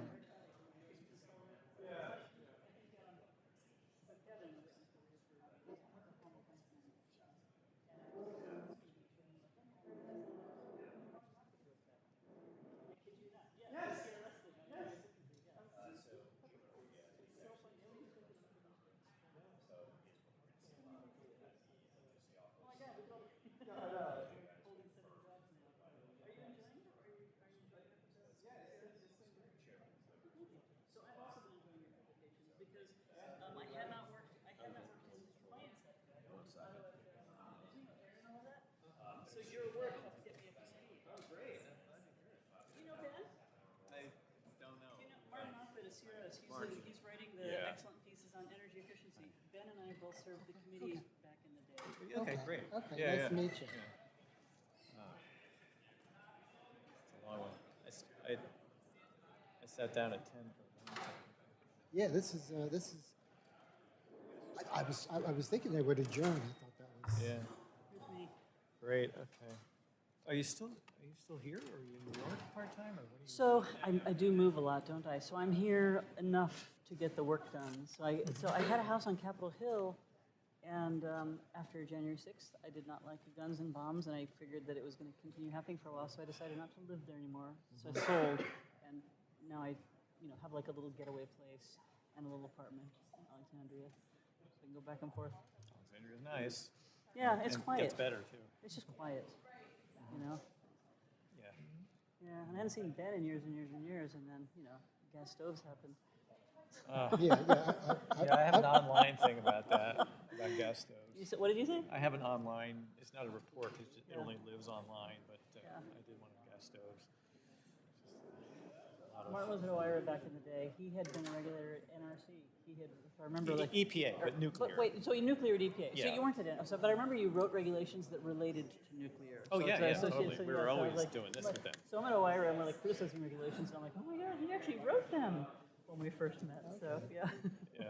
Yeah, it was like when they were asking for, you guys talk to EPA, that's what we did in OIRA. Yeah. But FERC is independent, so they don't, I don't know if you're here for the morning session, but. Yes. Yeah, but FERC is an independent agency, so they don't have to talk. Kevin, this is Martin Moffett, who wrote the report you showed me this morning.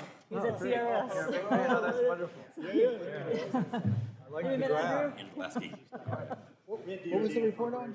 It was just he writes on energy efficiency, like updated energy efficiency Trying to policy. explain this long, complicated. Yeah, Okay, then I've read your stuff. I just never Yeah. noticed the author. Yeah, and I was reading and I was like, this is really good. Who's the author? I'm I like, might have it's been staff Martin. director of the NAS report you mentioned.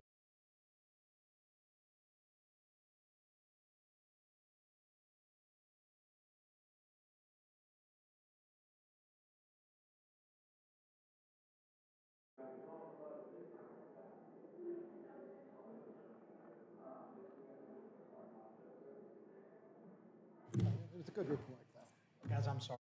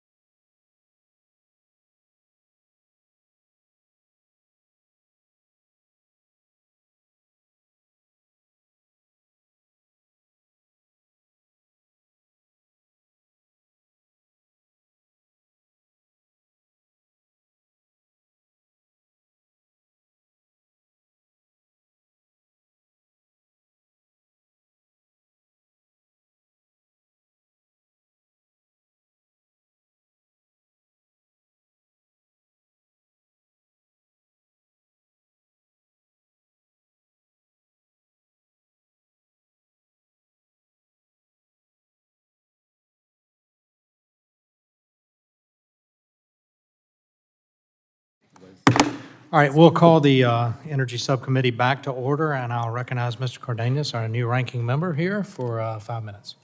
In minutes, I become ranking member. Thank you, Chairman Duncan, and also Ranking Member DeGette for holding this hearing. And I want to thank the panel, our second panel today of witnesses and experts to enlighten us with what's going on out there in the real world. It's interesting to me that Republicans are so dead set on weakening agencies' ability to regulate, when I can think of many examples of standards and regulations protecting the health and well-being of American children, men and women across our country for generations now. Take lead gasoline as an example. Despite knowing that lead was a poison, industries such as automaker industries and oil companies and chemical giants said that, well, low levels of exposure to lead in gasoline wouldn't harm the public. Well, in 1973, the EPA began an effort to phase out leaded gasoline, and within a decade, new vehicles were designed to run on unleaded gasoline. To each one of the panelists here, do you agree that it was a good idea to take lead out of gasoline across America? Start to my left. Well, I represent the appliance manufacturers, so it would just be a personal opinion, not who I represent. Good idea or bad idea? I'm really not an expert on that, but I would say it would be a bad idea to ingest lead and have lead in anything that you'd want. Thank you. It's not a good chemical to be to have ingested. Okay, thank you. Yeah, I think taking lead out of gasoline is one of those things you could prove is beneficial to all, so. Beautiful. My opinion. Thank you. I have 2 children, very happy they grew up without lead and gasoline in the environment. Thank you. Good to see leaded gasoline go, but the substituted compound was MTBE, which caused problems of its own. So we need to think big picture.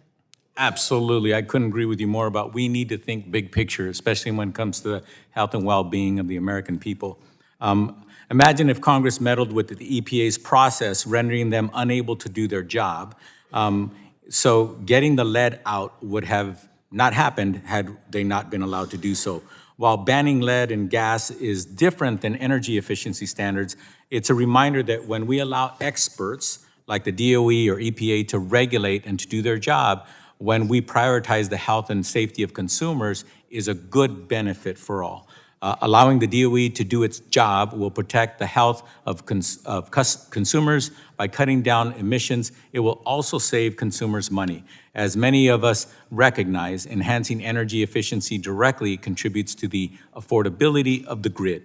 According to the Department of Energy, its energy efficiency actions under the Biden-Harris administration will save Americans about $570 billion over the next 30 years.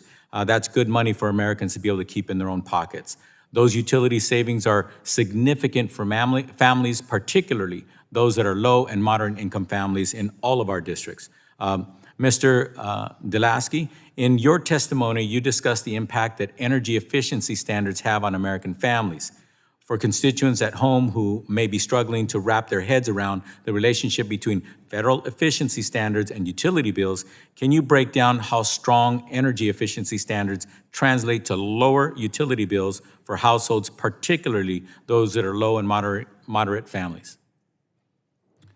The typical household spends about $500 less a year on utility bills because of existing efficiency standards. Updating those standards in the months and years ahead has the potential to reduce utility bills on an annual basis for an average household by hundreds of dollars. That's real money that helps households, particularly those on tight budgets, make ends meet month to month. Yes, especially those families who their only income might be Social Security, like many of our seniors. So thank you for that answer. My district has nearly 140,000 renters. And as you mentioned, renters are not always able to choose their appliances. Can you expand on how robust appliance standards help ensure that renters benefit from savings on their utility bills from more efficient appliances?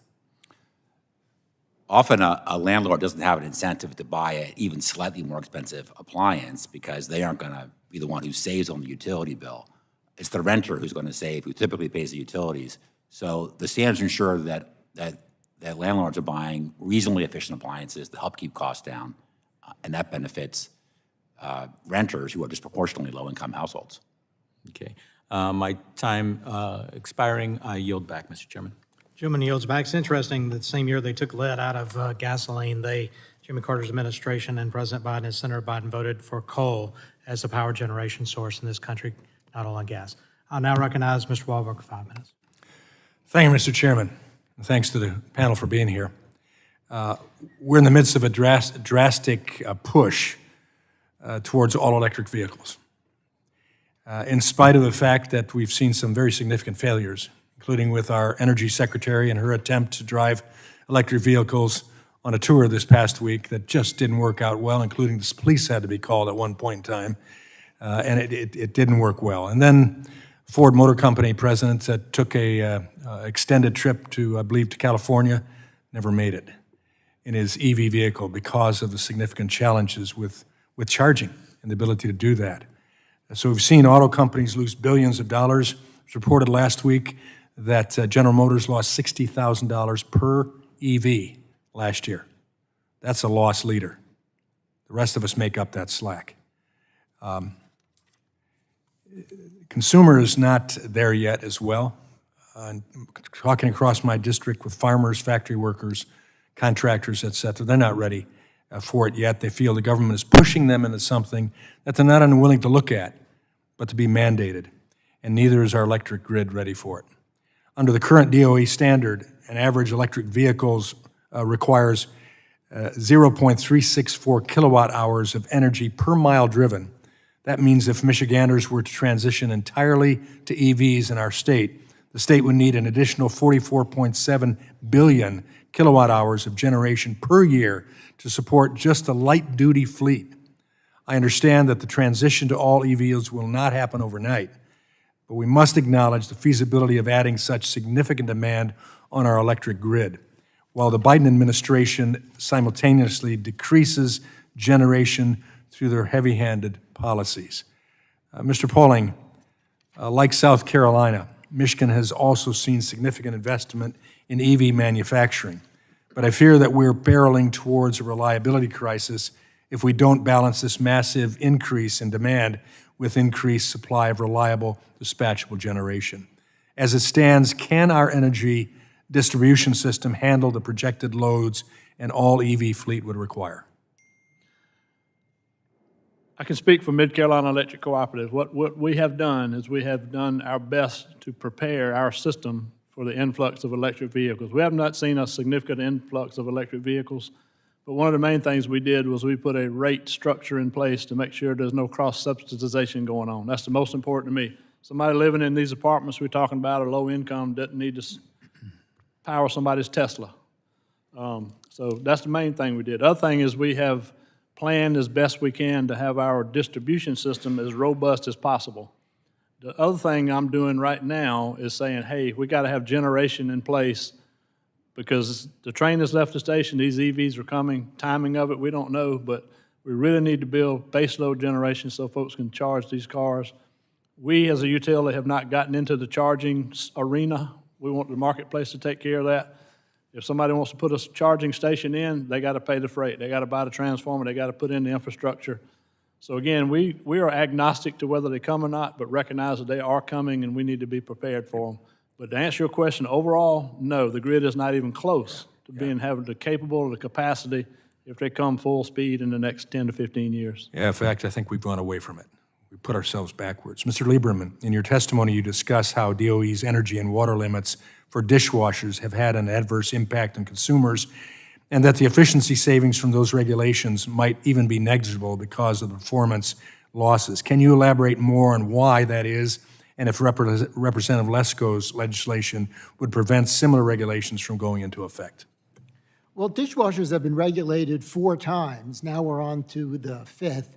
And as Mr. Messner said, we're reaching, if not already at the point of diminishing and maybe even negative returns. The time it takes to do a normal cycle under a dishwasher is more like 2 hours rather than 1. Now, many models have a quick wash cycle, but that's not optimal. I think most people would like the normal cycle to get the job done in an hour rather than 2. The energy savings just isn't worth it for many consumers in terms of the reduced performance of the dishwasher. Something else that hasn't gotten enough attention is whether appliances aren't lasting as long because of these appliance efficiency regulations, the over-engineering that has to go into squeezing out a little bit more efficiency, maybe creating more fickle systems that aren't as durable as older systems. I've worked with some appliance mechanics, technicians, repairmen, and they tell me that they don't make them like they used to. Well, I'm not looking forward to washing dishes myself again as much as I did as a kid, so I hope we stop and think and get this right. I yield back. Gentleman yields back. I now go to Mr. Balderson from Ohio, 5 minutes. Thank you, Mr. Chairman. Mr. Pauling, I want to thank all of you for being here, but my first question is from Mr. Pauling. In the first panel, I discussed with the Assistant Secretary Rodrigues about the implications of their distribution transformer efficiency proposal. In our back and forth with the Assistant Secretary, he said even if the rule would go into effect as proposed, there will still be a market for good American GOES steel. I'd like to enter into the record a letter from the CEO of Cleveland Cliffs, Mr. Chairman, to Secretary. Without objection, so ordered.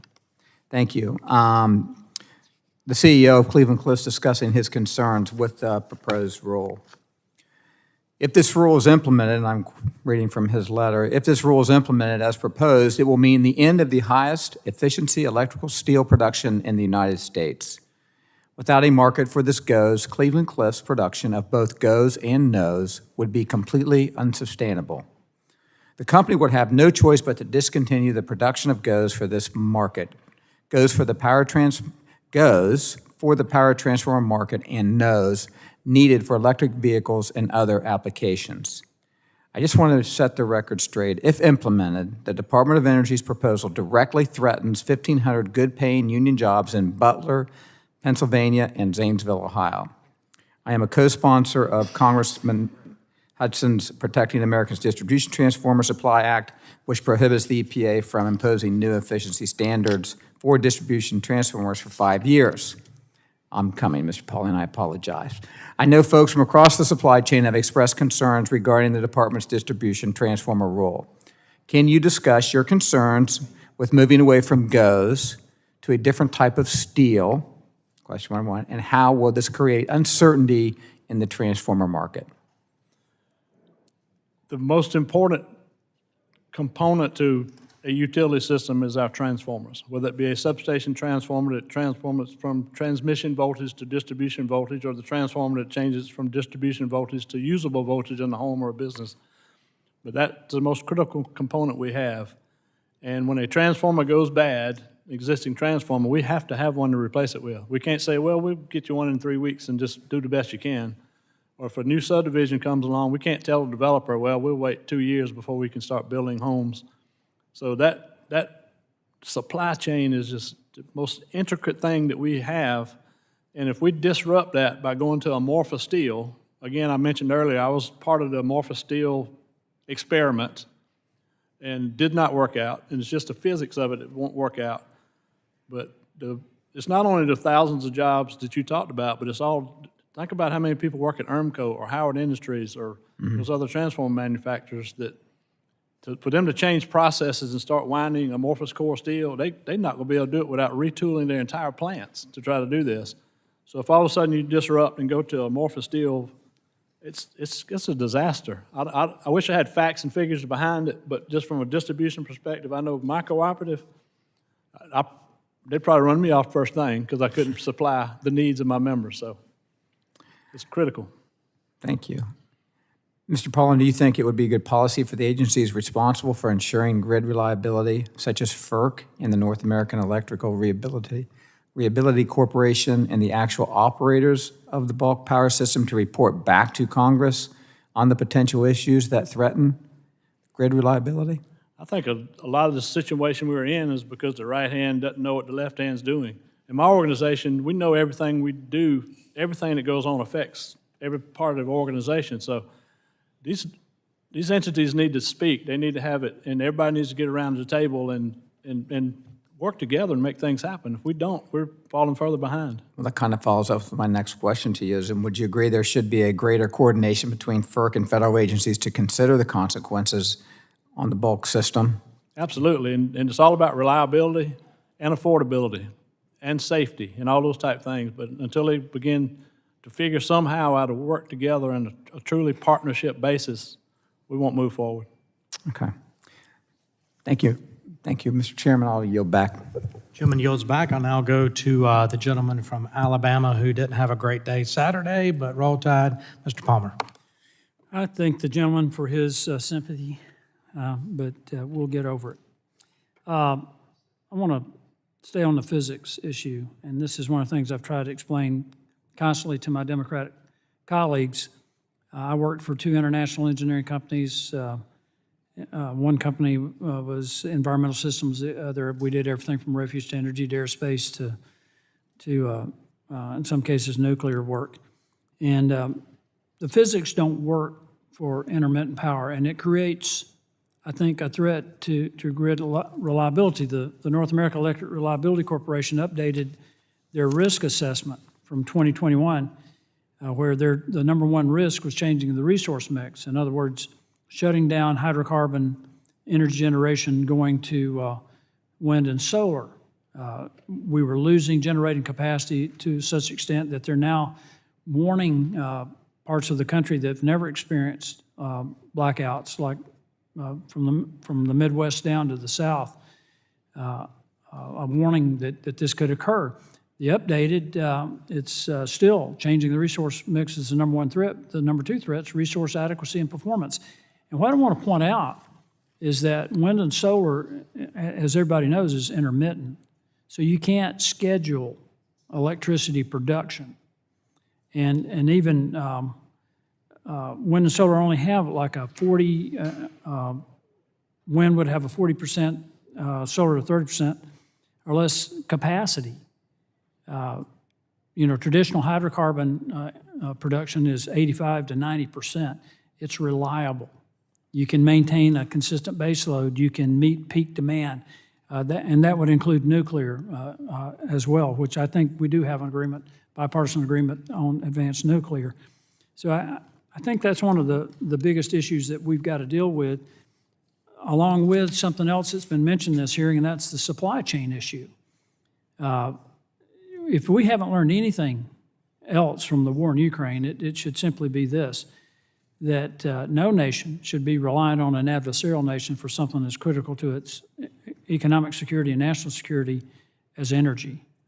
And we could completely eliminate our reliance on hydrocarbon energy, which we will not do, by the way.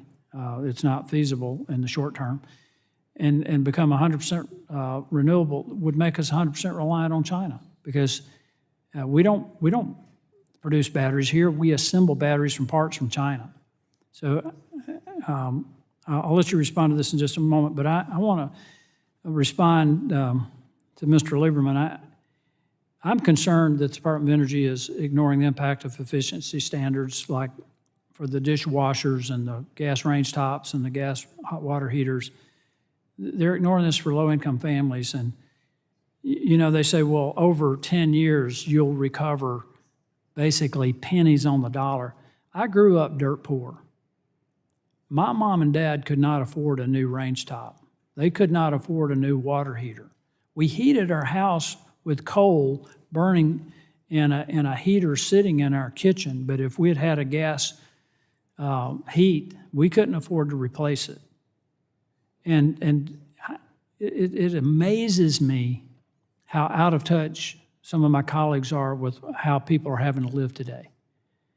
Their median household income has about $9,000 a year less buying power than it did just 3 years ago, before this administration came into office. Would you comment on this? I mean, to tell people, yeah, go ahead and replace your gas range, your water heater and everything, and over 10 years, you'll come out a little bit ahead. I beg to differ. I mean, most people would have to put it on a credit card and pay the interest on it, in addition to the higher cost for the appliance. Well, I don't think we're going to resolve the disputes over whether these appliance standards are good for low-income households or bad. I think they clearly are bad. the fallback position is, though, the renters, they don't have to buy the appliances, but more expensive appliances will raise rents as well. Yeah, they don't, low-income people are not all renters. And they aspire to own a home, and we're making appliances more expensive and putting home ownership out of reach. And who do you think is going to pay for the appliance if they are renters? It'll be reflected in their rent. I mean, people need to wake up to what's happening to them in this country right now. One other point I would make with regard to this push towards electrification, the Department of Energy came out with something in the Federal Register a few days ago that shows the per unit energy costs of differing energy sources. Natural gas is 3 times cheaper per unit energy than electricity is. So certainly keeping natural gas in the mix is absolutely essential to energy affordability. Mr. Chairman, with your indulgence, 15 seconds, I just want to point out that The Economist magazine reported that there were 68,000 people died in Europe last winter because they couldn't afford their household utilities. They were classified as excess winter deaths. That's more than died from COVID in the exact same time period. There are consequences for this. Chairman's time's expired. I'll now go to the chairwoman of the full committee. Washington State had a great Saturday against Wisconsin. Ms. Rodrigues for 5 minutes. That's right. That was a good win. Thank you, Mr. Chairman. Mr. Lieberman, do you agree with me that the law that authorizes DOE's Appliance Standard Program is broken and should be reformed? I think the events of this year say yes. A lot of appliances that have already been very, very heavily regulated are now the subject of an avalanche of new regulations. We'll see what the result of those proposed rules are, but I would say the system is broken. Certainly, all across the country, Americans started taking notice when Department of Energy proposed to ban natural gas stoves. Are you aware of other products that use natural gas that Department of Energy plans to ban? Well, there are regulations for stoves, for water heaters, and for furnaces, all of which come in natural gas and electric versions. And I would argue those proposed rules tip the balance very strongly in favor of electric versions to the detriment of consumers that would benefit from the gas versions. I'm growing more and more concerned about the regulatory restrictions that really work against American manufacturing. And I wanted to ask Mr. Lieberman if you would share any insights you might have on appliances and where they're being manufactured. We recently redid our kitchen, and we're buying new appliances. And one of the things I learned that the GE microwave was, when I talked to the GE folks, they're like, "Oh no, that was a brand that was bought by China. That's manufactured in China." Just can you speak to what you've seen as far as the manufacturing of appliances? Are they being made here or elsewhere, and is this a valid concern?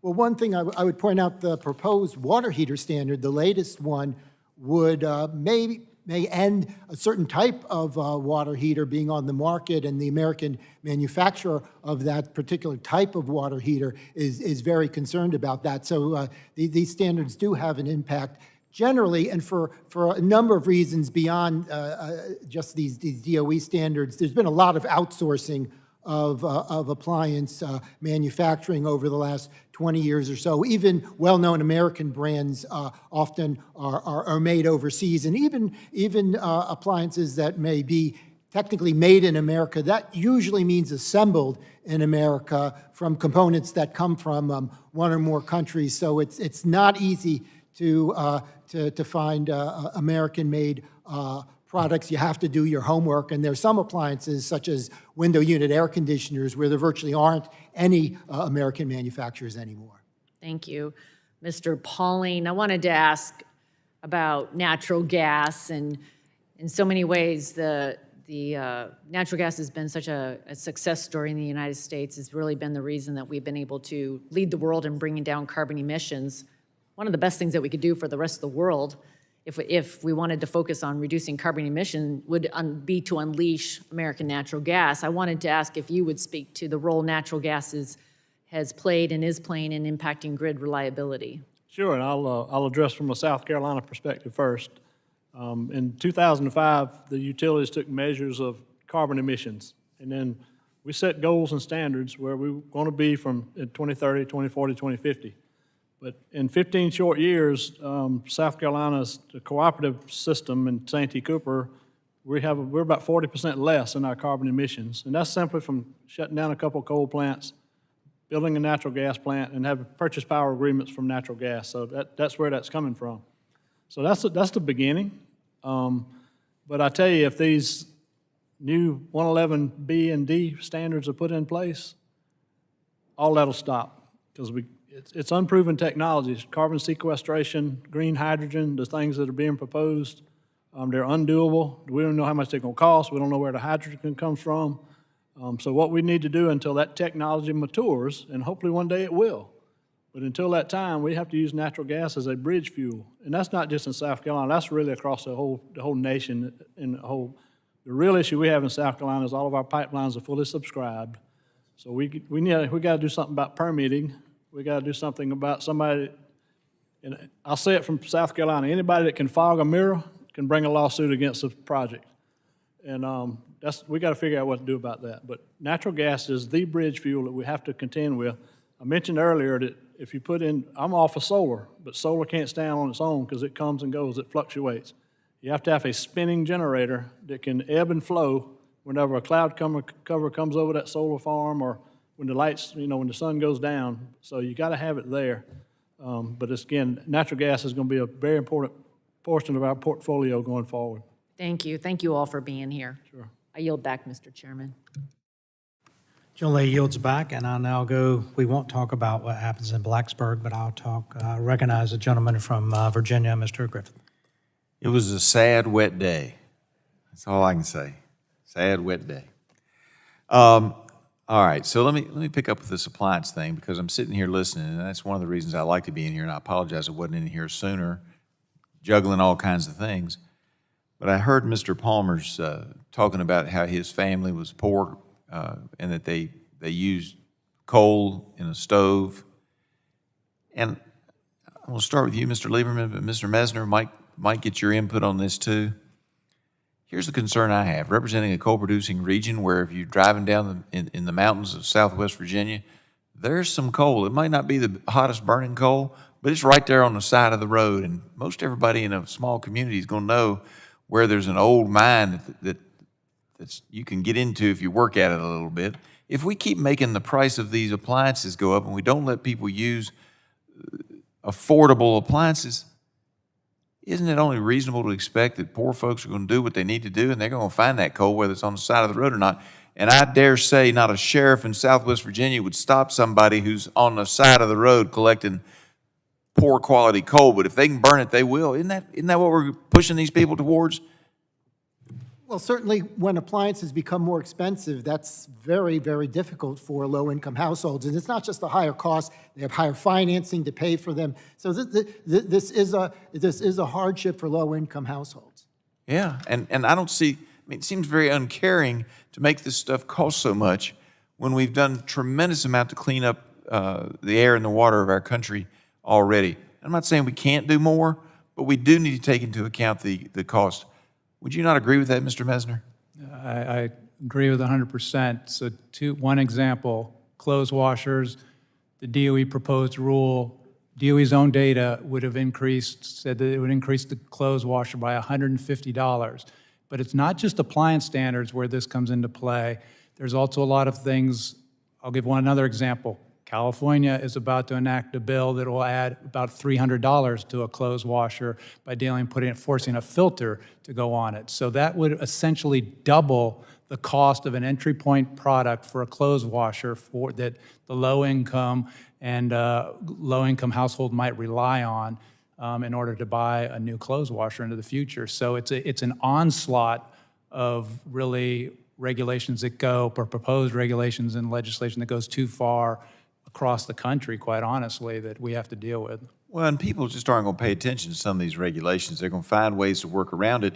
Now, you're not going to be washing any clothes with coal, but I will tell you, the last round of regulations on washing machines, I had a lady out of Bluefield, Virginia, who told me she was putting a a hose into her washing machine to give it the extra water because the machine wouldn't allow it in because of the new regs. So she put a hose in there to redo it. I wrote a column about that. I do a weekly column. Wrote a column about that when these new regulations came out and said, I guess we're going to see more of that. And I got several responses from constituents that said, oh, yeah, we're doing that too. So, I mean, sometimes you just take these things to the point of absurdity, and people, good common sense people, are going to figure a way around it. Or they're going to wash their clothes a lot more, one of the two. I mean, that's, or they're not going to be able to afford it, and they go to the laundromat when they can afford it, and unfortunately are not able to wear clean garments on all occasions. All right, I had never planned to go in that direction. I was originally going to Mr. Pauling, just to talk about the fact that there have been more than 220 coal plants that have closed since 2014, and while a lot of that was replaced with natural gas, some of that capacity was replaced with wind and solar, and I think you hit it on the head in your testimony when you said, the problem is our timelines aren't matching up. We're getting rid of the coal-fired power plants. Now they're after the natural gas plants, claiming we're going to bring in all these new ways to create power, and our timelines are not matching up. So in light of that, how has the closure of dispatchable power plants affected your members? Well, we've been fortunate enough to stay just ahead of it, but we're very close to that threshold right now. My contention is it's pretty simple, common sense. Don't shut a generation station down, no matter what the fuel, until you get adequate replacement plus reserves. Then shut it down. But that takes time, that takes effort. We're in the Santee Cooper Balancing Authority. We buy power from Santee Cooper and Duke Energy. Santee Cooper's got a coal generating station that they want to shut down, and we just can't do it yet because every time there's been a large load event, whether it be hot or cold, those 4 coal plants at that generating station are running around the clock. So we can't close them down, but what they have to do is they have to go through some permitting to get the effluent water taken care of. So we need to go to those, go ahead and go through those exercises and get it done so we can continue to burn that coal and keep the lights on until, again, adequate replacement generation is up and running plus reserves. Reserves meaning that if a generator goes down, then you got room so you won't have a blackout. The way it all works is all these transmission systems are tied together, and if the frequency drops below, then they're going to automatically disconnect and leave that utility on an island, and it's that blackout for everyone. So yeah, all that's got to be taken care of. That makes common sense to me, but unfortunately the Biden administration doesn't consider all of the consequences when the men and women in the ivory towers come up with some of these rules. I yield back. Jim yields back. This concludes the hearing, both panels. I'd like to thank all the witnesses for being here today. I apologize for the break with the votes, but that's just the way it goes sometimes here in the United States House of Representatives. Members will have additional questions. I'm sure they'll submit those in writing. I'll remind members they have 10 business days to submit additional questions for the record, and I ask the witnesses to do their best to submit responses within 10 business days upon receipt of the question. I ask unanimous consent to insert in the record documents included on the staff hearing documents list, and without objection, that'll be the order. And without objection, seeing no other members, we'll stand adjourned.